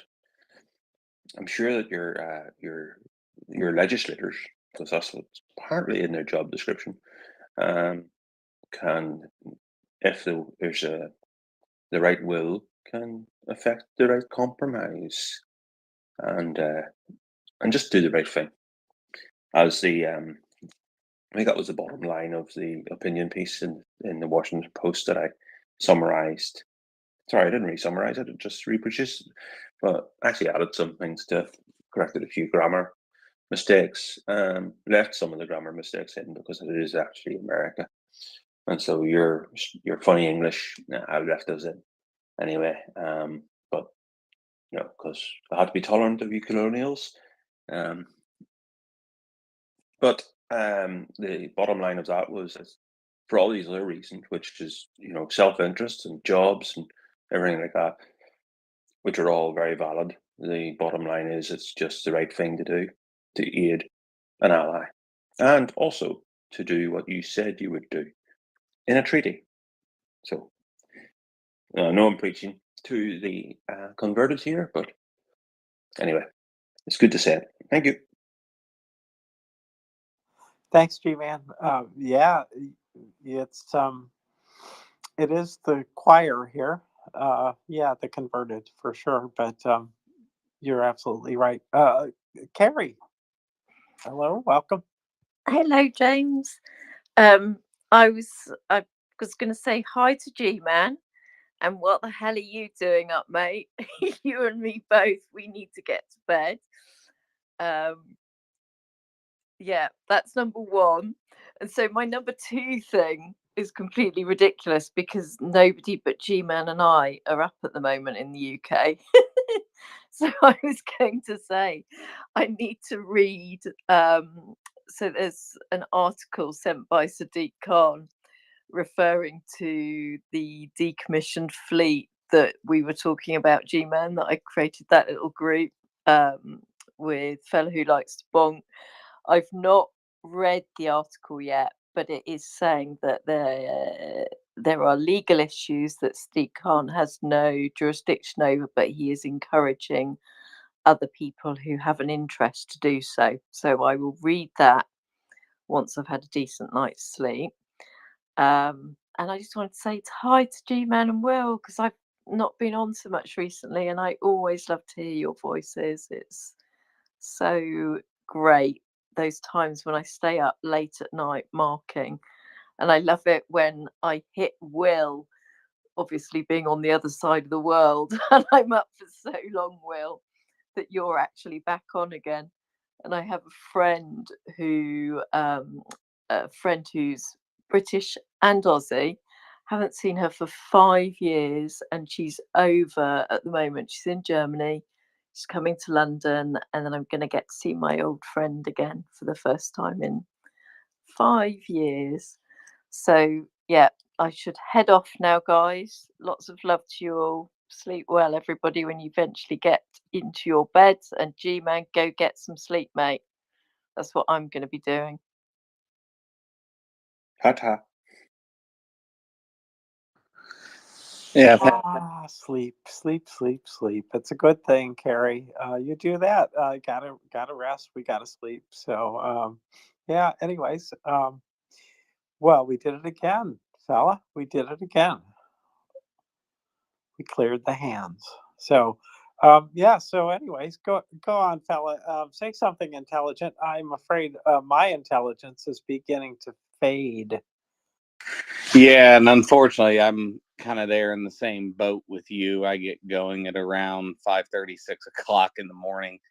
So this time of night pushes it for me. But gee, man, yeah, I mean, I don't know how much their grammatical errors out of us colonials is. I mean, at this point, outnumber what, 8-1 or something like that. So might be you guys that are spelling it wrong now. I don't know, but I do know there are far too many of my countrymen who's and this is one thing you encounter a lot with disinformation. That that Times article that was brought up earlier, where the headline doesn't really at all even match the content of the article, right? And that is an important thing to recognize. But we definitely, the letters are something that different people have posted many different templates. There's I think CC still has one up there, and I believe Angry does as well on their timeline. um you can use those, or come up with your own, have Chat GPT help you come up with one. I have not used Chat GPT yet, but I know there's quite a few fellas that have used that in their letter writing campaigns. And with Will, my God, if fellas are actually trying to get you made an ambassador to Australia, just remember what happened when you let these individuals name a naval drone. What did we almost get out of that? The internet can do funny things, and reading the entire document is always important. Whether you're naming a drone or you're reading a news article. Back over to you, James. Whatever for, I got nothing. No, I honestly was distracted here, and I honestly did not hear what you said, but I'm sure it was fine. I just didn't hear it. I apologize. Not because I wasn't interested, but because there was some other noises here, so that I was making. So, anyways, so let me say this, that it is coming up on the holiday season here quickly. I mean, we're in the middle of it really, and so I know that we'll be looking at some Ukrainian culture coming up soon, and I'm looking forward to that. So if you guys, anybody has any kind of tweets out there associated with Ukrainian culture, whether it's a rendition of Carol of the Bells, or anything to do with the culture of Ukraine, please DM me with that. I would certainly appreciate that. I do want to push that out during the holiday season. This is kind of the magical year for Ukraine. Two Christmases in a year. It's pretty cool. That doesn't happen often, does it? So that is my plea to you, and we'll see what I get. But I'm really excited about this 2 Christmases in a year thing, and I can't say why, except it just feels like almost as big a shift as the accession process.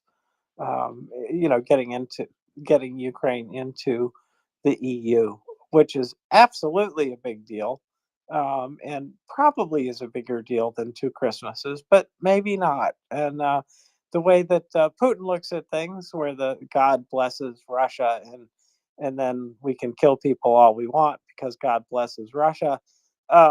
He probably noticed it too and is grinding his teeth about the change in the calendar, which I'm okay with. If his teeth fall out, maybe he'll stop. But anyway, that was my thing, and I'm gonna go find something else to talk about better than that, fella.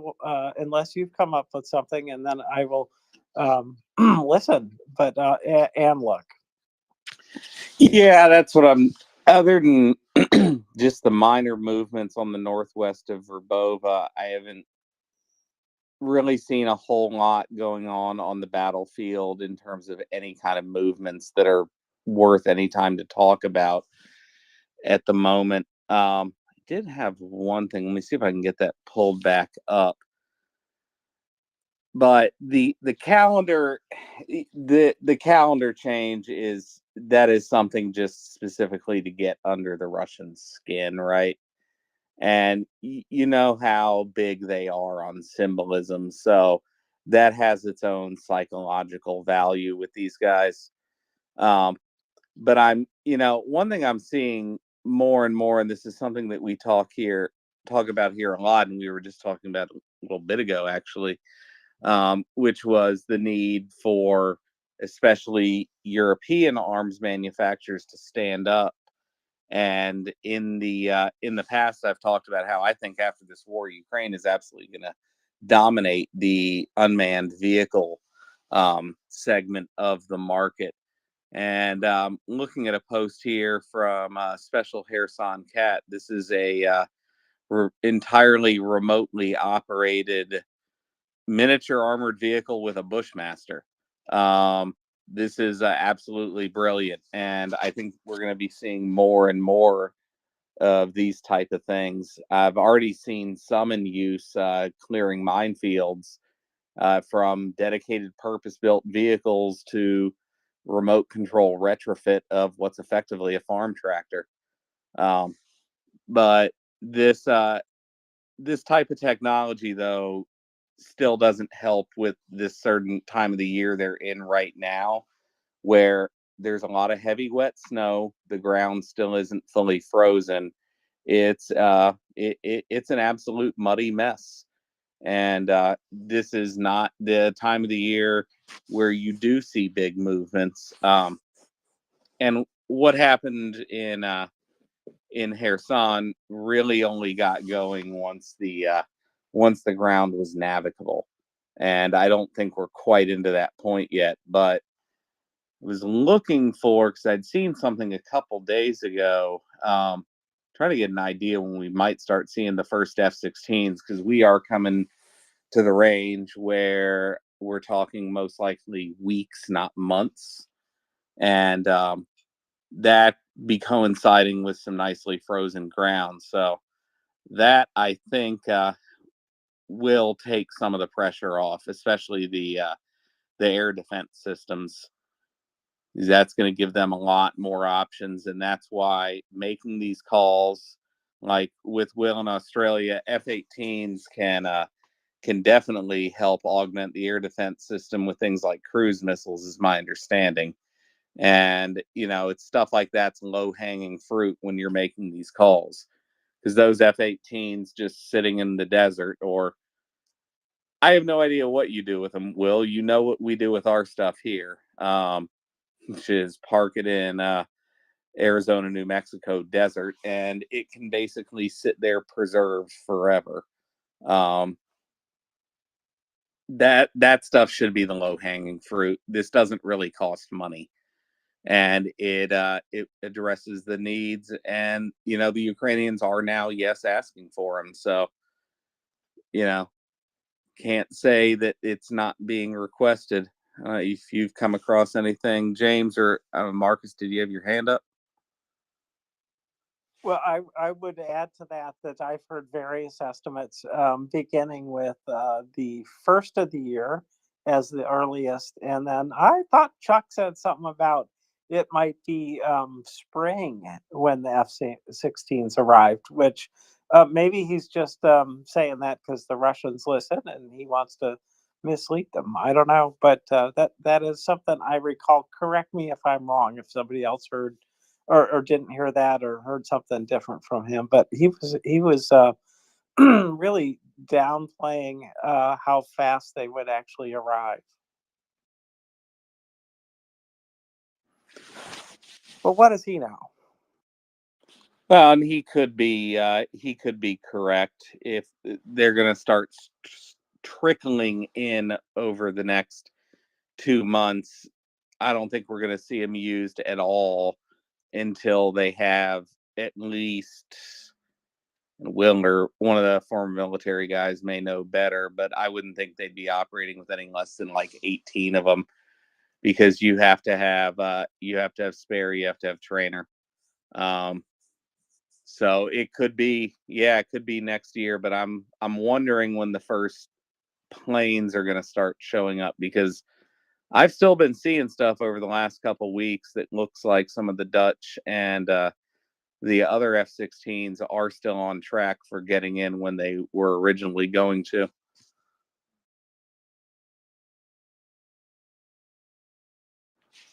Well, we'll find out. Why don't we go to Marcus? Marcus? Yeah, so this reminds me. This won't be over until they have enough for a proper Air Force, right? And it comes down to a criticism that is very fair to say in the West is we're not committing the sufficient resources to treat this like a full-scale war for the Ukrainians. But the reality is we can't drip them just enough to say that we totally helped and then walk away and go, God damn, that offensive didn't go well enough, right? So the reality of the matter is we need to keep pushing our politicians on every side of the aisle and say, look, you've got to aim for these guys to win. We cannot accept half measures anymore. This is accelerating. Other countries are planning land grabs. People are firing rockets in the Red Sea. There's no respect for the West or world order right now. And the longer we wait to address this problem, the worse it will get. So, it's time for 200 F-16s, right? We cannot stop and say 20 is awesome and then high five each other and walk away. No, we can't. That 20 needs a zero behind it, and that's the reason why these calls and these letters are so important. Is just got to get numbers up, and hopefully in 2 years you're going to have domestic production really cranking out big numbers. And this isn't something that we're talking about, but we need to get it to that point. And I don't know if anyone has a total updated running count of promised F-16s, but I thought it was something in the 60 to 70 range. But I don't have 64. Data. You said 64? Yep, 64 precisely, from Netherlands, Denmark, and who's the other one? Belgium. Last time I researched it, you might need to dip into like the Hellenic Air Force to find workable ones. Although you bringing up that the U.S. might have F-18s in surplus that are fairly recent from the Navy is a very tantalizing idea.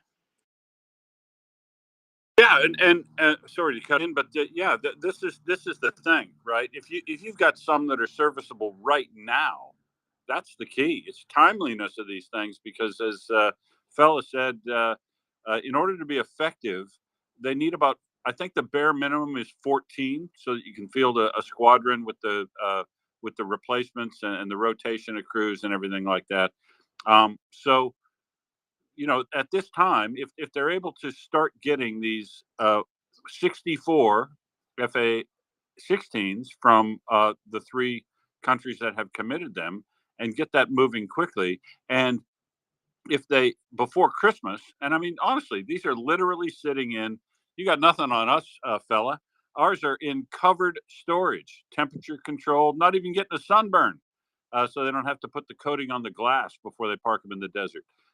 These 40, now they say there's 41. There were 43 before. I think they've given a couple more to museums or RSLs, but these 41 planes now that they have said that are in storage are something that could be committed right away. And the key is, yeah, are they going to have pilots for another year or so? No.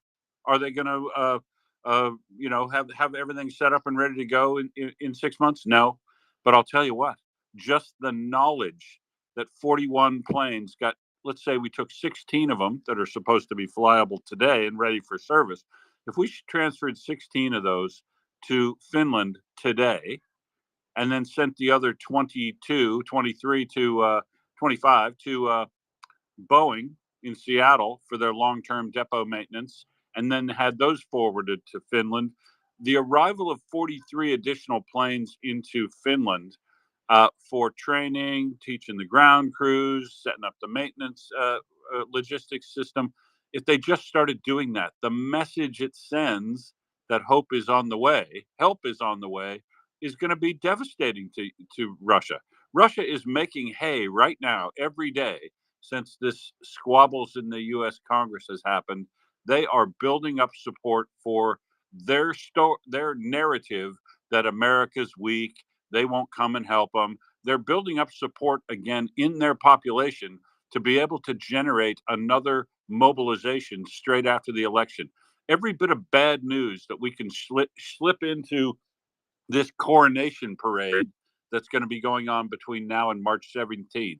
Any bad news we can slide in there is going to do damage to the story that Putin's trying to sell to his own people that they're buying right now because it's supported by stuff that they get from overseas.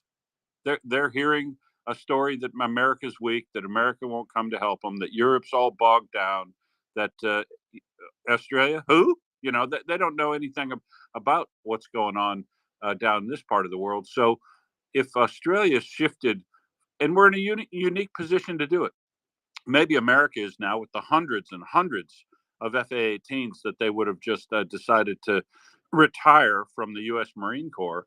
But America's not going to act fast. Australia could act fast right now on planes that have been sitting in storage for 2.5 years, and they're just sending those and getting them off our books to Ukraine or to Finland in preparation for sending them to Ukraine would be a devastating blow to the psyche in Russia. It would. If I told you that you were going to get 64 planes and we're not really sure when they're going to arrive, but I'll tell you what, 43 are on the way, 41 are on the way tomorrow, and you don't know when they're going into service, but they're coming soon. That's basically double the amount of planes that are committed to Ukraine so far, and they could all be sent at once. And the message that would send would be almost as valuable in the short term as the planes themselves.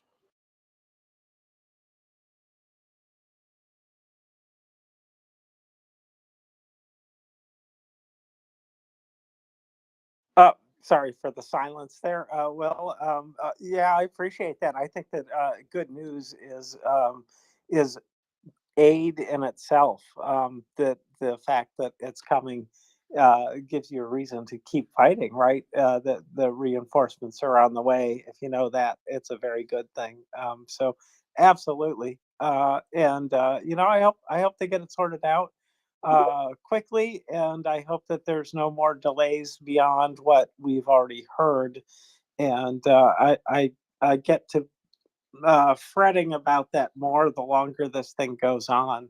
that there'll be some new thing that'll come up. But anyway, yeah, thank you for that. Appreciate it. So we're at the hour here, and so I wondered if people are ready for new co-hosts, and if it's okay, maybe you guys could send a new one up. So, anyways, very good. And otherwise, Marcus, go ahead, please. Yeah, so I actually wanted to ask Will, are you good? Is okay?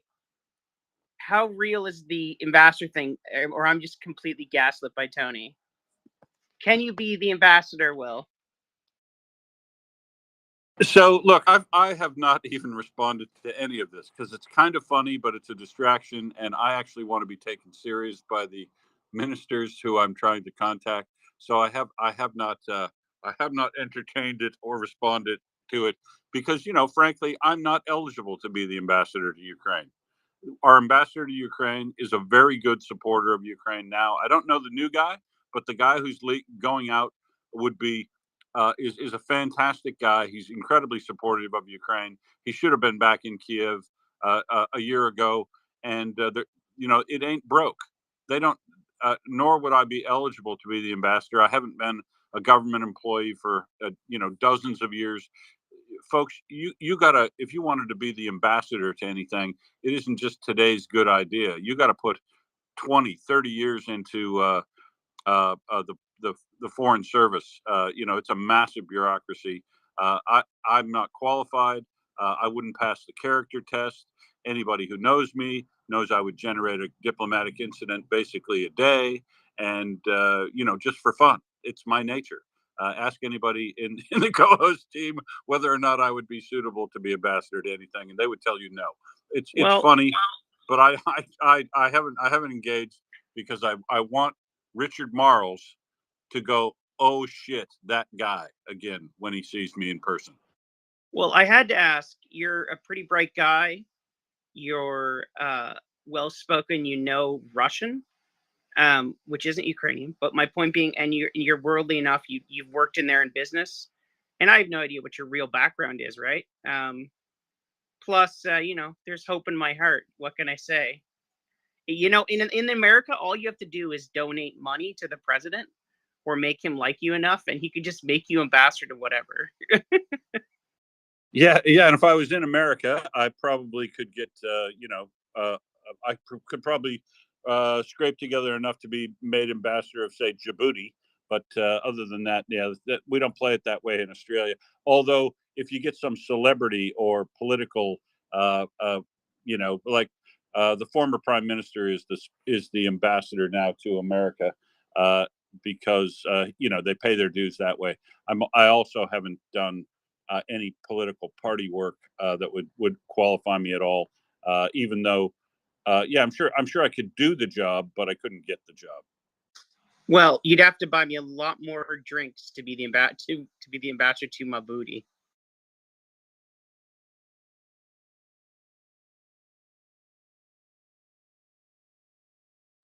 For instance, a Djibouti joke. Djibouti?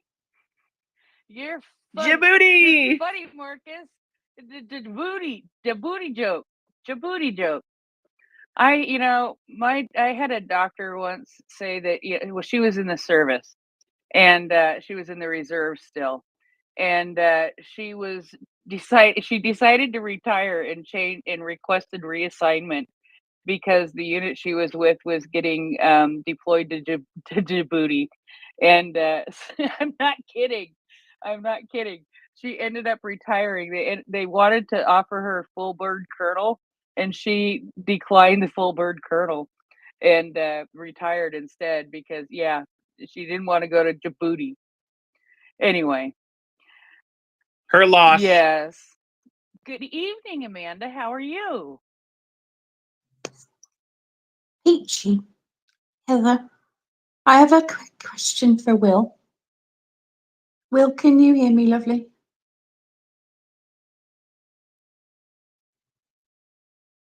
Will, can you hear me? Sure. Yeah, I was giving you the thumbs up. Oh, It's not showing, sorry.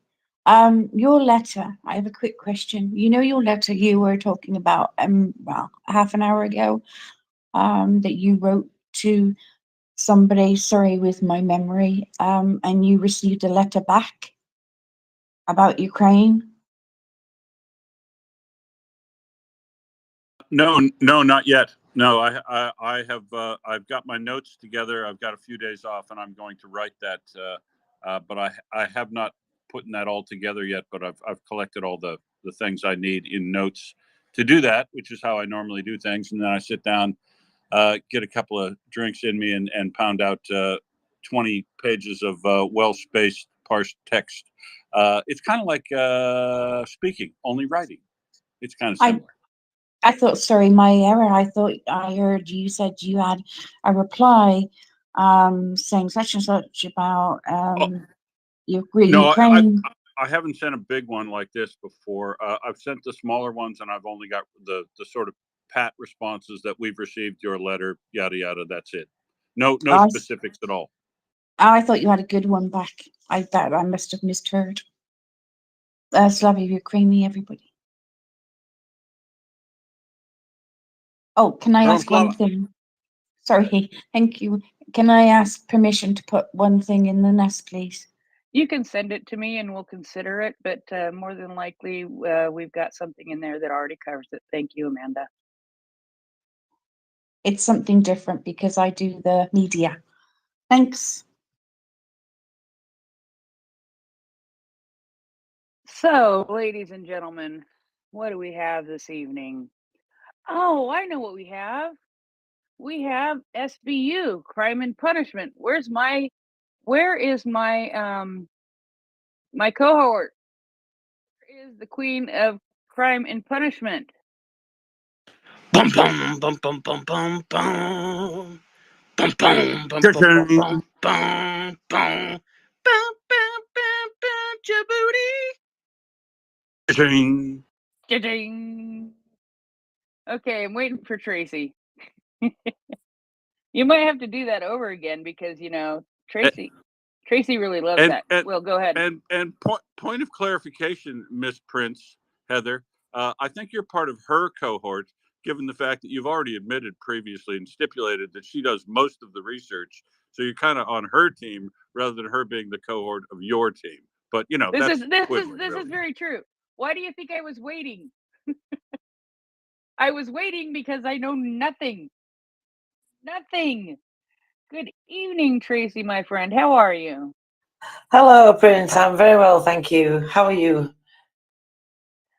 I am hunky-dory. My voice feels better today. I'm not sure why, but I'm not arguing with it.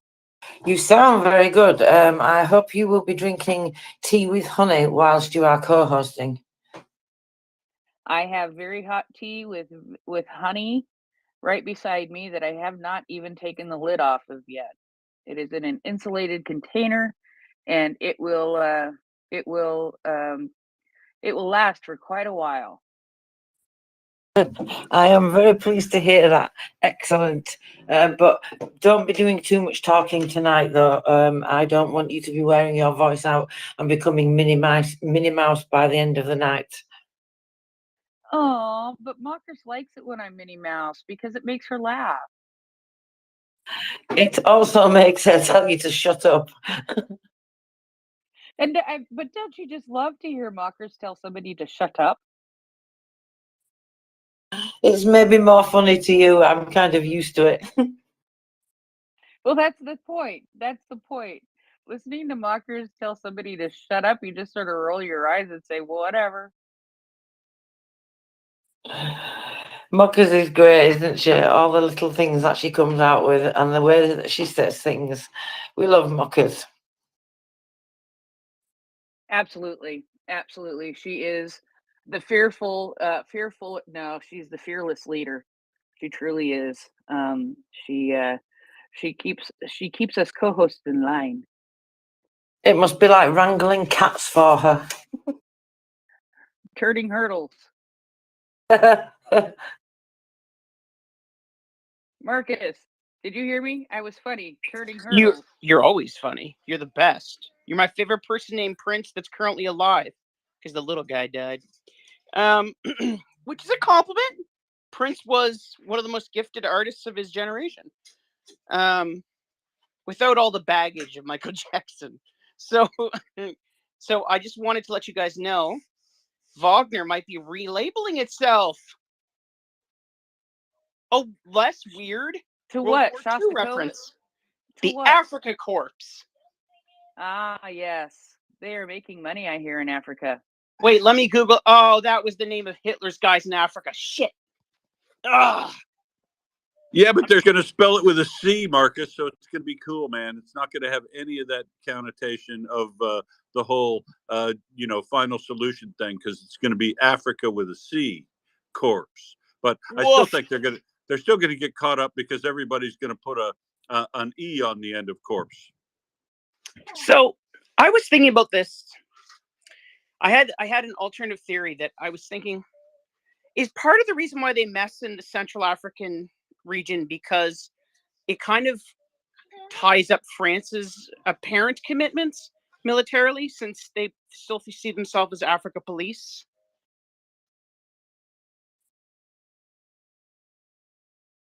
So maybe destabilizing those African countries serves the need of having make it harder for Macron to commit assistance to Ukraine.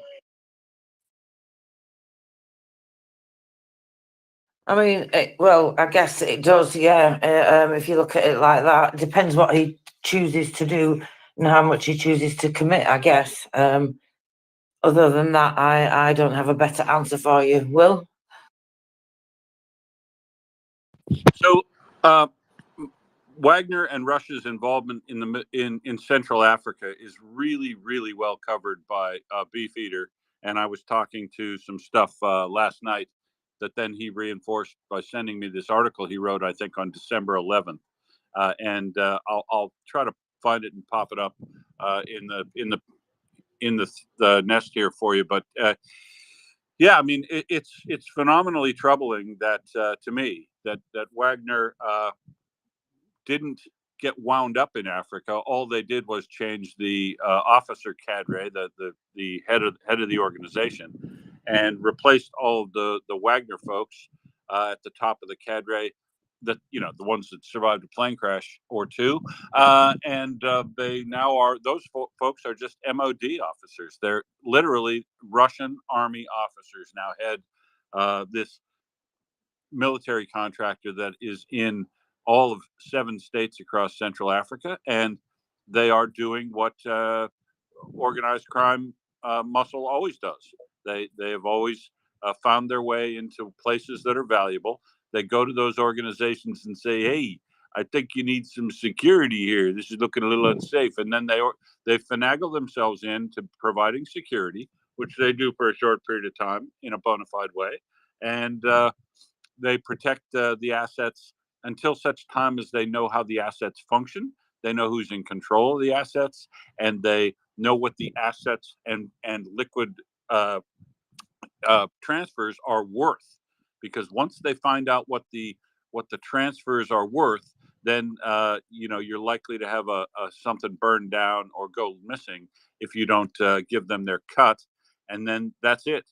They are stuck on you like a remora for the rest of the time that thing is, and sometimes they push you in even farther and literally take over some of the control of the money transfers so they can rob it even more blind, which is why they've made about $2 billion in the last year alone on diamond transfers. So, and it's some real colonial stuff, guys. Like, but the funny part about it is the funny part about it is, Marcus, they try to sell it as anti-colonialism. They're in Africa because Russia was never successful at establishing a colony in Russia or in Africa. They tried, but they were run out by the French. So because they weren't successful at colonizing Africa, they sell themselves as the decolonizers, and then basically slot themselves in there as rent-seeking thugs that you'll never get rid of, unless of course they are crushed and eliminated from Ukraine, and then anybody who is suitable to serve as internal security will probably be drawn back into Russia, and that will be the opportunity for all of Central Africa to drive Russia out of its economies once Ukraine is defeated. So, war, success for Ukraine means success in Central Africa. It means success in Georgia. It means success in Armenia. It means success in Chechnya. Winding back this tentacled octopus of poison everywhere in the world is going to provide some opportunities that have been unknown to the world for about 70 years. 100%. Now, last interjection for our little interlude here before SVU. SBU, sorry, not Special Vehicle Unit, Sports Utility Vehicle Unit, whatever. That is to ask, do we know yet for sure that Wagner is involved with Venezuela? I've only heard rumors.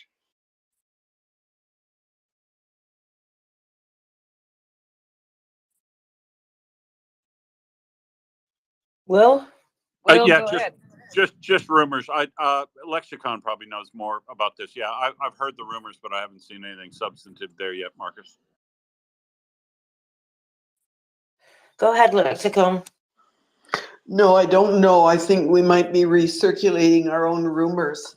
I was hoping one of you guys knew. So you're probably referring, when you talk about report, I guess you're maybe referring to that report called Blood Gold, about the 2.5 billion in gold alone, never mind everything else, transfers out of Africa to Russia.